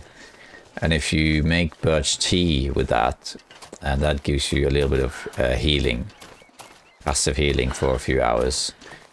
So you can use that while walking around to get a bit of extra healing. You can see the river is there on my right. So if you were lost, you can just go down to this river. You can also just go across like this, of course. This is where the river's turned. So from here, I mean, you can go wherever you want. But over here's the junction. So this is where I am now. See, I went like this, basically. And Survivor is kind of like in the middle this time. And these houses, I think it is. So well, we're going to go left. So you can go up here. I mean, why not? But you can also continue a little bit. And then just take the next right whenever there's an opening. Like, say here. And then you're basically at the edge of the forest. And you gotta just keep going till you see lots of birch trees. It should be pretty much like this direction. As you can see now, I'm heading straight for the Survivor, pretty much. I could launch the flare here. I'm gonna get a bit closer, especially because there's this fog. You could have it equipped though, you know, in case there's surprises. You got 20 shells after all. Now you can see the birch trees popping up. And this rich, dense forest of birch trees. And this is actually a really cool area. The deeper you go into this forest, the more dense it becomes with birch trees. And I wish there were more forested areas like that in the Long Dark. I really miss that. Okay, so I think the Survivor is over here by these houses, but nevertheless I'm going to shoot one in the air. The trick, if you click R and reload after you eject the cartridge, you reload the stress pistol right away. There you go. over there. So just to illustrate what I mean, if I shoot one, and then immediately after shooting it, the cartridge is rejected, you reload, right? Actually, let's shoot one. And it ejects it, click R, and see, it puts one in. See? If you don't do that, then you have to manually load it after. It saves you a second or two, you know. Here is the last survivor. This is Ava. Ava is Have a look, okay? dehydrated. She made a fire. Very clever. Feeling better now? Alright. I think Ava is good. But let's double check. Doesn't have well fed. Alright. So this is good. Let's just take Ava with us. I've got you. Yeah, we got you, Ava. It's no worries. Off we go. And now we're pretty much gonna head back the way we came. Pretty much. If you want, you can take the river. It's a little bit more linear. Of course, you can search the birch forest here. There will be some wood around. There's some little bit of loot here and there. There's some corpses. Lots of birch bark, which gives you calories and also hydration and healing. Birch bark tea is fantastic. Just to make things simple, I think what we're going to do is we're going to go to the river and follow the river all the way to Thomson's Crossing. Just to illustrate how that can be done. That's really heavy footsteps there. Sound like the Darkwalker was after you.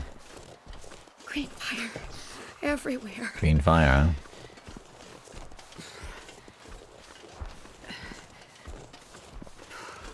Oh, some heavy footsteps there. If you want, you can follow your own footsteps back. Look at that. Just in case you're lost. Just backtrace yourself. By the way, my wife is playing Overwatch in the other room. You might play, but that's just part of the charm. Husband and wife playing video games. I'm gonna get cold now, but that's okay. We're not gonna freeze to death. It's so cold. I just want to lay down for a minute. Eventually, these tracks will disappear. But this is a good way to get back where you were, assuming you just do this. And here comes the Timbies. I need... Alright, let's go. Let's make a fire for Ava, maybe. Nah. We can scare them with this also. If you hit them, you can kill them, but mostly I just want to scare them. Like...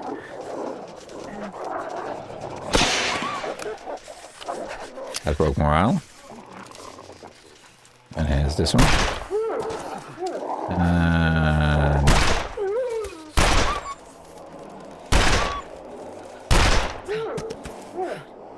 that's the end of that chapter. You see, the stress pistol broke a little bit of morale, even though I didn't hit anything with it.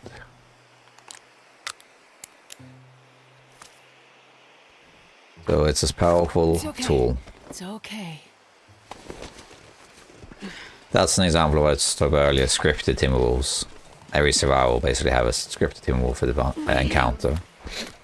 Where's the fire? Now we could, this illustrated, we could now go exactly where I went. But if for some reason you're lost or you're struggling to navigate and you don't want to check the map all the time, you could just do this. You could just follow the river and it will take you all the way there. And over here we'll get to a junction, and this junction you take a right, and then you get back all the way to Thomson's Crossing. Stay with me. If you take a left, you get to that cave I showed you earlier. That is like on the ice, and people don't usually go to. Now, Pleasant Valley is easy to get lost in Pleasant Valley in Blizzard because it's kind of open. there's a lot of landmarks, but they're not, you know, near other things often, so you have to know where you are. And I've seen people get lost there. Those of you who followed my channel for a while might remember I used to have these highlights videos. I don't make them anymore, although maybe I should, over Twitch. And there was one guy who, this optimist, he's still around. He got lost in Pleasant Valley. Just spent ages going through an incredibly long blizzard, going on the ice and just not understanding, like, why haven't I found shelter yet? So it's easy to get lost there. Sounded like a rabbit met its demise. Oh, Timberwolves. Now you can scare off a Timberwolf by just aiming at it when you get close. Like this. See? Get scared. That's a little nuance that a lot of people don't realize. I think I didn't cover it in my tutorials I made either, but like, if you aim at a wolf and you have a torch on the ground, or a campfire, or a flare, then they get scared and run away. Just stay awake. But if they are feeding, then you can just do it anyway, which is neat. Okay, now we're about, not quite halfway down the river here. This is the last thing of the main story. We've done all the side quests. So after we have returned this survivor and spoken to Thomas, the next step which will begin, which is to go to Signal Hill, which is the only sort of locked area in this region. Well, you can't go to the mines until the story says so, and you can't go to Timberwolf Mountain, and you can't go to Blackrock, and you can't go to Mystery Lake, so all the exits are locked. Mystery Valley, sorry, Pleasant Valley connects to a lot of regions in survival mode. You can go to Blackrock, Timberwolf Mountain, Coastal Highway, and Mystery Lake. Well, a lot of places, really. And we're going to basically just now wrap up the story. This next part isn't too hard. You just gotta go to Timberwolf Mountain. Oh, Timberwolf Mountain. Signal Hill. You just gotta go to Signal Hill. And yeah, that's it pretty much. Yeah, the river splits, but it's just this boulder. That's all it is. But if anyway, in any reason you want to be on the right. But yeah, so now we just gotta get Signal Hill. There we'll also find the last Forest Talker note. And then we leave Pleasant Valley, and that's the end of the episode. Now, importantly, things don't carry over. Okay, so, you know, this episode is recorded. This walkthrough is recorded before episode 5 comes out, like a month and a bit before. So it's possible, I suppose, that in episode 5 the items carry over. But in principle, it doesn't. And I think it's best to treat episodes as kind of like same as challenges, so don't worry too much about the gear you have when you finish the episode. What matters is that you're alive when you finish the episode. Doesn't matter really how much health you have or what gear you have, because you have finished it anyway. So you're not going to be in a disadvantage next episode anyway. Here you go, as you can see, you did have the map, but you can also just follow the river and you get all the way to this house here. And then up here. Looks like the fog might be lifting a little bit, but it doesn't matter. Anyway, it's starting to get cold, but that doesn't matter. We are here. And she can just warm up inside. Alright, Father Thomas. Here is another one for your flock. My feet. Oh, thank God. And she can be here.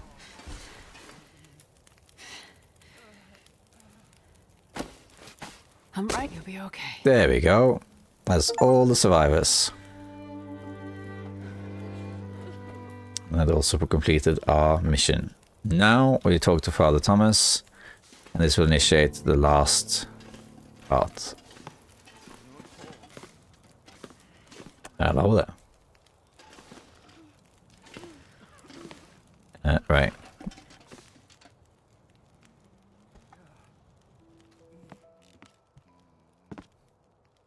Thank you for your efforts.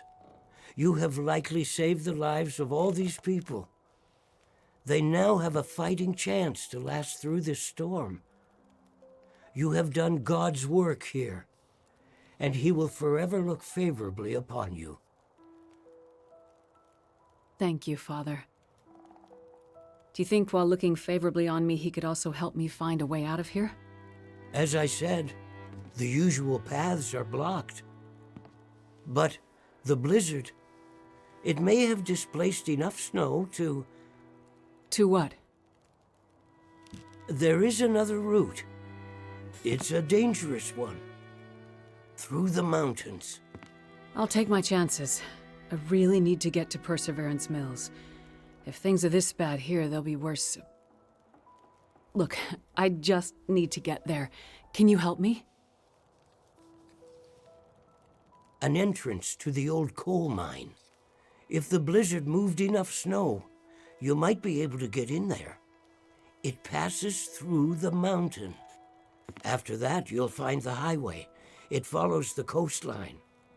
Follow the highway, and God willing, you'll get to Perseverance Mills. Here, I'll draw it on your map for you. Thank you, Father. My thanks to you, my child. And if you'll permit an old priest an indulgence, I'd like to share some wisdom with you. Go ahead, Father. Your burden. I see it weighs heavily on you. I don't know what you mean. Yes, you do. You do not have to carry it alone. Look, thank you, Father. But religion isn't really... I don't say this as an attempt to sway your thinking or help you find faith. But find something, someone, to help with your burden. Otherwise it will consume you. Look around you, Father. I think the Lord may have his hands full right now. Whatever burdens I may have, they're mine to bear. And mine alone. However crowded his table, there is always a seat for you, my child.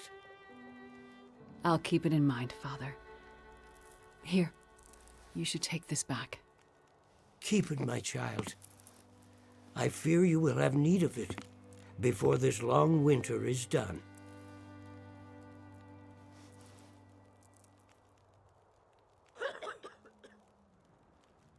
And there we are. Chapter 4, the coughing.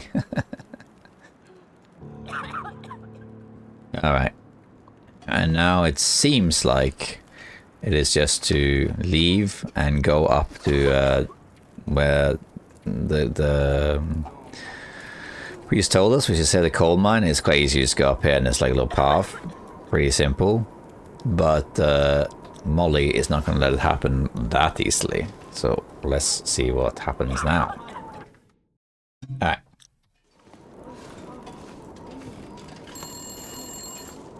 And it forces you to answer the phone. Hello, Molly. Wow. I hate to be a foregone conclusion. Well, I don't seem to get a lot of other calls out here. I want to know something. Why did you work so hard to help those strangers? Would they have done the same for you? I have no idea. I doubt they would. You probably work all day, every day. Bust your ass to help people, delivering babies or researching or whatever it is you do. Does anyone really notice? I'm not sure, but I don't do it for that. You don't do it for recognition because you don't get any. What is this about, really? I could have been something, too. Something more than a farmer's wife. Something more than a cattleman's daughter. I'm sure you could have, Molly. Don't patronize me. I could have been something, but I let him stop me. I let myself be small so he could feel like somebody. I gave up everything for him, and to him, I didn't even exist. I let him make me small. Less than nothing. What happened to him, Molly? You don't understand. Did he hurt you? Did you kill him? There's different ways to hurt people. Some ways heal. Other ways never do. And I told you. The wolves killed them. Never mind that. I called to tell you something. What did you call to tell me, Molly? There's an old radio tower. On the top of the hill, overlooking my farm. You can see the tower from my porch. Not sure if you can get it working, but the radio up there would be good enough to reach Perseverance Mills. You could maybe find out about your guy. The precious mystery thing that you hope he has. A radio? But why'd you wait so long to tell me? Well, I didn't know if it'd work. And also, girl gets lonely out here, I guess.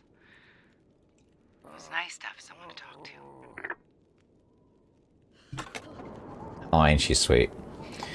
Okay, so now it changes the objective basically. Gotta get to Single Hill, which is up here. We didn't go there because we didn't have a real reason to. And it's locked anyway. But now we can, and it's quite easy to just follow this road. Even in Blizzard, it's quite easy to just follow the road. Of course, you have the map, so it's doubly easy. But that's it. So that's where we're gonna go now. Before we do though, let's just eat something. Yeah, just condensed milk, why not?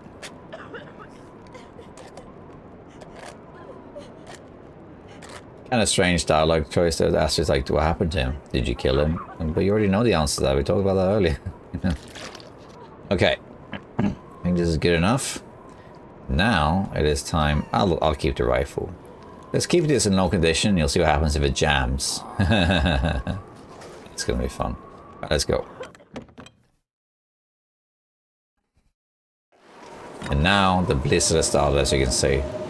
And this is endless blizzard, I believe, because it's basically a story-triggered mission, blizzard. So now we have to just stick with it. Now we could go across, like I talked about before. You can just go across here, and it's slightly faster. You have the map to help you, but the easiest way is to just follow the road. That will take you all the way to to Single Hill. So you just follow the road until you get to a fork. Then you take a left. Okay. Rumblings. And that takes you up there. I'm not sure if they ever explain what those rumblings are. And here comes the first Timberwolf back. And now we can't make a fire, but... Aha.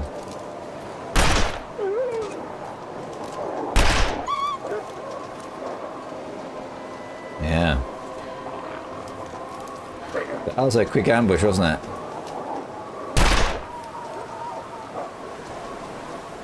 Let's reload.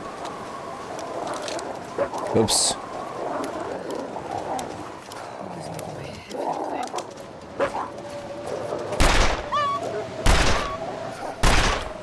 Okay, it's done. They were quick there. Now, this will not be the first attack of the Timberwolves. They will come back. Remember to heal. But they got blood loss. It's too cold.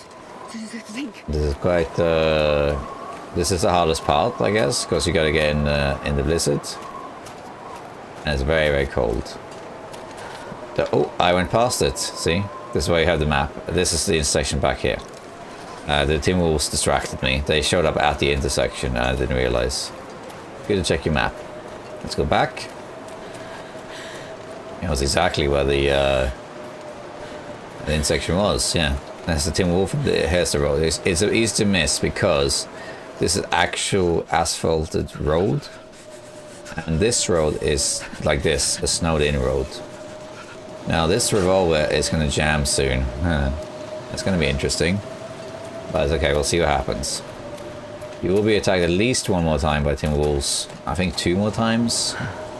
You just got to deal with it. Now, of course, you can't make a campfire now because there's a blizzard. I mean, you can, if you had to. You can go here, for example, behind a tree, put a campfire here, take it somewhere where it's protected, like there, and you can warm up. So it can be done, but it's not reliable. You do, however, have your weapons, and you also have your flares. And these work in the blizzard. They're windproof. including marine flares. So you'll be fine. Just use the resources you have and you'll be fine. If in doubt, you can always light the flare and then use your weapon. Why not? Now don't worry too much about getting exhausted or whatever, because when you get to Hill, the character will sleep and you'll gain some of this stuff back. And even if they don't sleep and you don't recover as much as you want, you're going to sleep longer anyway. So you'll be fine. And now we're just walking along this bank road, as you can see. We're going here now. Eventually, we'll get to... this looks like you're going the wrong way because it's so steep, but this is the road. Eventually, we'll get to that bridge that we were at earlier when we did the Blackrock Quest. And from there, it's still straight shooting. It's just that the road gets a little bit less visible near the end. But I don't think you can wait this blizzard out. I haven't actually tried, but I don't think you can. I think it is a story-related blizzard that just keeps going forever. That's why the whole point is that you need to get supplies for the survivors. Because there's a coming storm, as it's called, right? Now I'm getting quite cold, but again, I'm not too worried about it. Besides, if I'm really in a pinch, I have all these stims. And I can use them to sprint. And you might as well use them. Even if they did carry over to episode 5, I mean, you don't need full stims.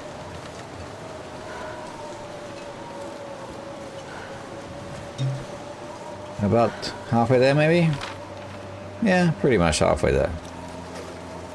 Getting cold. If you want to, you can stop somewhere and make a fire. You can go to that cave. The cave down here that we went to. You can make a fire there. You can go to the fishing hut that's up here in the Pencil Pond. Make a fire there. You can go to Hilltop Cave. Up here. Make a fire there. There are 3 options at least. You will make it all the way there. Unless you're very unlucky with Timberwolves. But you will make it. Here's the Timbies.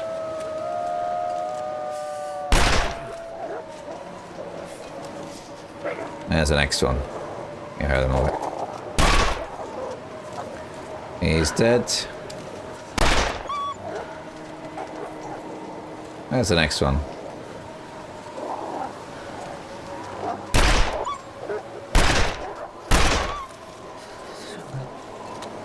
Yeah. The Rovers is so powerful against Timberwolves. Because they flee from the gunshot. So you can just shoot. It's going to break soon though.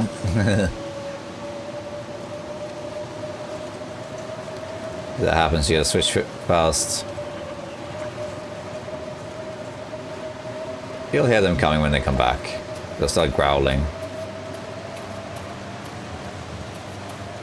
If in doubt, bring out the stress pistol. That will make them scared and give you a moment. The ran past the bridge there, and now we are here with the broken tree. So we were before. Hilltop Cave is up here. So we just gotta keep going. If you're in doubt or get exhausted, get the stim and run. The road will look like this more or less all the way there. If you really need a break, go into one of the locations I said. Go into Hilltop Cave, make a fire. Go into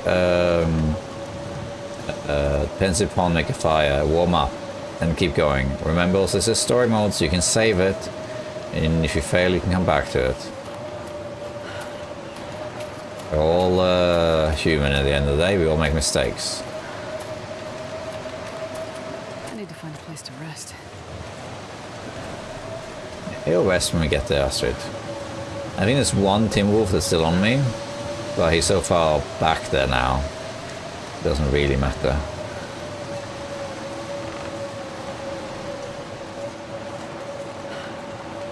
Now we're almost there, as you can see. This road takes us all the way there.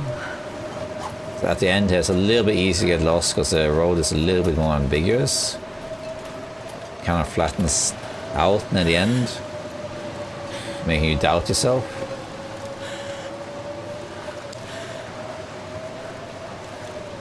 You switch. Notice how you switch weapons pretty fast. But the revolver is the fastest. As a roll, whoop. Fastest draw in the Great Bear. You can shoot these 6 bullets really fast if you need to. Now you can see that it doesn't look like that much of a road anymore. Okay, so here we are. There's another Timberwolf pack. Be extra safe here. We're gonna light the marine flare.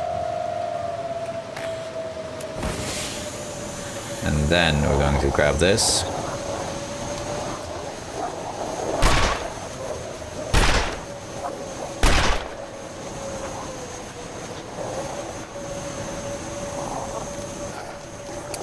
So you're jammed. That's what happens when you're jammed.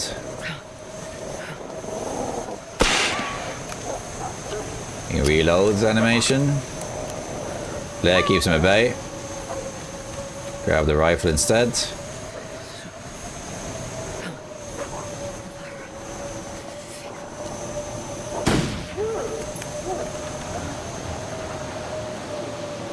Last one is...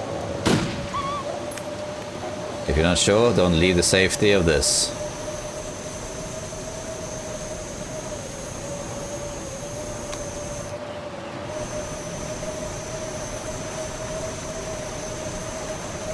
This is why you have marine flares.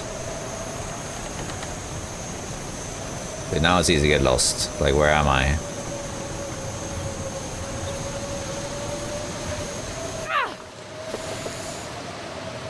Clear the jam.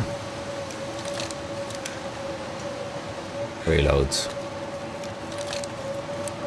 This is why you need to maintain your weapons. Let's have the stress pistol handy. Radio tower. There it is. Chance, at least. See there, because I was lower health and there was a big pack or a big meter, drop a flare. It will keep them at bay, give me more opportunity to retaliate. Looks like this has been here a while. I don't think we need any of this stuff, but we'll sort it. Oh, hello. Molly's work. Yeah. And then we go in here. Can only hope the radio in here is in better shape than everything else in the valley. We use the radio, but before we do, so a quick look around. So here there's some loot as well. You'll find like a stim right there, which is nice.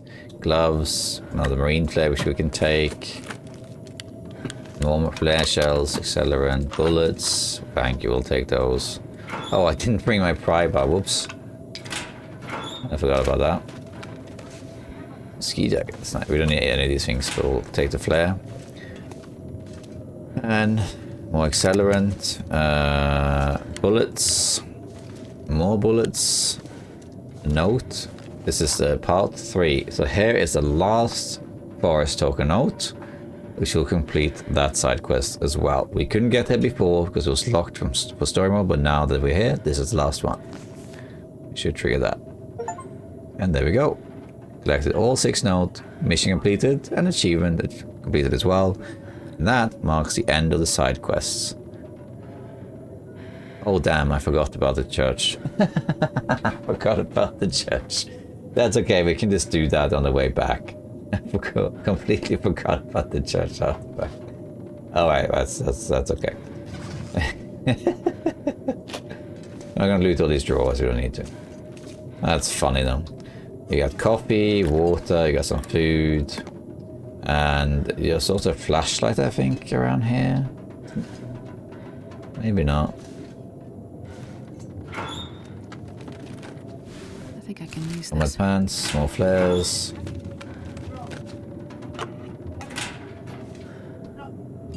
There's the flashlight, yeah.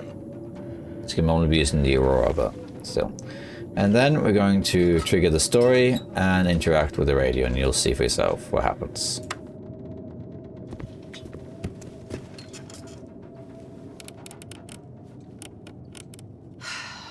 Yep, the radio's sure dead.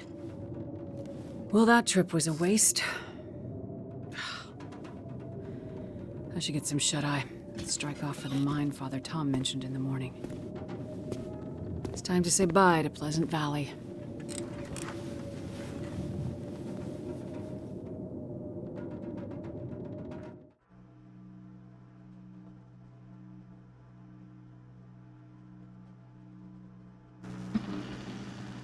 The radio. It's working.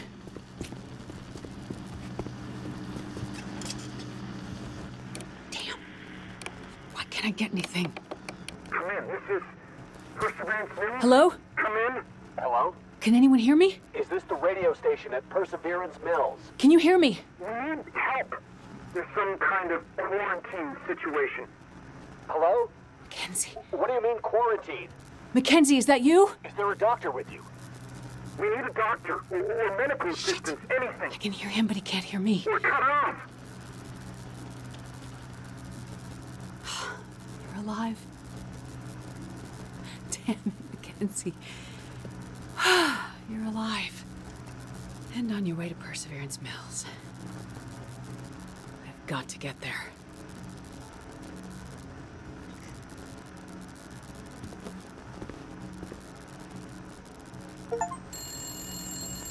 Electricity. Must be reacting to the lights in the sky.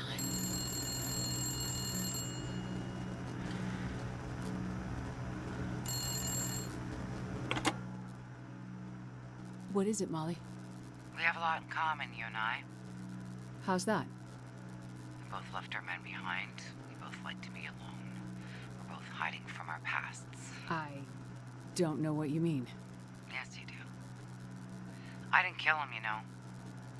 I wanted to. So many times. I just never had the courage. And as bad as it got at times, at least I wouldn't be alone. Being alone would be worse. That's what I told myself. I don't judge you, Molly. I didn't kill him, but I may as well have. I watched while the wolves surrounded him. I knew what was coming. I had a rifle in my hands. I could have helped them. Molly. It all happened in slow motion, you know, like a ballet. They were so quiet and confident, like there was no other way it could end. And I just stood there, frozen. He was yelling at me to shoot, but I couldn't. They circled. And then they were on him, like a force of nature. Molly, why are you telling me this? Because it's important for someone to know. For someone to know what? That I don't regret it. Not for a second. The convict, outside with the arrows in his back. That your handiwork too? Yep. They're all gonna pay now, Astrid. Who are? All of them. We've been in the background, in the shadows, invisible, overlooked for too long. Not anymore. I'm not sure revenge is the answer, Molly. Maybe not, but it'll do for now. Feels good to be on this side of the hunt. So I'm making up for lost time. Take care of yourself, Doctor. You too, Molly. Tell me one last thing. Your pilot. The one you left behind. You one of the good ones? Yes, he is. But things are complicated between us. Let's just say I wouldn't want to find him with an arrow in his back. Then I hope to never meet him. It's been good talking with you, Astrid. For a little while, you took the loneliness away. I hope you find what you're looking for. I hope you can help those people up in Perseverance Mills and find some peace for yourself. Thank you, Molly. I hope you can find some peace too.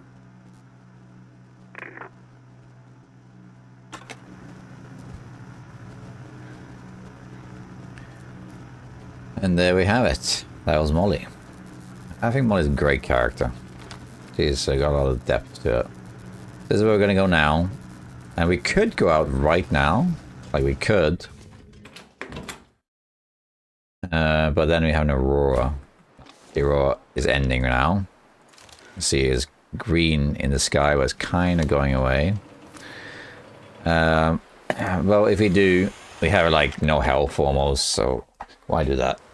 We're just gonna sleep here instead. For like 10 hours, 9 hours.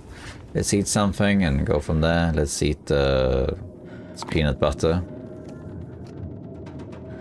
And some water and we'll just sleep. Heal up a little bit. Say 9 hours.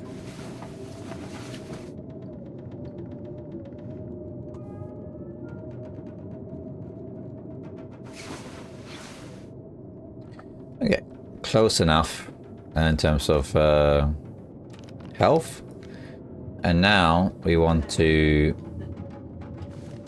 head back, and we're gonna, you can go straight there, but you have to basically go through Thomson's Crossing anyway. Technically, if you want to do the fastest possible route, you could get down here and just follow the river and cross it over here. But I mean, is it that worth it? I think it's just go back more or less the way you came, more or less. There are shortcuts though, there are ropes and things you can take. As you can see, the blizzard is back. So it is that time of year. So it's going to take the same way back, just making simple. Actually, I forgot to fix this revolver. Maybe we should do that first, actually. Let's do that first.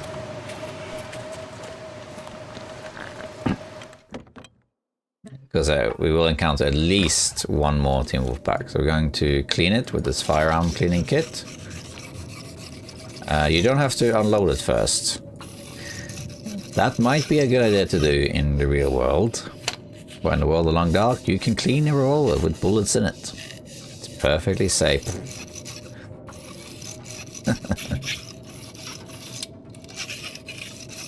Alright, we don't need to repair it all the way, but let's get it to at least like 50. So it doesn't jam again. As you can see, if a revolver jams, it's not great because you might be in the middle of a fight with Timberwolves and then you can't shoot. So the only way to get rid of the bullet is you have to reload, then it ejects the cartridge. So that's not great. Of course, I knew that could happen because I deliberately left the revolver at low condition so I could show you what happens when it jams. And because of that, and that I had low health, I just dropped the flare to make it safer. Okay, I think this is good enough. 68. We'll leave it there, I think. All right, let's go. Let's eat this sardines before we go. Now the blizzard is just gonna keep going. We're gonna go back the same way we came. Now we have ammunition. Again, you can take shortcuts if you want to, but you don't really need to. I'm gonna try and be quick just because it's very, very windy. There's the old pack again.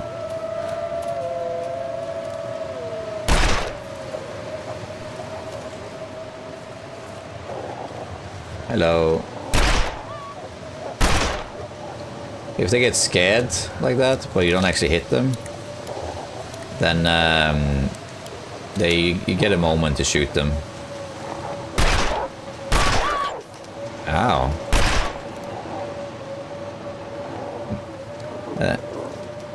Famous last words, huh? Okay, well. Bit me in the foot. That one, I guess, was too close. Let's see, I hit the wolf before he approached me, but he still managed to damage me. Not too worried about these Timberwolves. Like I said, there will be another encounter. There's always another encounter.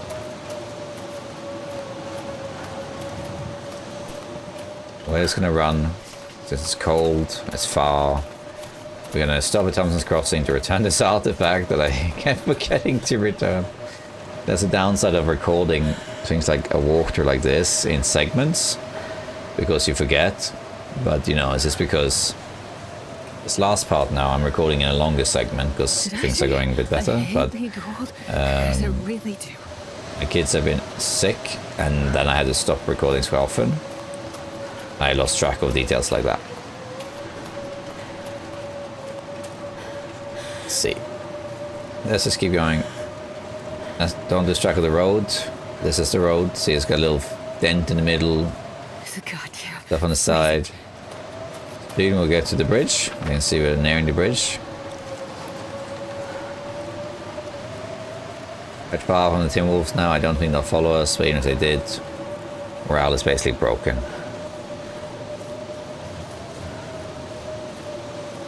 And again, I just shoot them now at this point. I tried to illustrate pretty much every way you can defeat the Timberwolves.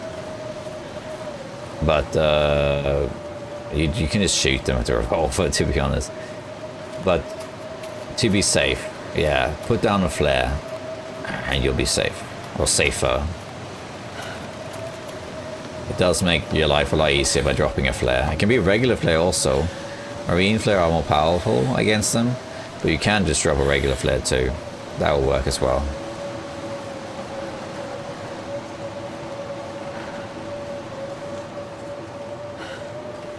Like a faint growl in the background. But I think they are just scattered back there. Let's reload this too.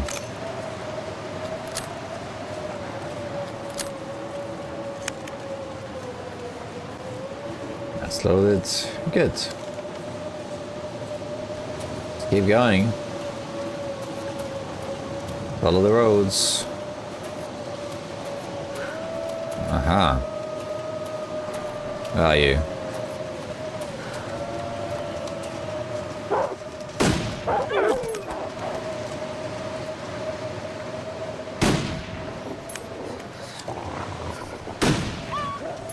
I missed that one. Morale broke. If another Timberwolf pack shows up... Oh no, it didn't break.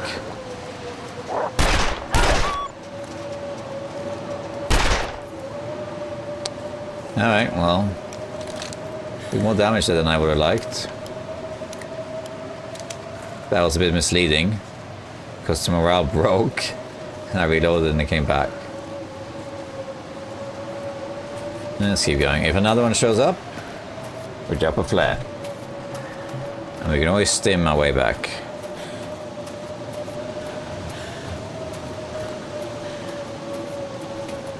Don't be alarmed by my low health. I'm not really worried about it. Because I already showed you all the ways to defeat the Timberwolves. So I'm just sort of Wild Westing it at this point. Just shooting them, having fun with the revolver. If I die, I can load the last save point. And if I'm low, I will just drop a flare, or I'll use a stim. So I'm not worried about not having a way out, you know. This is the end, it's a finale. Might also have some fun, right? Now we're here, this is that steep hill, see? And soon you'll see real roads, which should make things a bit easier.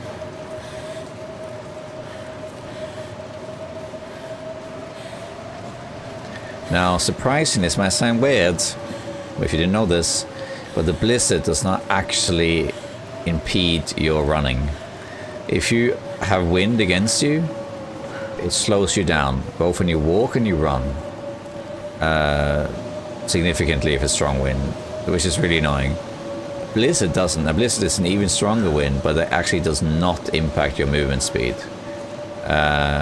And most likely developers just did that because it's hard enough being in a blizzard. You can't see anything, it's noisy, it's super cold. Let's not slow the player down in addition, right? I think that's what they were going for here. Okay, we should be getting to the road soon.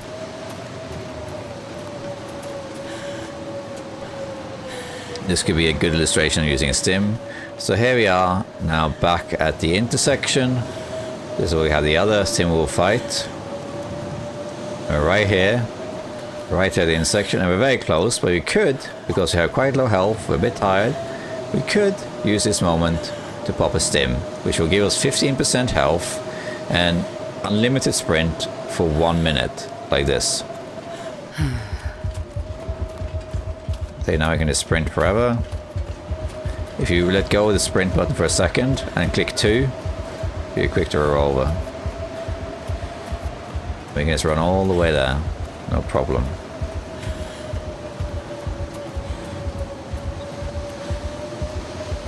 Soon enough you'll see the fire. Here's the fire. Still burning, but we're gonna go to the church. But I had forgotten to return the artifact for. There we are, sorry about that. There we go. Let's return it. This should make the priest happy. I should check back tomorrow. Return to the church tomorrow. Right. That's okay. We can just sleep in. Can actually run a little bit more.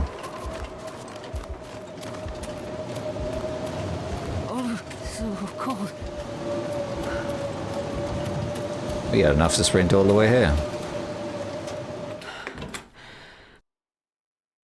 There we go. And now it just says return tomorrow. So we can just sleep. We can just get some more food supplies if we want here. We got some soda, MRE if we want to. I guess we don't need it. Let's eat the what's left of this. And we could just sleep 24 hours to make it easy, to be honest. There we are. And we'll just sleep for 12 hours here. Twice, I think. And we'll be fine.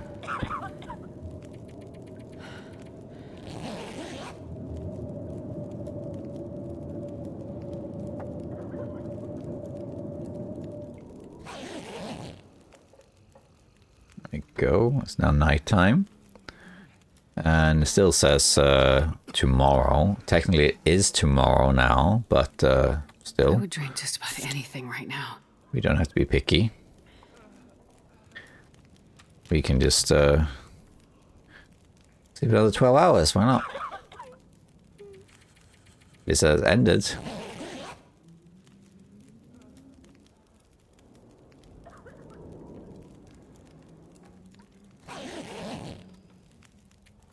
Yeah. It's now been 24 hours. You may also go check on the church. We could just get some more water, we don't really need it, but...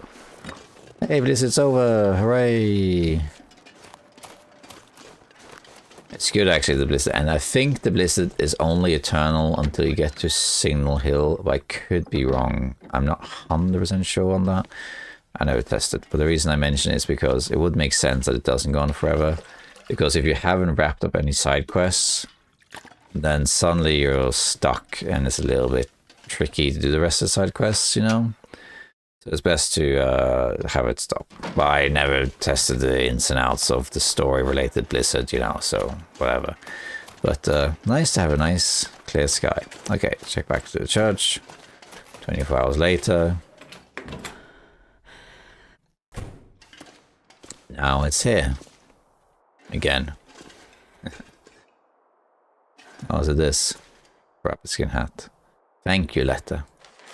Letter from Father Thomas. Thank you, the anonymous person.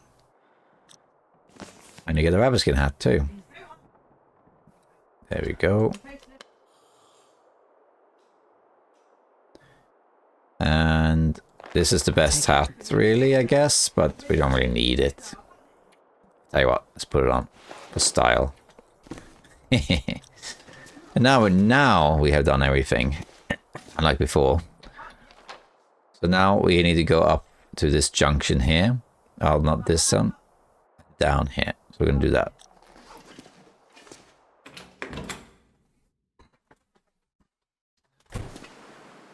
that. So the entrance he's talking about is basically there, like right up there. And you got to get basically to the road over there. That's where you're going to go. I'm wondering if I should get my pry bar. I don't think it's necessary, so we'll just leave it. So let's just head there right now. Goodbye, Thomson's Crossing. I'm just going to head across here. I'm basically crossing the river now and going up this way. That's what I'm doing here. Helps a lot when there's no blizzard. See a lot more.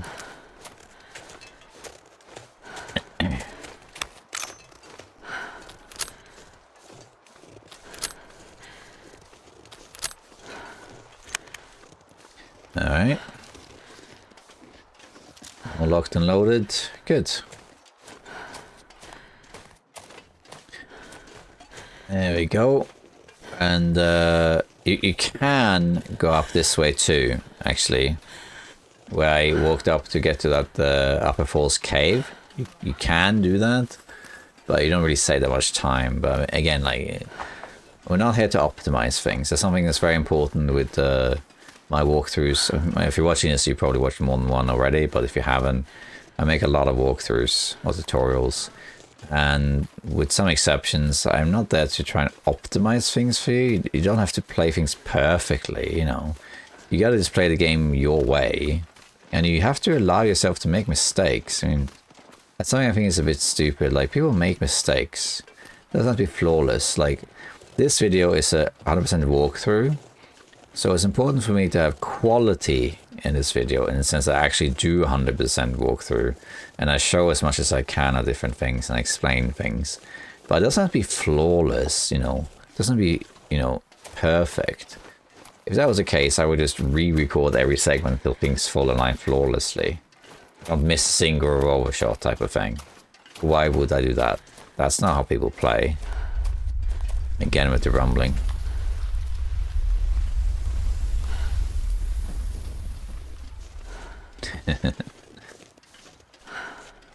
So you gotta permit yourself to make mistakes and also not to play optimally. You don't have to take the perfect route. You don't have to get well fed. You don't have to make no mistakes. Just play however you want. And if it's story mode especially, you got save points, so you can just save the game whenever you want and then try again if you're not happy with how you played. So don't let anyone tell you how to play, including me. I don't tell people how to play. I just tell people to play the game the way they want to play it. Better stay alert. Hey Wolfies, take a flare to the face. There's so many of these.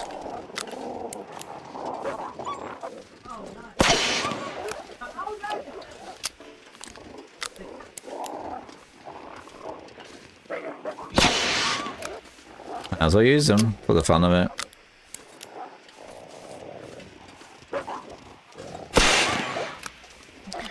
There's one way to defeat the Timberwolf pack. I haven't seen this one before, right?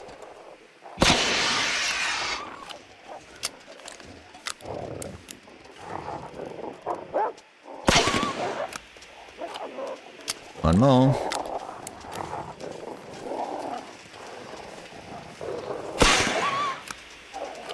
And the history.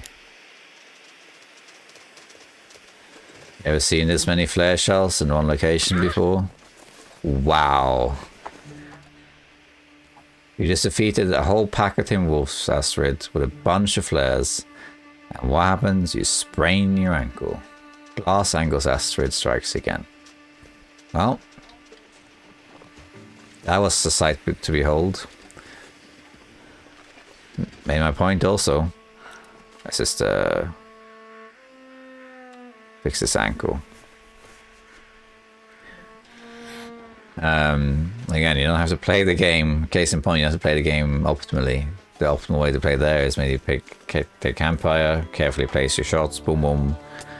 But now we had 21 flare shells. I mean, why not just use them for the fun of it, right? In survival mode, you'd never do that. In survival mode, you have, well, an interlope at least, you have like maybe 10, 12 flare shells, depends a bit on luck. Maybe not even that. They're really for emergencies. You wouldn't use them like this. Where you can. What was that? Oh look, one of them has got the flare shell stuck to him, and he's lighting the road as he goes along. Where is he now? There he is, running away. Are they really going to run all the way around and come back here? Is he running all the way to Thomson's Crossing to want the flare on him? Where'd he go? Should have kept a painkiller now. They're actually going to come all the way up here, aren't they? Alright, well, I'm ready. Got my snowbank right here. Here you come.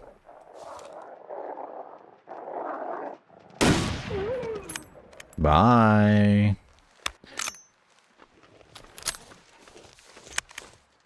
And bye, Pleasant Valley. Yeah, thank you. This should be fine. There's nothing left to do. I returned the church. There's like I said, smaller places we haven't been to, but we don't need to go there. We've done all the side quests. Everything is done. There is nothing else to do but the main story. So, now we're just going to navigate these tunnels and get to the other side. Let's grab a couple of coal. This is basically Cinder Hill's mines. Looks iffy. Survival related. It's basically Cinder Hill's mines connected to the Aurora mine. That's basically what this is.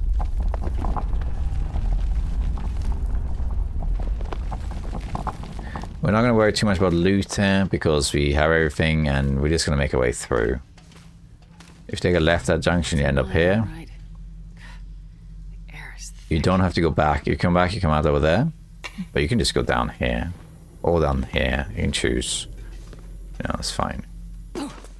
And again, I just tend to go left. There's, as you can see, there's lots of coal, but you don't need this coal. Just go this way. And we don't really care about loot. There's not much loot there anyway. Except for some quest-related stuff, which will come up. All this rumbling.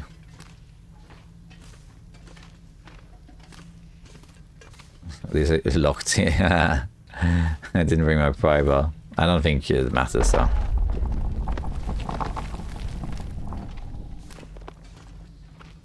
If you didn't bring a lantern, use a flare, torch, whatever. Can't make a fire here though. Oh.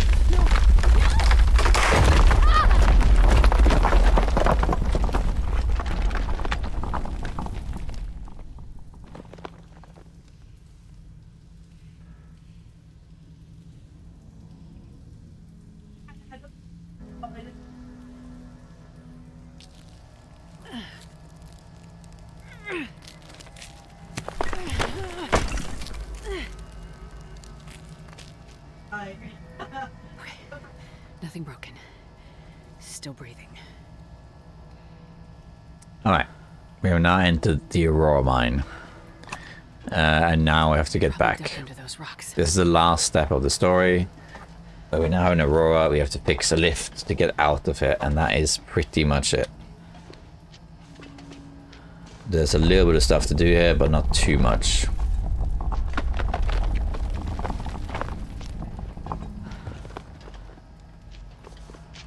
That smarts a bit. Be careful. This is electricity in water. If you step on electric water, you will die. Not instantly, but it saps away. You'll die in like 3 seconds or something like that. So don't do that. Mine shafts, you can fall through it.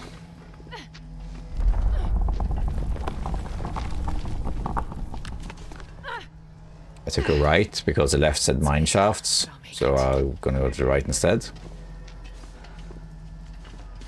And that takes us to the elevator.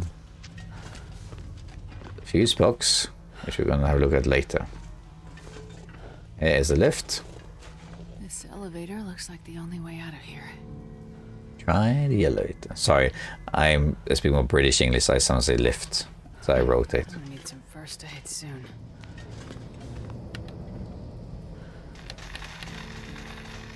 Alright, the elevator's broken, so we need to fix it. And basically what we want, there's no map here, is to, it doesn't say, but you have to fix the fuses, is basically what we need to do. Alright. Okay, so there's fuses around here. There's one over here. I think I'm going to use this. We can't really see well, even with the lighting. So here you can see the fuse box. You open that, burn that fuse. So you need a new fuse basically. Swap burn out fuses with replacements. So now you gotta go around looking for fuses. You know, they're here and there, but you can also have a little look around, see what else you can find. Got some marine flares, which we don't really need. Not Timberwolves in there, but I mean, why not? I suppose there's a painkiller in here, is there? There is. This will come in handy. Let's take that. A lot of pain, actually. You must have got that much pain. How much pain? 3? Okay, well, we can cure that. Then we can see a bit better. Because pain obstructs vision. It doesn't impact your health or anything. It just gives this little blurry thing. Yeah. And I have enough bandages to fix the other stuff. It's a flashlight, which I do actually have already. Which is this one. So you can use that. This works just fine during the Aurora. The fuses are not in those lockers. There are other fuse boxes. Here is the pry bar that I forgot. So they give you another one in case you forget, which is nice. So if you do want to open one of these lockers, they're locked, there is a pry bar for you. But there's nothing really in there we need, I don't think. See? Just MRE, who cares about that? So now you just got to make your way around the mines and find fuses pretty much. You can go up here, you can go left. We're going to go left first. And let's find our way back, see the signs of the elevator. And here you can see there's another fuse box. This one's also burnt out. So you got to replace those two, basically. So to do that, we got to go up here. These can be electrified too, these cables, so be careful. They're not flickering right now, but they can. And here's another fuse box up here at the top, which is also burnt out, as you can see. So we need to get to some supplies that have new fuses. Rumble, rumble, rumble belly. Check down here first to see if there's anything, which there shouldn't be. It's just a dead end to block off a path. Yeah. If you have played survival mode and you've been to the Aurora mine in Coastal Highway, then you know this area. It's exactly the same. Just modified a bit for story with the fuse boxes and that. But it's still the same, basically. You just gotta get to the other side and get the supplies. Be careful here with the water. And now what happens, you get to this part here, no trespassing. And it will be locked. The bolt cutters. So you need to get bolt cutters. So in here it will have the supplies you need. So we're gonna find bolt cutters. Bolt cutters are only used in this episode, and I think in episode 4 you also need bolt cutters. In survival mode you don't use it. So now we need bolt cutters. So you look around for that, and naturally they'll be kind of like at the end. You can also check out up here. There's a fuse box there. Let's go up there. We go around here on the left. Up here.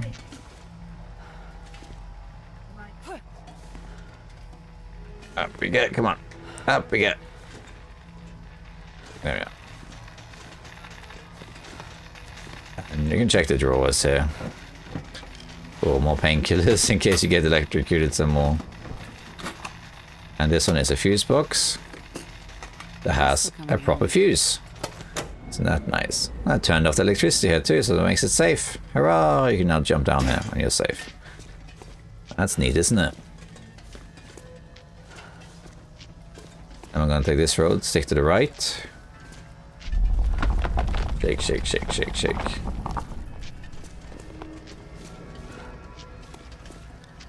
And this takes you back here.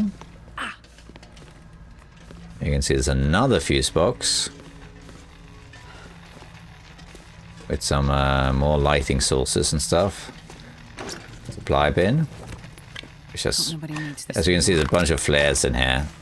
It's just because you don't want to run out of light. Take the fuse box, and another fuse is taken. And here there's nothing, it's just a dead end. Nothing here. More dead ends. Yeah. But you notice that we went in here. There was a path we didn't take. Also, now that we took the fuse out, you can also go this way. Okay. Now you're back here, basically, see? This is where we were before. The lift is right over there. Sorry, I keep saying lift, but this is how it is. And here are the bolt cutters, right here. Okay. Bolt cutters, very nice. And now we're in this area. This is where we were before, see? So, I took a right here. If you're confused, I took a right over here. Then I turned off the fuse and I just walked across back here. And I came out this way instead. So I couldn't go... I could go here, but I couldn't go across here because electricity prevented it. Now we're going to go back up where we came, where they had the locked gates up here. That has stopped, but we can use a flare, we can use the lantern. Let's go back up here, and now we can go back to this gate. Don't worry if you find this confusing. I'm trying to explain it, but it isn't easy because it's not really intuitive. There are maps of this cave online if you want to find one, but if you just basically stick to the right the whole time, always take a right, always take a left, you will eventually just find everything. It's not that many places to go. Now we can open this with bolt cutters. One time, here you have it. And now, here is our last fuse box. Voila. 3 fuses. And now that electricity is turned up as well, we have some more flares. We don't need either, but we can pick it up. Bandage, peaches, more flares. See how many flares? 10 flares. I think we might be okay. I'm picking it up for the sake of it, but... And now she'll say, oh, another dead end. You know, you come here. Oh, damn, going the wrong way again. You know, but now basically we have the fuses. Now we're going back to start and collect $200. If you're not sure, follow the signs, elevator, and it will take you there.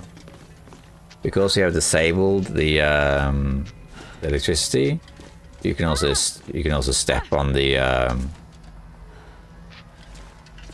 You can actually fix our sprains because we have bandages. I mean, you find cloth, so you can do that too if you really want to. But you know. So follow the signs, the elevator, it'll take you all the way back. But you can also go across the water like I did with the bolt cutters because we have disabled electricity anyway. And now you want to put the fuses into these fuse boxes that were burnt out. So here's one. These are burnt out fuses, so we want to put in the new fuses.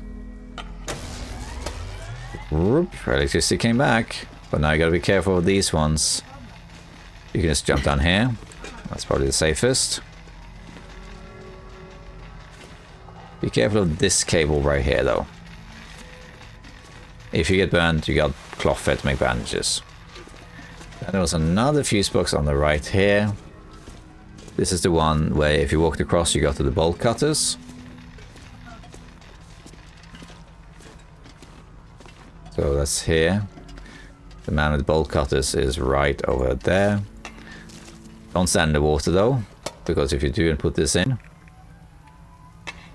then you get electrocuted. Careful again of these. Oops. I got too close to that. Let that be a lesson.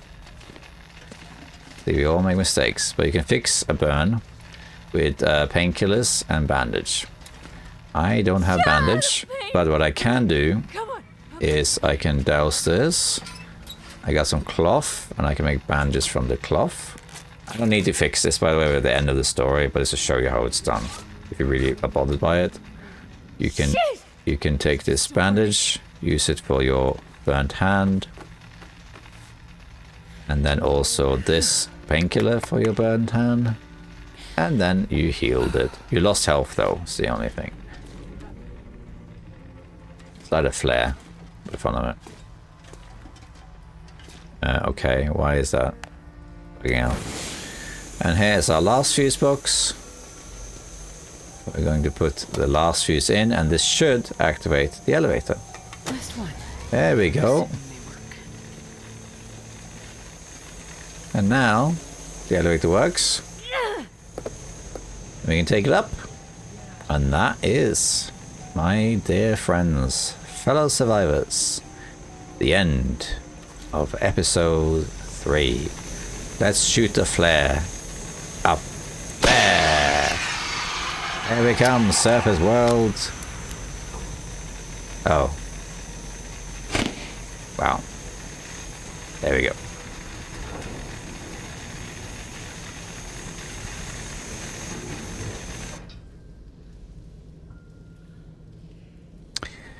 Now we're all the way up here. The last epilogue. I said it's the end, but of course you have to exit as well. But then we are greeted by quite a sight. Now you could stop here and break these down, so, but why would you? You know, there's a little bit of loot here and there, but why? We just leave. A way out, finally.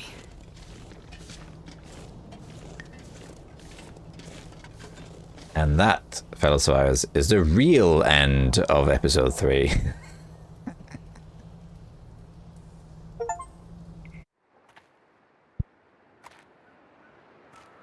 What the hell?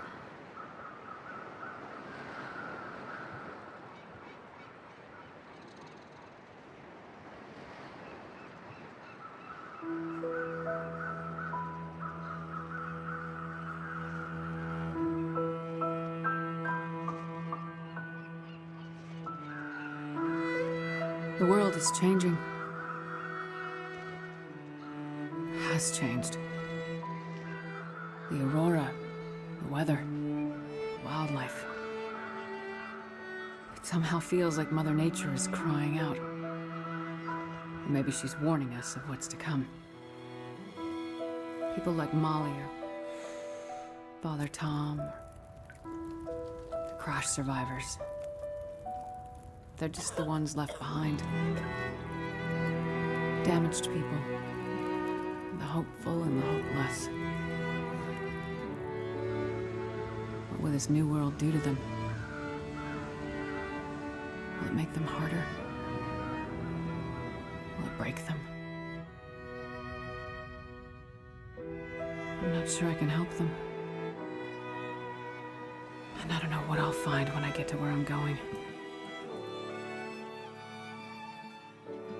But what I do know is this. Mackenzie is alive, and he's heading to Perseverance Mills.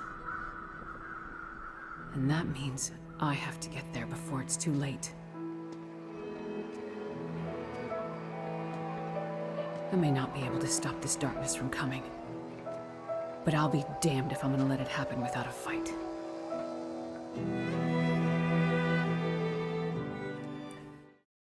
And there you have it. That was the end of episode 3, Crossroads Elegy. Possibly my favorite episode, because I quite like the story of Astrid and how to help people. Molly is a great character. You only actually see Molly like once, which is the beginning, and the rest is his voice acting, and she's very good. And the quests are kind of interesting, like they kind of spread out and balanced. I don't think it's too annoying, like except for the Forest Talker one. It's locked in Signal Hill. Nothing's sort of like story locked. While, for example, episode 2, there are a bunch of things that wouldn't appear until you reach a certain point in the story and that sort of stuff. So here you have more freedom to do it however you want. So it's a good episode. I quite enjoyed it. I hope you enjoyed this walkthrough as well. I hope it helped show where everything was and how you do everything. And if you were just along for the ride as a playthrough, I hope you had fun too. And we forgive little mistakes here and there. Next up is episode 4, and then episode 5 is coming out very soon. If you're watching this recording in the future, well, hello future, but then you already have episode 5. But that's okay. Nothing's going to change in these episodes. It doesn't change. Okay, fellow Sawyers, thank you so much for watching. I'll see you next time. Bye bye.